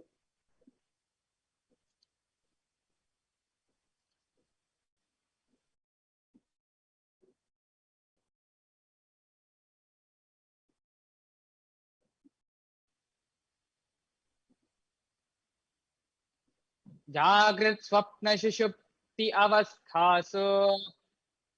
let all the karmic effects of action done in the wakeful, dream, or deep sleep state Karmendriya Jnanendriya Vyaparaihi Sambhavitanam Rahasya Kritanam Prakashakritanam. let all the sins done through karmendriyas, the 5 organs which perform actions like speech, hands, feet, excreting, and reproductive organs, and jnanendriyas, the 5 organs which receive information like ears, eyes, nose, tongue, and skin. Atipatakanam Upapatakanam Samkalikarananam Malinikarananam Apatrikarananam Jatibhramshakanam Prakirtnitanam Evam Navanam Navavidhanam Bahunam Bahuvidhanam Sarvesham Papanam Sadhyaha.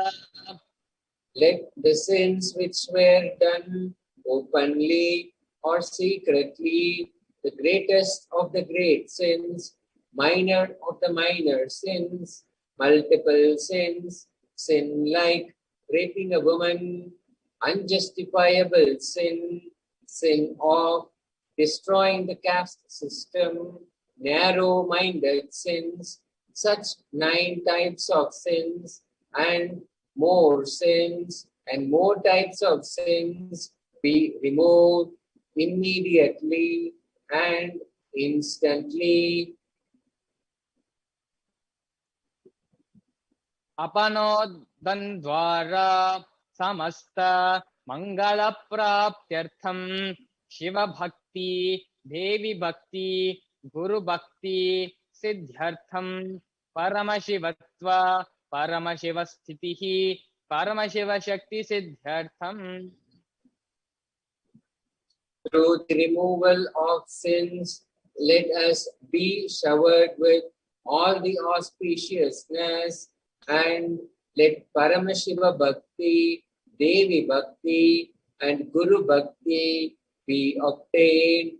Let the state of Paramashiva, space of Paramashiva, and powers of Paramashiva be obtained. Kutumbe Sarvada Sanmangala Praptyartham Anyonya Prema Bhivirdhyartham Purnatva Siddhyartham Sarva Panivridyartham. Let the whole family always be showered with all the auspiciousness. Let mutual love bloom among all the people. Let completion happen. Let all the mishap be removed. Shipra Arogyavaptyartham Ayura Bhivirdhyartham. Let healthy body be obtained instantly and immediately. Let longevity be bestowed.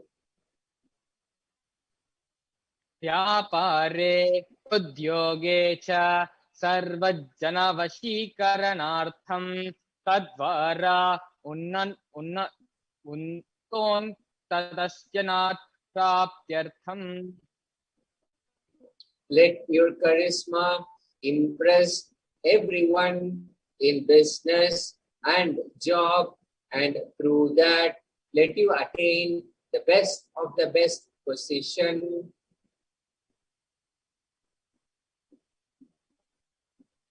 Bahudhana Saukhya Praptyartham Graha Kanaka Asho Putra Pautra Dhanadhanya Saukhya Praptyartham. Let extremely wealthy and happy life happen. Let various wealths be showered in the form of house, gold, cattle, children, grandchildren, money, grains, and all the comforts related to worldly life. Adityadinam Navanam Grahanam Doshapiran Nivaranartham. Adityadinam Navanam Grahanam Anukul Yathasiddhyartham.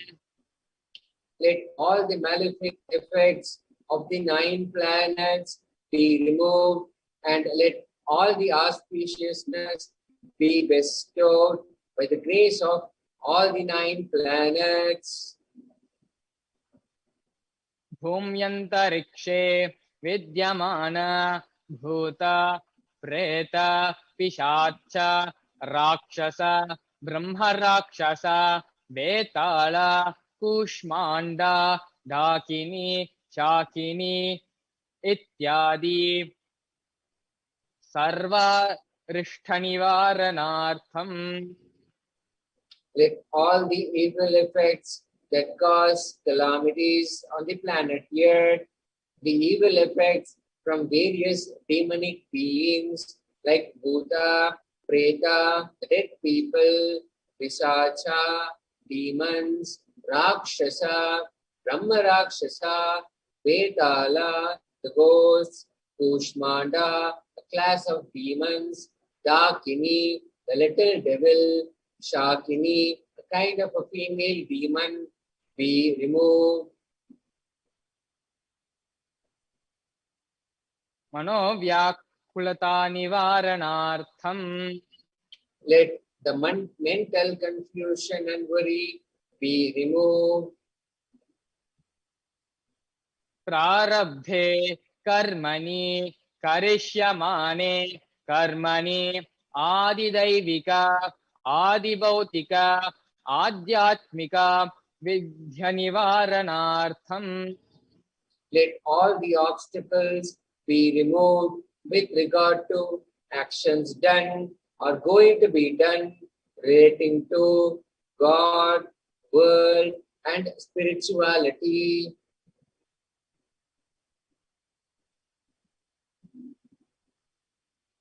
समस्त निवारणार्थम धनलक्ष्मी धान्यलक्ष्मी संतानलक्ष्मी सौभाग्यलक्ष्मी विद्यालक्ष्मी शौर्यलक्ष्मी वीरलक्ष्मी विजयलक्ष्मी इत्यादि अष्टलक्ष्मी परिपूर्ण कृपा कटाक्ष सिद्ध्यर्थम. Let all the loans be removed. Let all the Ashtalakshmis like Dhanalakshmi of wealth, Dhanya Lakshmi of food and grains, Santana Lakshmi of offsprings, Saubhagya Lakshmi of fortune, Vidya Lakshmi of knowledge, Shaurya Lakshmi of bravery, Veera Lakshmi of heroism, of Vijay Lakshmi of success be showered.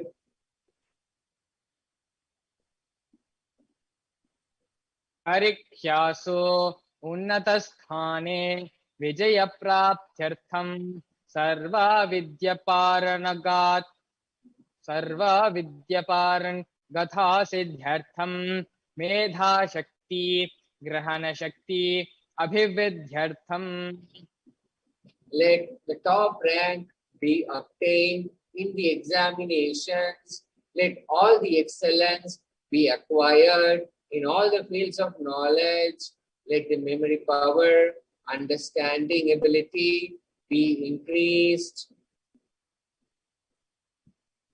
इत्यादि सकलविध सन्मंगलानि गुरु कृपा कटाक्षेन प्राप्त्यर्थम्.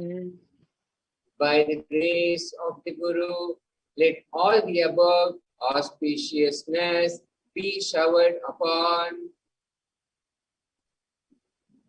Shri कैलासोन्नत द्वादशान्त Shyamala पीठारूढ़. The one who ascended the Madurai Adinam Shyamala Peetam, the Peetam established by Devi Meenakshi, the incarnation of Shyamala Devi, which is the supreme place of Kailasa, where Paramashiva resides and rules the whole cosmos, and Kailasa. Shri Meenakshi Sundareshwar भिन्न स्वरूप परशिव पुत्र रत्न Kumar. The one who is no different from Meenakshi Sundareshwara, the most beloved son of Paramashiva, the young boy. गुरुमन्यतुल्यावतार Shri Parvati स्तन्यपान लब्ध दिव्य ज्ञान विश्रुत सकल निगमागम स्वरूप सर्वभूत द्राविड वेद प्रवर्त. The gem among gurus and unequaled avatar, the one who received enlightenment by drinking the breast milk of Devi Parvati, the author of the famous Dravida Vedam, which is the essence of all the Vedas and Agamas. Srimad Paramashiva Karuna Samadhikata Muktamaya Chaturashrayana Ghiyamana Chatra Chamara Sri Chinhakahaladhi Samasta Bhiradavalyalankrita Jnana Vijnana Chakravarti. The one adorned by the quadrangular palanquin made of pearl, received by the grace of Paramashiva, adorned by musical instruments, umbrellas, chamaram, the sacred symbols of worship, etc., adorned by hymns of praises, the one who has won the whole world by his enlightenment and the signs of enlightenment, and has been accepted by all kings as the supreme ruler.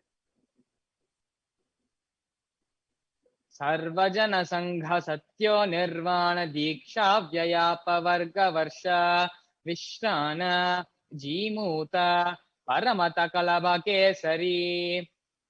The showerer of Videha Mukti and immutable state of enlightenment, immediately by Nirvana Diksha to all people, the one who creates bliss, protecting leader, the roaring lion and trumpeting young elephant for other religions. Shaiva Siddhanta Stapanacharya Sri Rajadhirajya Pandya Maharaja Guru Shapana Shakyadi Mahandhakara Nivarana Jnana Bhano Vikshana Nirhar Hadvajotchedana Purvaka Srimad Rishabhadvajastapaka. The Acharya who established Saiva Siddhanta, the Rajaguru of the Pandya, who is the supreme king of all kings, the Guru who is also the Pandya king, the supreme king of all kings, the enlightening sun who removes the utter darkness of delusion, the sun, the one who installed the Vrishabha flag, the creator, the driver of Shaivism. Sarvajna Pita Rudha Sri Jagat Guru Sri Jnana Sambandha Desika Swami Vagisha Sundara Manikya Vachaka Swami Nam Avatara Bhuta Sri Jnana Sambandha Swami Punardhrita Shyamala Pita Sarvajna Pita Trinavadyuttara Dvishatatama Guru Mahasannidhana. The one who is the ruler of the Sarvajna Pita, the seat of omniscience, O the avatar of such above mentioned attributes, the Guru of the whole world, Sri Jnana Sambandha Deshika Swami, Appar, Sundarar, and Manikavachaka Swami, O the ruler of the kingdom of enlightenment, the Shamala Pita Mahasamsthana, which was revived by Jnana Sambandha Swami, O the one who has ascended the seat of omniscience, the 293rd Guru Mahasannidhana. Arunagiri Yogeshwara Paramparagata Arunachala Sarvajna Pita Guru Mahasannidhana. The one who has ascended the seat of Arunachala Sarvajna Pita in the lineage of Arunagiri Yogeshwara. Kailasa Paramparagata Kanchi Kailasa Sarvajna Pita Trayastrimshaduttara Dvishatatama Guru Mahasannidhana. The one who has ascended the seat of Kanchi Kailasa Sarvajna Pita as the 233rd pontiff, the Guru Mahasannidhanam, in the lineage of Kailasa. Nityotsava Nitya Mangala Nitya Kalyana Nitya Rajita Kailasa Paramparagata Adi Kailasa Nithyananda Pita Mahasamsthana Mahasimhasana Pita Kartre. The creator of the Nithyananda Pita Mahasamsthana Mahasimhasana Pita, which is eternally celebrating, auspicious, festive, and having the attracting energy of enriching. Sakshat Shri Paramashiva Samudbhuta Kailasa Paramparagata Vaivasvatamanu Ikshvaku Harishchandra Bhagirata Sri Ramachandra Surasena Ityadyanavachinna Sarvabhauma Chakravarti Paramparagata Chatushashti Yogini Mandita Chatushashti Sampradaya Pravartaka Manudharma Shasana Surya Vamsha Prapta Sarvajna Pita Surangisam Rajya Murdha Bichikta Chudamani Sakshat Shri Paramashiva Samudbhuta Kapila Mahaguru Punardrita Mahanirvani Pita Ashtottara Sahasra Shri Mahamandaleshwara. The 1008 Sri Mahamandaleshwar of Mahanirvani Pita, established by Bhagavan Paramashiva himself and revived by sage Kapila. Sakshat Shri Paramashiva Simhasanabhishikta Samasta Gananayaka Sri Mahaganapati Samarambha Anavachinna Pitadhishvara Guru Parampara Praptha Adana Pita Ashtottara Sahasratama Ashtottara Sahasra Shri Atala Pitadhishvara. The 1008 Sri Atal Pitadhishvara of Atal Pita, which has an unbroken lineage of pontiffs starting from Bhagavan Mahaganapati, who is the leader of the Ganas, who was coronated by Bhagavan Paramashiva himself. Dharma Mukti Swarga Puraswarna Pita Trayo Vimsha Guru Mahasannidhana. The 23rd Guru Mahasannidhana of Dharma Mukti Swargapura Swarna Pita. Kailasa Paramparagata Adipita Sarvajna Pita Jagadguru. The Jagat Guru of Adipita Sarvajna Pita. Sri Kailasa Punaruddharaka Sri Kailasa Paramacharya Srimat Paramahamsa Parivraja Kacharya Varya Sachidananda Pranavaswarupa Shotriya Brahmanishta Srimad Jagadguru Sri Lasri Bhagavat Sri Nithyananda Paramashiva Sri Jnana Sambandha Desika Paramacharya Swaminam Prityartham. Who is in the state of Paramahamsa, the Acharya of all sannyasis and parivratakas, the embodiment of the pure truth, consciousness and bliss, the embodiment of the sacred syllable, Om, the knower of the Vedas, the one established in the superconsciousness. Tesham Paravindayoho Bhakti Siddhartam Guru Kripa Kadaksha Siddhartam Ksemastairya Virya Vijaya Ayurarogya Aishwaryanam Abhivedhyartham.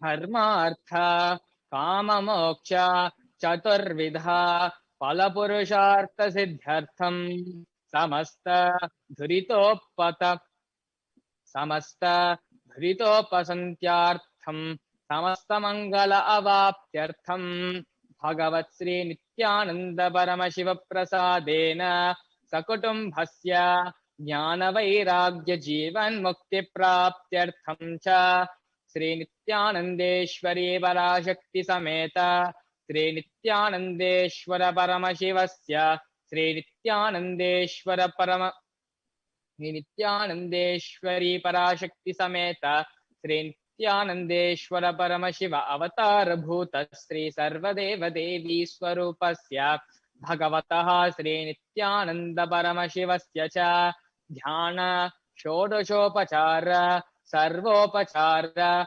Archanaradhana Puja Prarthanam Karishye Om Ananda Gandha Nilayaya Namaha Om Bhavaroga Bheshajaya Namaha Om Kalpatarave Namaha Om Pashupataye Namaha Om Pasha Vimochakaya Namaha Om Ipsita Baladayakaya Namaha Om Bhagya Vritti Parivarthakaya Namaha Om Adhivyadhi Vinashakaya Namaha Om Samasta Kalyana Gunanvitaya Namaha Om Vedadi Purishaya Namaha Om Sri Kailasa Pataye Namaha Om Shiva Shaktyakyaswarupaya Namaha Om Hrim Nithyanandaya Namaha Om Ham Hum Shivaya Namaha Om Sri Nithyanandeshwari Parashakti Sameta Sri Nithyanandeshwara Paramashivaya Namaha Om Sri Nithyanandeshwari Parashakti Sameta Sri Nithyanandeshwara Paramashiva Avatar Bhuta Shri Sarvadeva Devi Swarupa Bhagavataha Sri Nithyananda Paramashiva Sri Jnana Sambandha Desika Paramacharya Swamine Namaha Om Nithyanandam.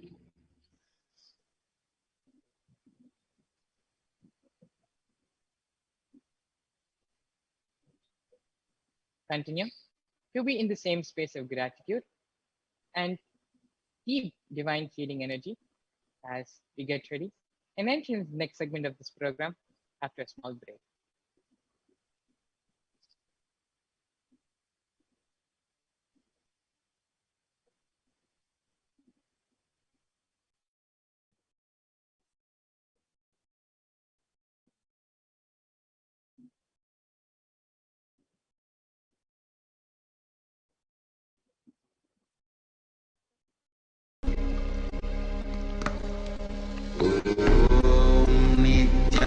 Nithyananda Paramashivoham.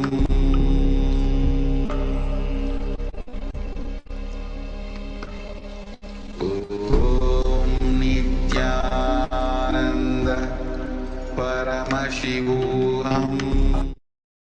Vedas and Agamas elaborately explain the whole science of making the cosmic beings manifest in Archavatara deities and Nijavatara living incarnations, both. During the Bhava Samadhi Darshan, literally those cosmic beings manifest through this body.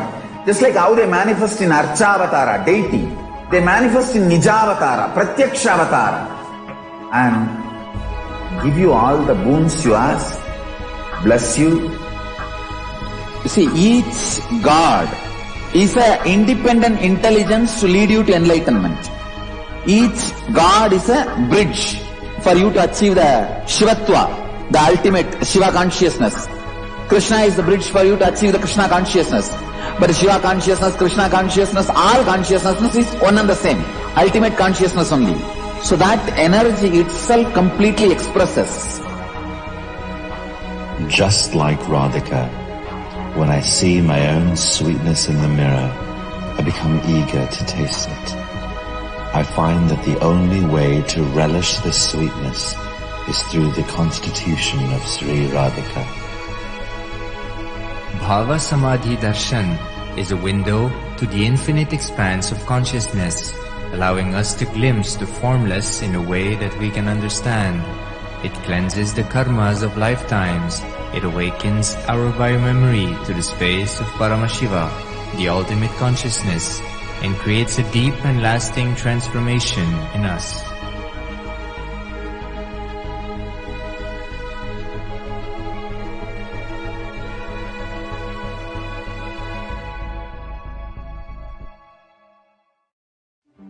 1 or 2 times have Ganapati Darshan, Venkateshwara Baba Samadhi Darshan, Devi Baba Samadhi Darshan.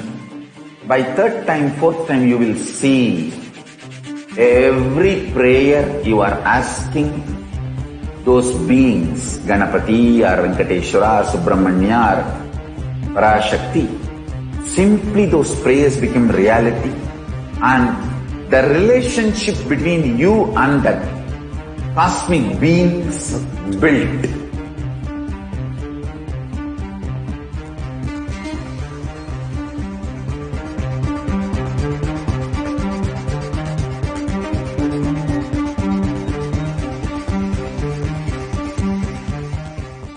I tell you, each Baba Samadhi Darshan is a spiritual treat, enjoy. Spiritual feast, enjoy. Don't miss it.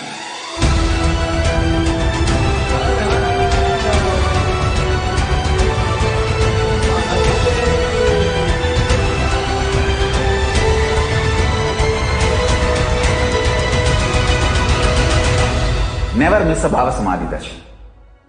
Enjoy Paramashivoham, which is introducing and making you cognize the cosmic principles and cosmic beings. The state of Paramashiva, space of Paramashiva, powers of Paramashiva, being of Paramashiva. There are some great spiritual sciences unique to Hinduism. Subtle, otherworldly, but definitive sign. Manifesting the cosmic beings in Archavatara, deities in Nijavatara, living incarnations is possible. Understand? Kriya Pada of Vedas and Agamas elaborately explain the whole science of making the cosmic beings manifest in Archavatara, deities and Nijavatara, living incarnations, both. During the Baba Samadhi Darshan, literally those cosmic beings manifest through this body. Just like how they manifest in Archavatara, deity, they manifest in Nijavatara, Pratyakshavatara, and give you all the boons you ask, bless you. You see, each God is an independent intelligence to lead you to enlightenment. Each God is a bridge for you to achieve the Shivatva, the ultimate Shiva consciousness. Krishna is the bridge for you to achieve the Krishna consciousness. But Shiva consciousness, Krishna consciousness, all consciousness is one and the same. Ultimate consciousness only. So that energy itself completely expresses. Just like Radhika, when I see my own sweetness in the mirror, I become eager to taste it. I find that the only way to relish this sweetness is through the constitution of Sri Radhika. Bhava Samadhi Darshan is a window to the infinite expanse of consciousness, allowing us to glimpse the formless in a way that we can understand. It cleanses the karmas of lifetimes. It awakens our biomemory to the space of Paramashiva, the ultimate consciousness, and creates a deep and lasting transformation in us.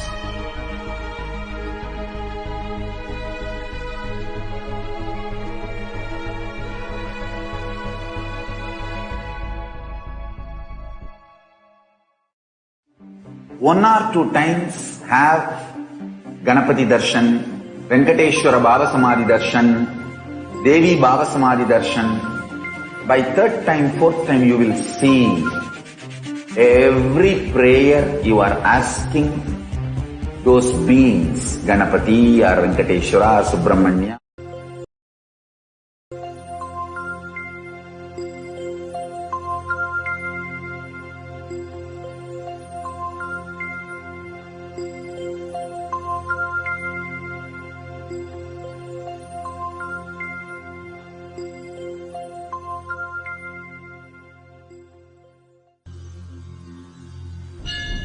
அஞ்சலென்றடைய அபயம் தரும் லிங்கம் நித்யானந்த நித்யன் தந்த ஆனந்தலிங்கம் பிணி நீக்கும் உயிர் காக்கும் ஞான ஒளியாக பூத்த நித்யானந்தன் தந்த உயர்லிங்கம் ஆதிலிங்கம் ஜோதிலிங்கம் அற்புதலிங்கம் ஞானலிங்கம் நித்யன் தந்த ஆனந்தலிங்கம் ஆதிலிங்கம் ஜோதிலிங்கம் அற்புதலிங்கம் ஞானலிங்கம் நித்யன் தந்த Ananthalingam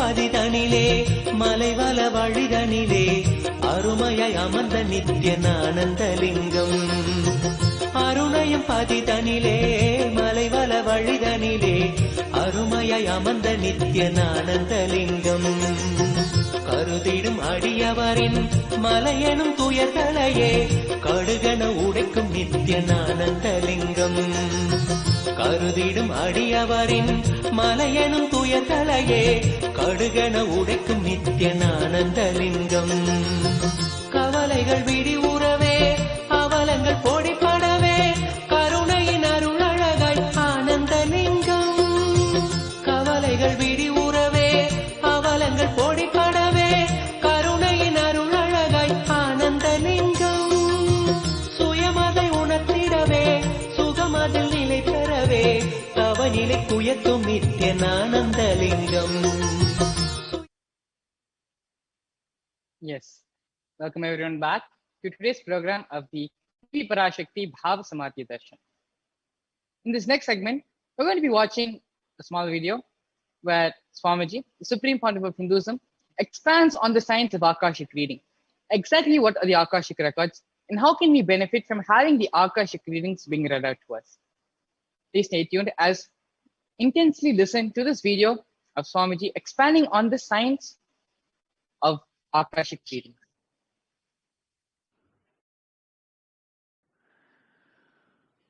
Sada Shiva Samarambam Shankaracharya Madhyamam Asmadacharya Paryantam Vande Guru Paramparam.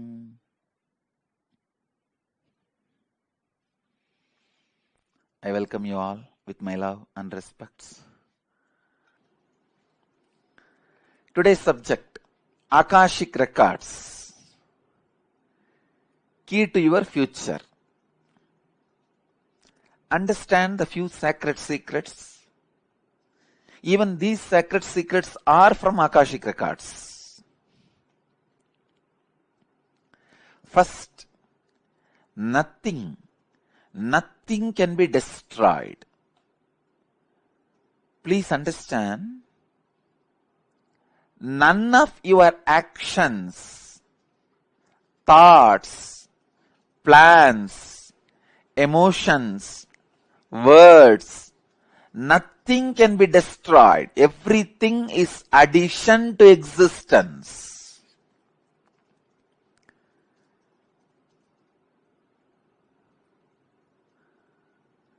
Every moment, every one of our thoughts, words, actions, everything just go on, gets added to existence.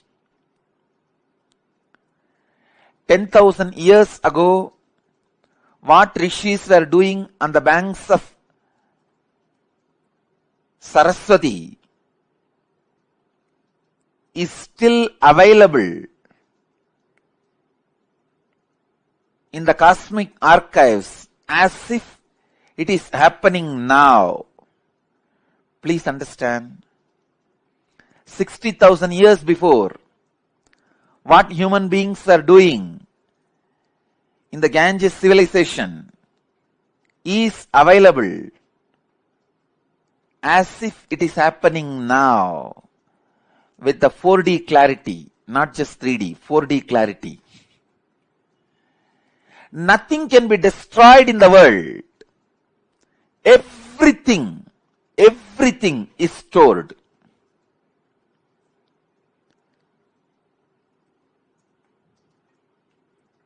Akashic records are the cosmic archives of everything happened, happening, will happen.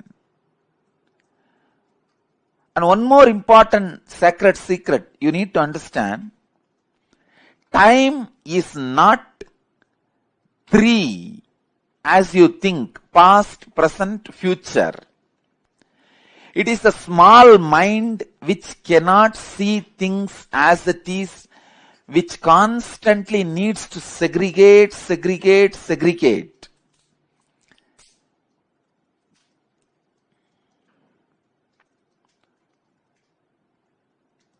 Paramashivoham.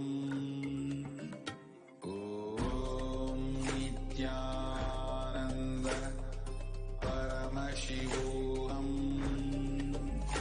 Om Nithyananda Paramashivoham.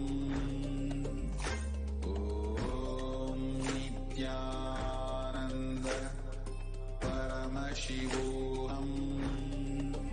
Paramashivoham. Om Nithyananda Paramashivoham. Om Nithyananda Paramashivoham. Om Nithyananda Paramashivoham. Nithyananda Paramashivoham. Om Nithyananda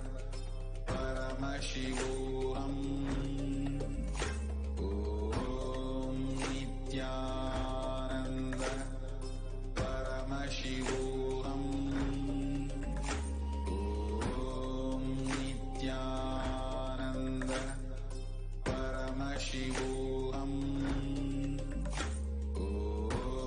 Nithyananda Paramashivoham. Om Nithyananda Paramashivoham. Om Nithyananda Paramashivoham. Om Nithyananda Paramashivoham. Om Nithyananda Paramashivoham. Om Nithyananda Paramashivoham. Om Nithyananda Paramashivoham. Yes, Nithyananda everyone. We're back. And as we prepare ourselves to get ready and receive Devi Parashakti, to receive the Supreme Pontiff of Hinduism, for today's Bhava Samadhi Darshan, let us quickly once go ahead about how we can post our questions, how we can send our prayers and requests to Devi Parashakti.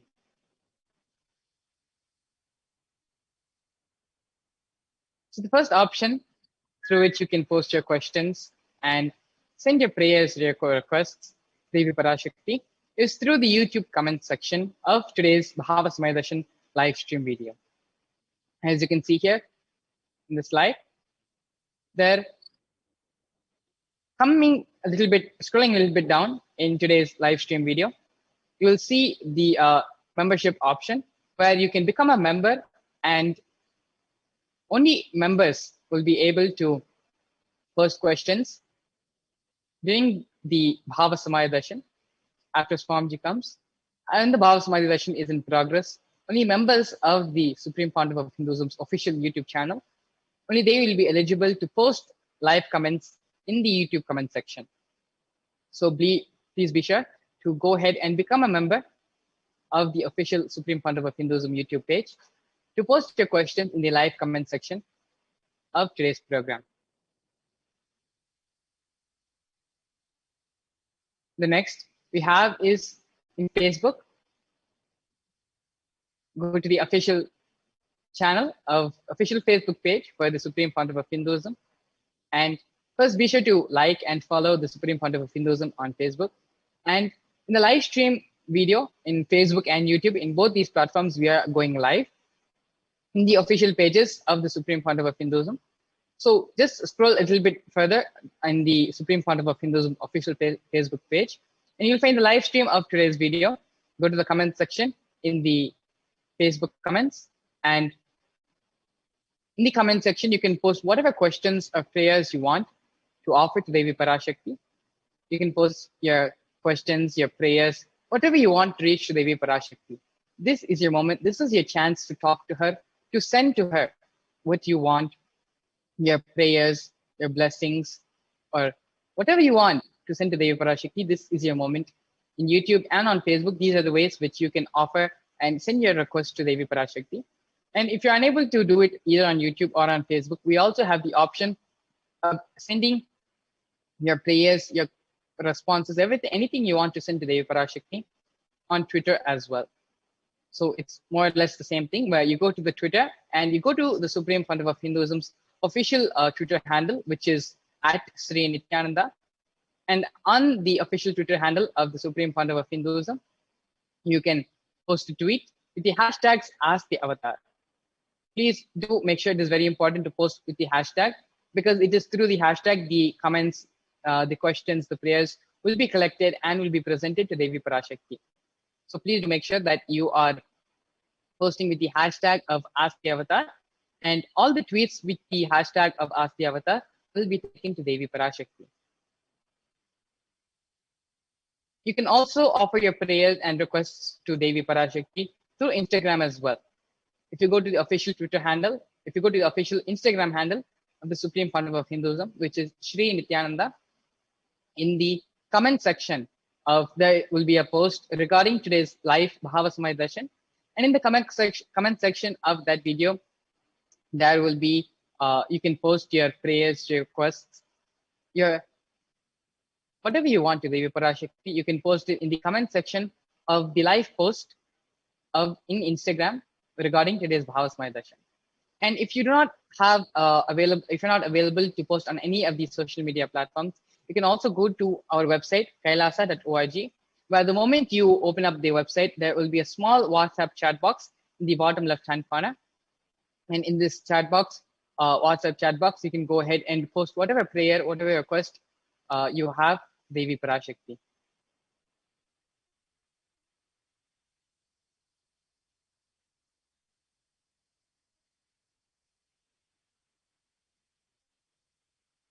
Please take a few minutes and go through these various social media posts, social media platforms, and you can post your questions to Devi Parashakti. We'll just go over it once more for the benefit of everyone else for joining us right now. For those of you who are joining us right now for the live Bhavasamaya Darshan with Devi Parashakti, we're just briefly going over the ways in which we can offer our prayers or requests to Devi through the various social media platforms. The first being the YouTube. And in YouTube, you need to become a member of the Supreme Pontiff of Hinduism's YouTube channel. And only the members of the YouTube channel will be allowed to post comments, questions, will be allowed to use the live chat box during the Bhavasamaya Darshan.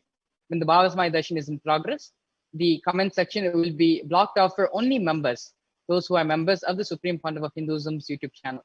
So please be sure to make sure that you go ahead and become a member to the Bhavasamadhi, to become a member to the official YouTube channel of the Supreme Pontiff of Hinduism.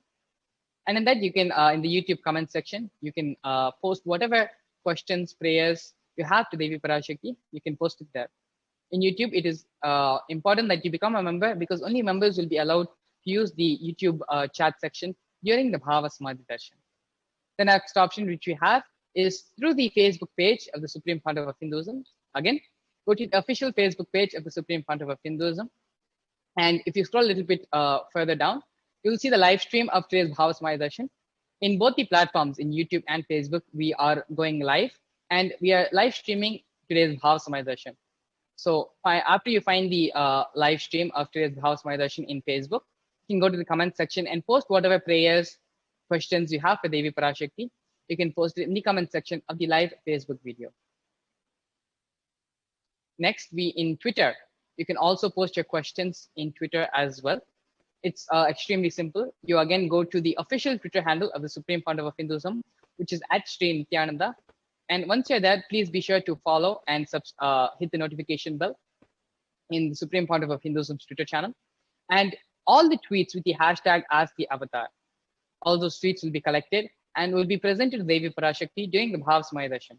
So if you are going to be using Twitter as your medium to post your prayers and questions to Devi Parashakti, please be sure to post your questions and prayers with the hashtag #AskTheAvatar, because it is with that hashtag they will be collecting all the tweets and be presenting them to Devi Parashakti.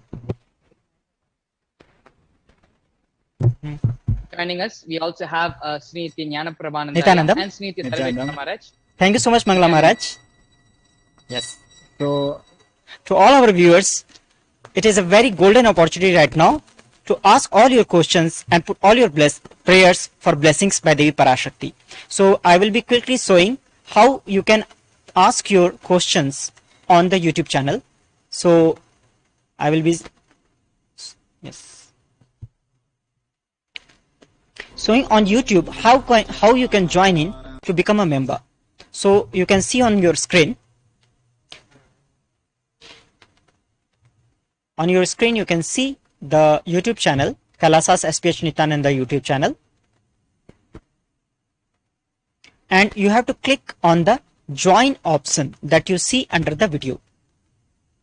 So once you will click on the join video, you become a member of the YouTube channel. Yes, you will get this option. And you can then join in to become a E-Kailasian Bronze, E-Kailasian Silver, E-Kailasian Gold, E-Kailasian Platinum, E-Kailasian Premium. So all these options are available for anyone who wants to be a member of the Kailasa's HDH Nithyananda YouTube channel. So from as minimum as 89 rupees to as much as 7,999 rupees, whatever amount you want, you can use. When you join and become a part of the Nithyananda YouTube channel, what happens is you become eligible to post your comments in the channel during the live videos, and these questions and these requests, your prayers, whatever you submit, are directly attended to by Devi Parashakti herself through the Nijavatara of the Supreme Pontiff of Hinduism. So it is a very rare privilege, and because we want to make sure that everybody has the best experience, free from people who might not be so much interested, this has been made an exclusive channel where a very specific people who are really interested are able to have this premium access. So we will show it again how you can become a member of the Kailasa's HDH Nithyananda YouTube channel. So on your screen you can see the Kailasa's HDH Nithyananda YouTube channel. What you have to do is you have to click on the first, go and subscribe it and click on the bell icon and select all. So you will get all the notifications from the Kailasa's HDH Nithyananda YouTube channel. And then you can click on the join button. This join button will make you the member of the YouTube channel. So click on the join button. Once you will click on the join button, it will open this membership window where you get the option to become E-Kailasian Bronze, E-Kailasian Silver, E-Kailasian Gold, E-Kailasian Platinum, and E-Kailasian Premium. So all these options, these 5 options are available to you. Whatever you want, you can choose and then click on the join button. Then it will take you to a different window where you have to fill up all your payment details. So all of this you can do.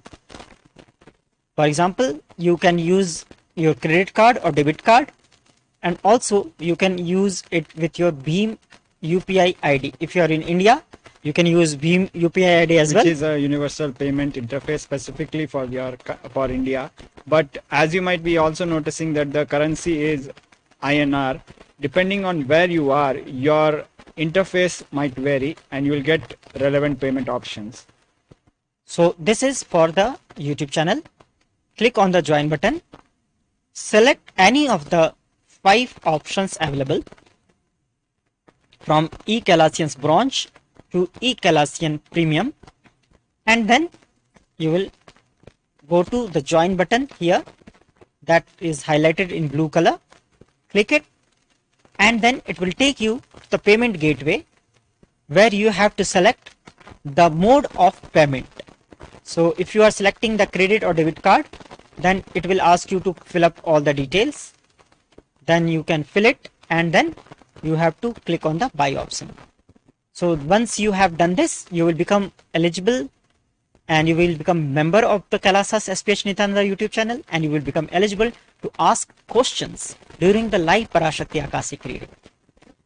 And I would like to share one point that the YouTube channel is one of the most premium components of the social media of Kailasa, and we have people who have got multiple Akashic readings through YouTube.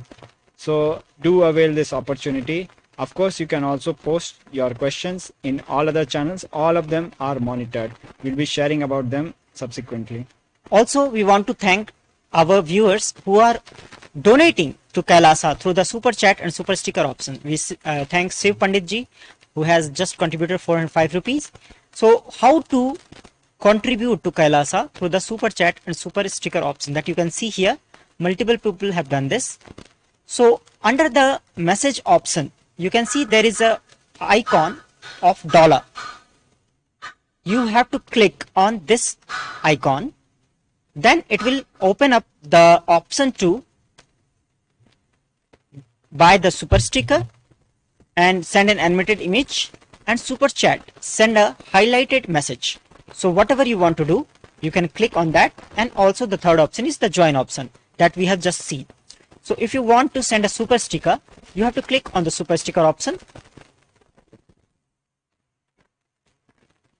and it will open up all the various options available from 40 rupees to 100 to 200, 400 to 1000 rupees. So up to 1000 rupees you can send through the super sticker option that you are seeing on your screen.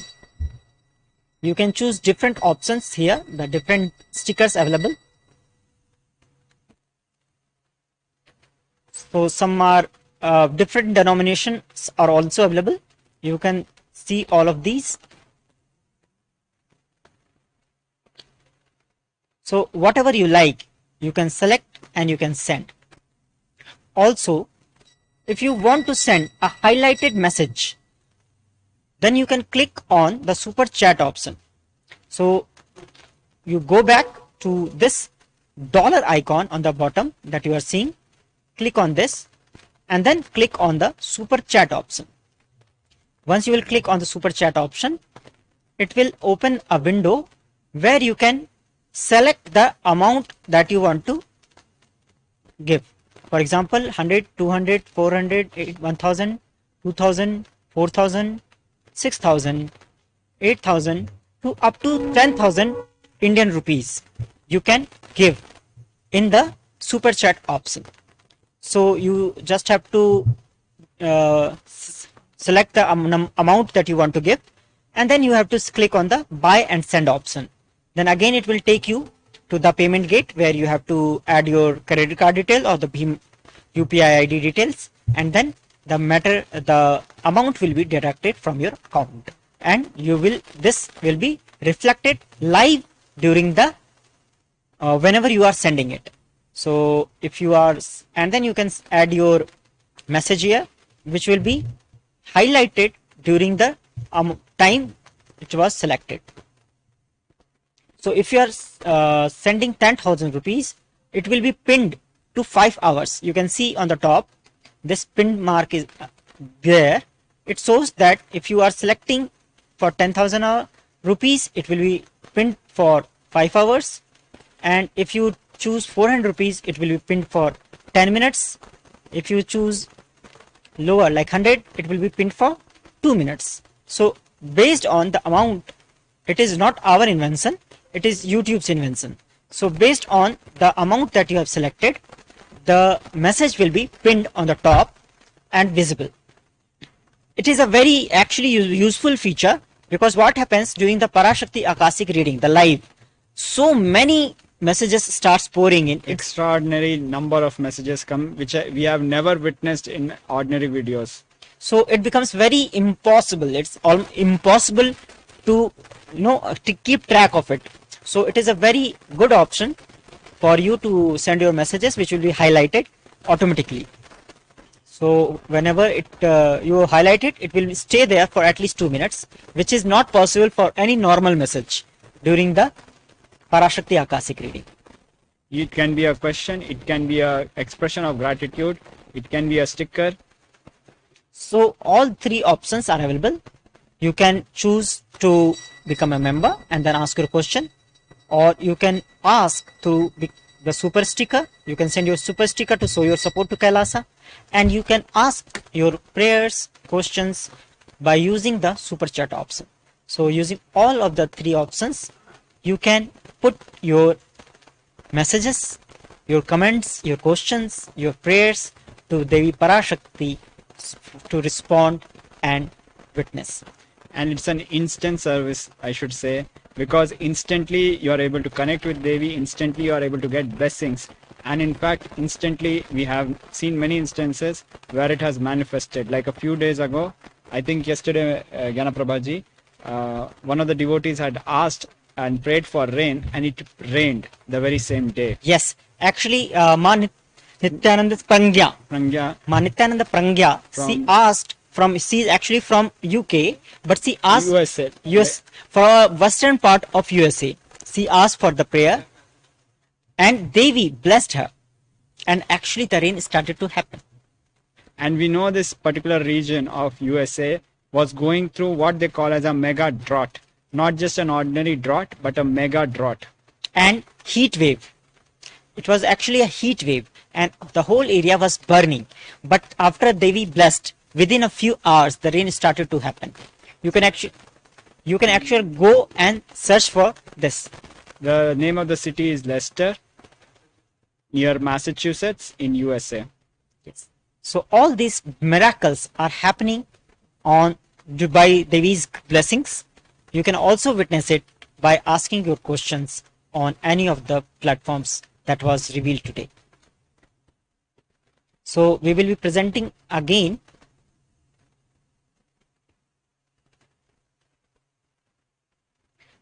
what are the ways that you can ask your questions on the social media.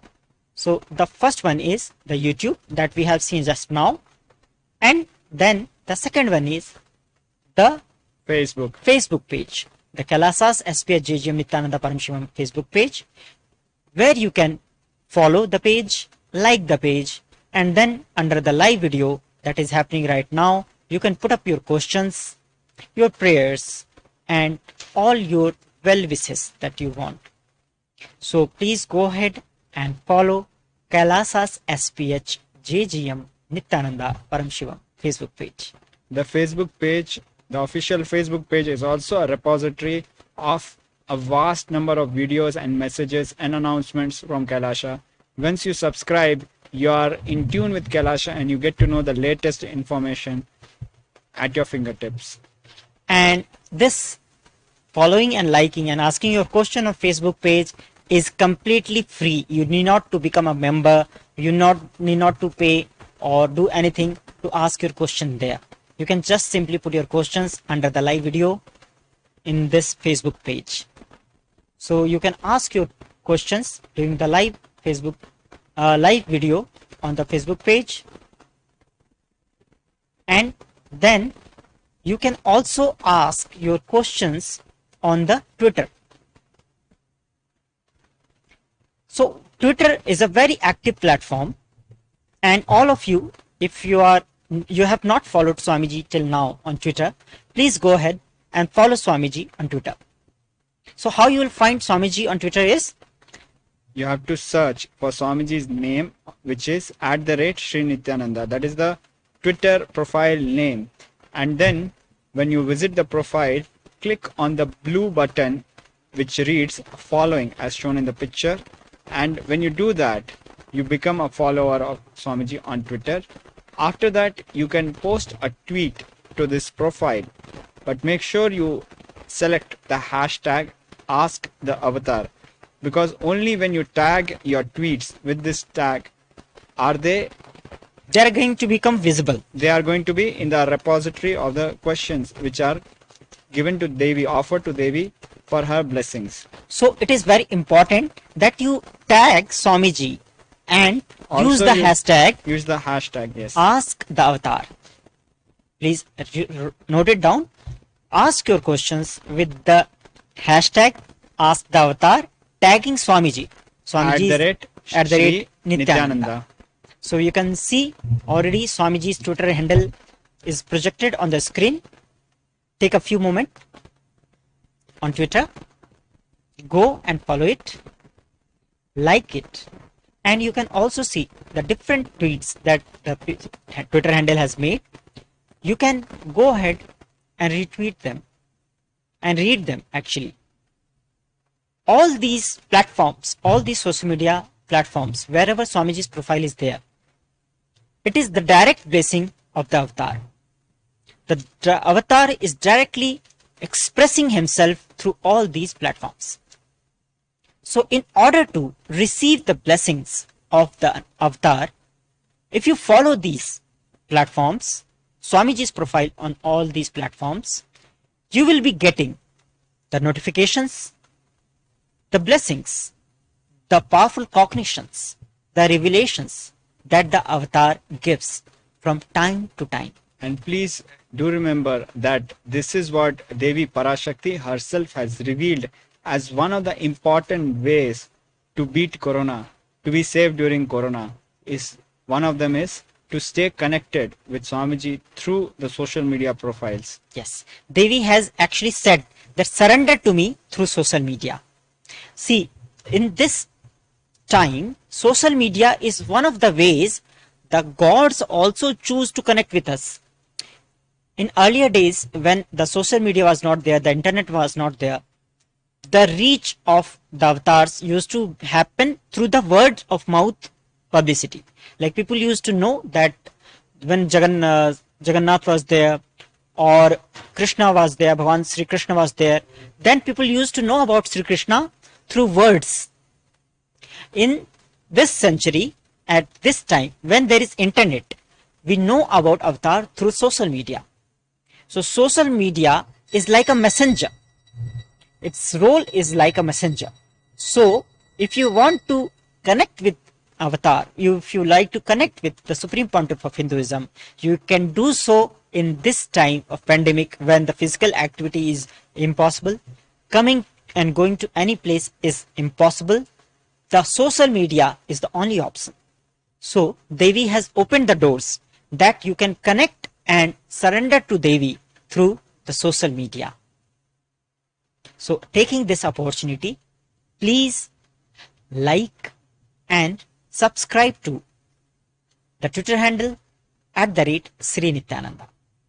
And then you can put your prayers, your questions, and anything you want. You want to say something. It can be an expression of gratitude for the previous blessings which you received. You can offer your gratitude. Okay. So now it's the time for preparing ourselves for receiving the avatar, manifesting Devi Parashakti herself. So let us all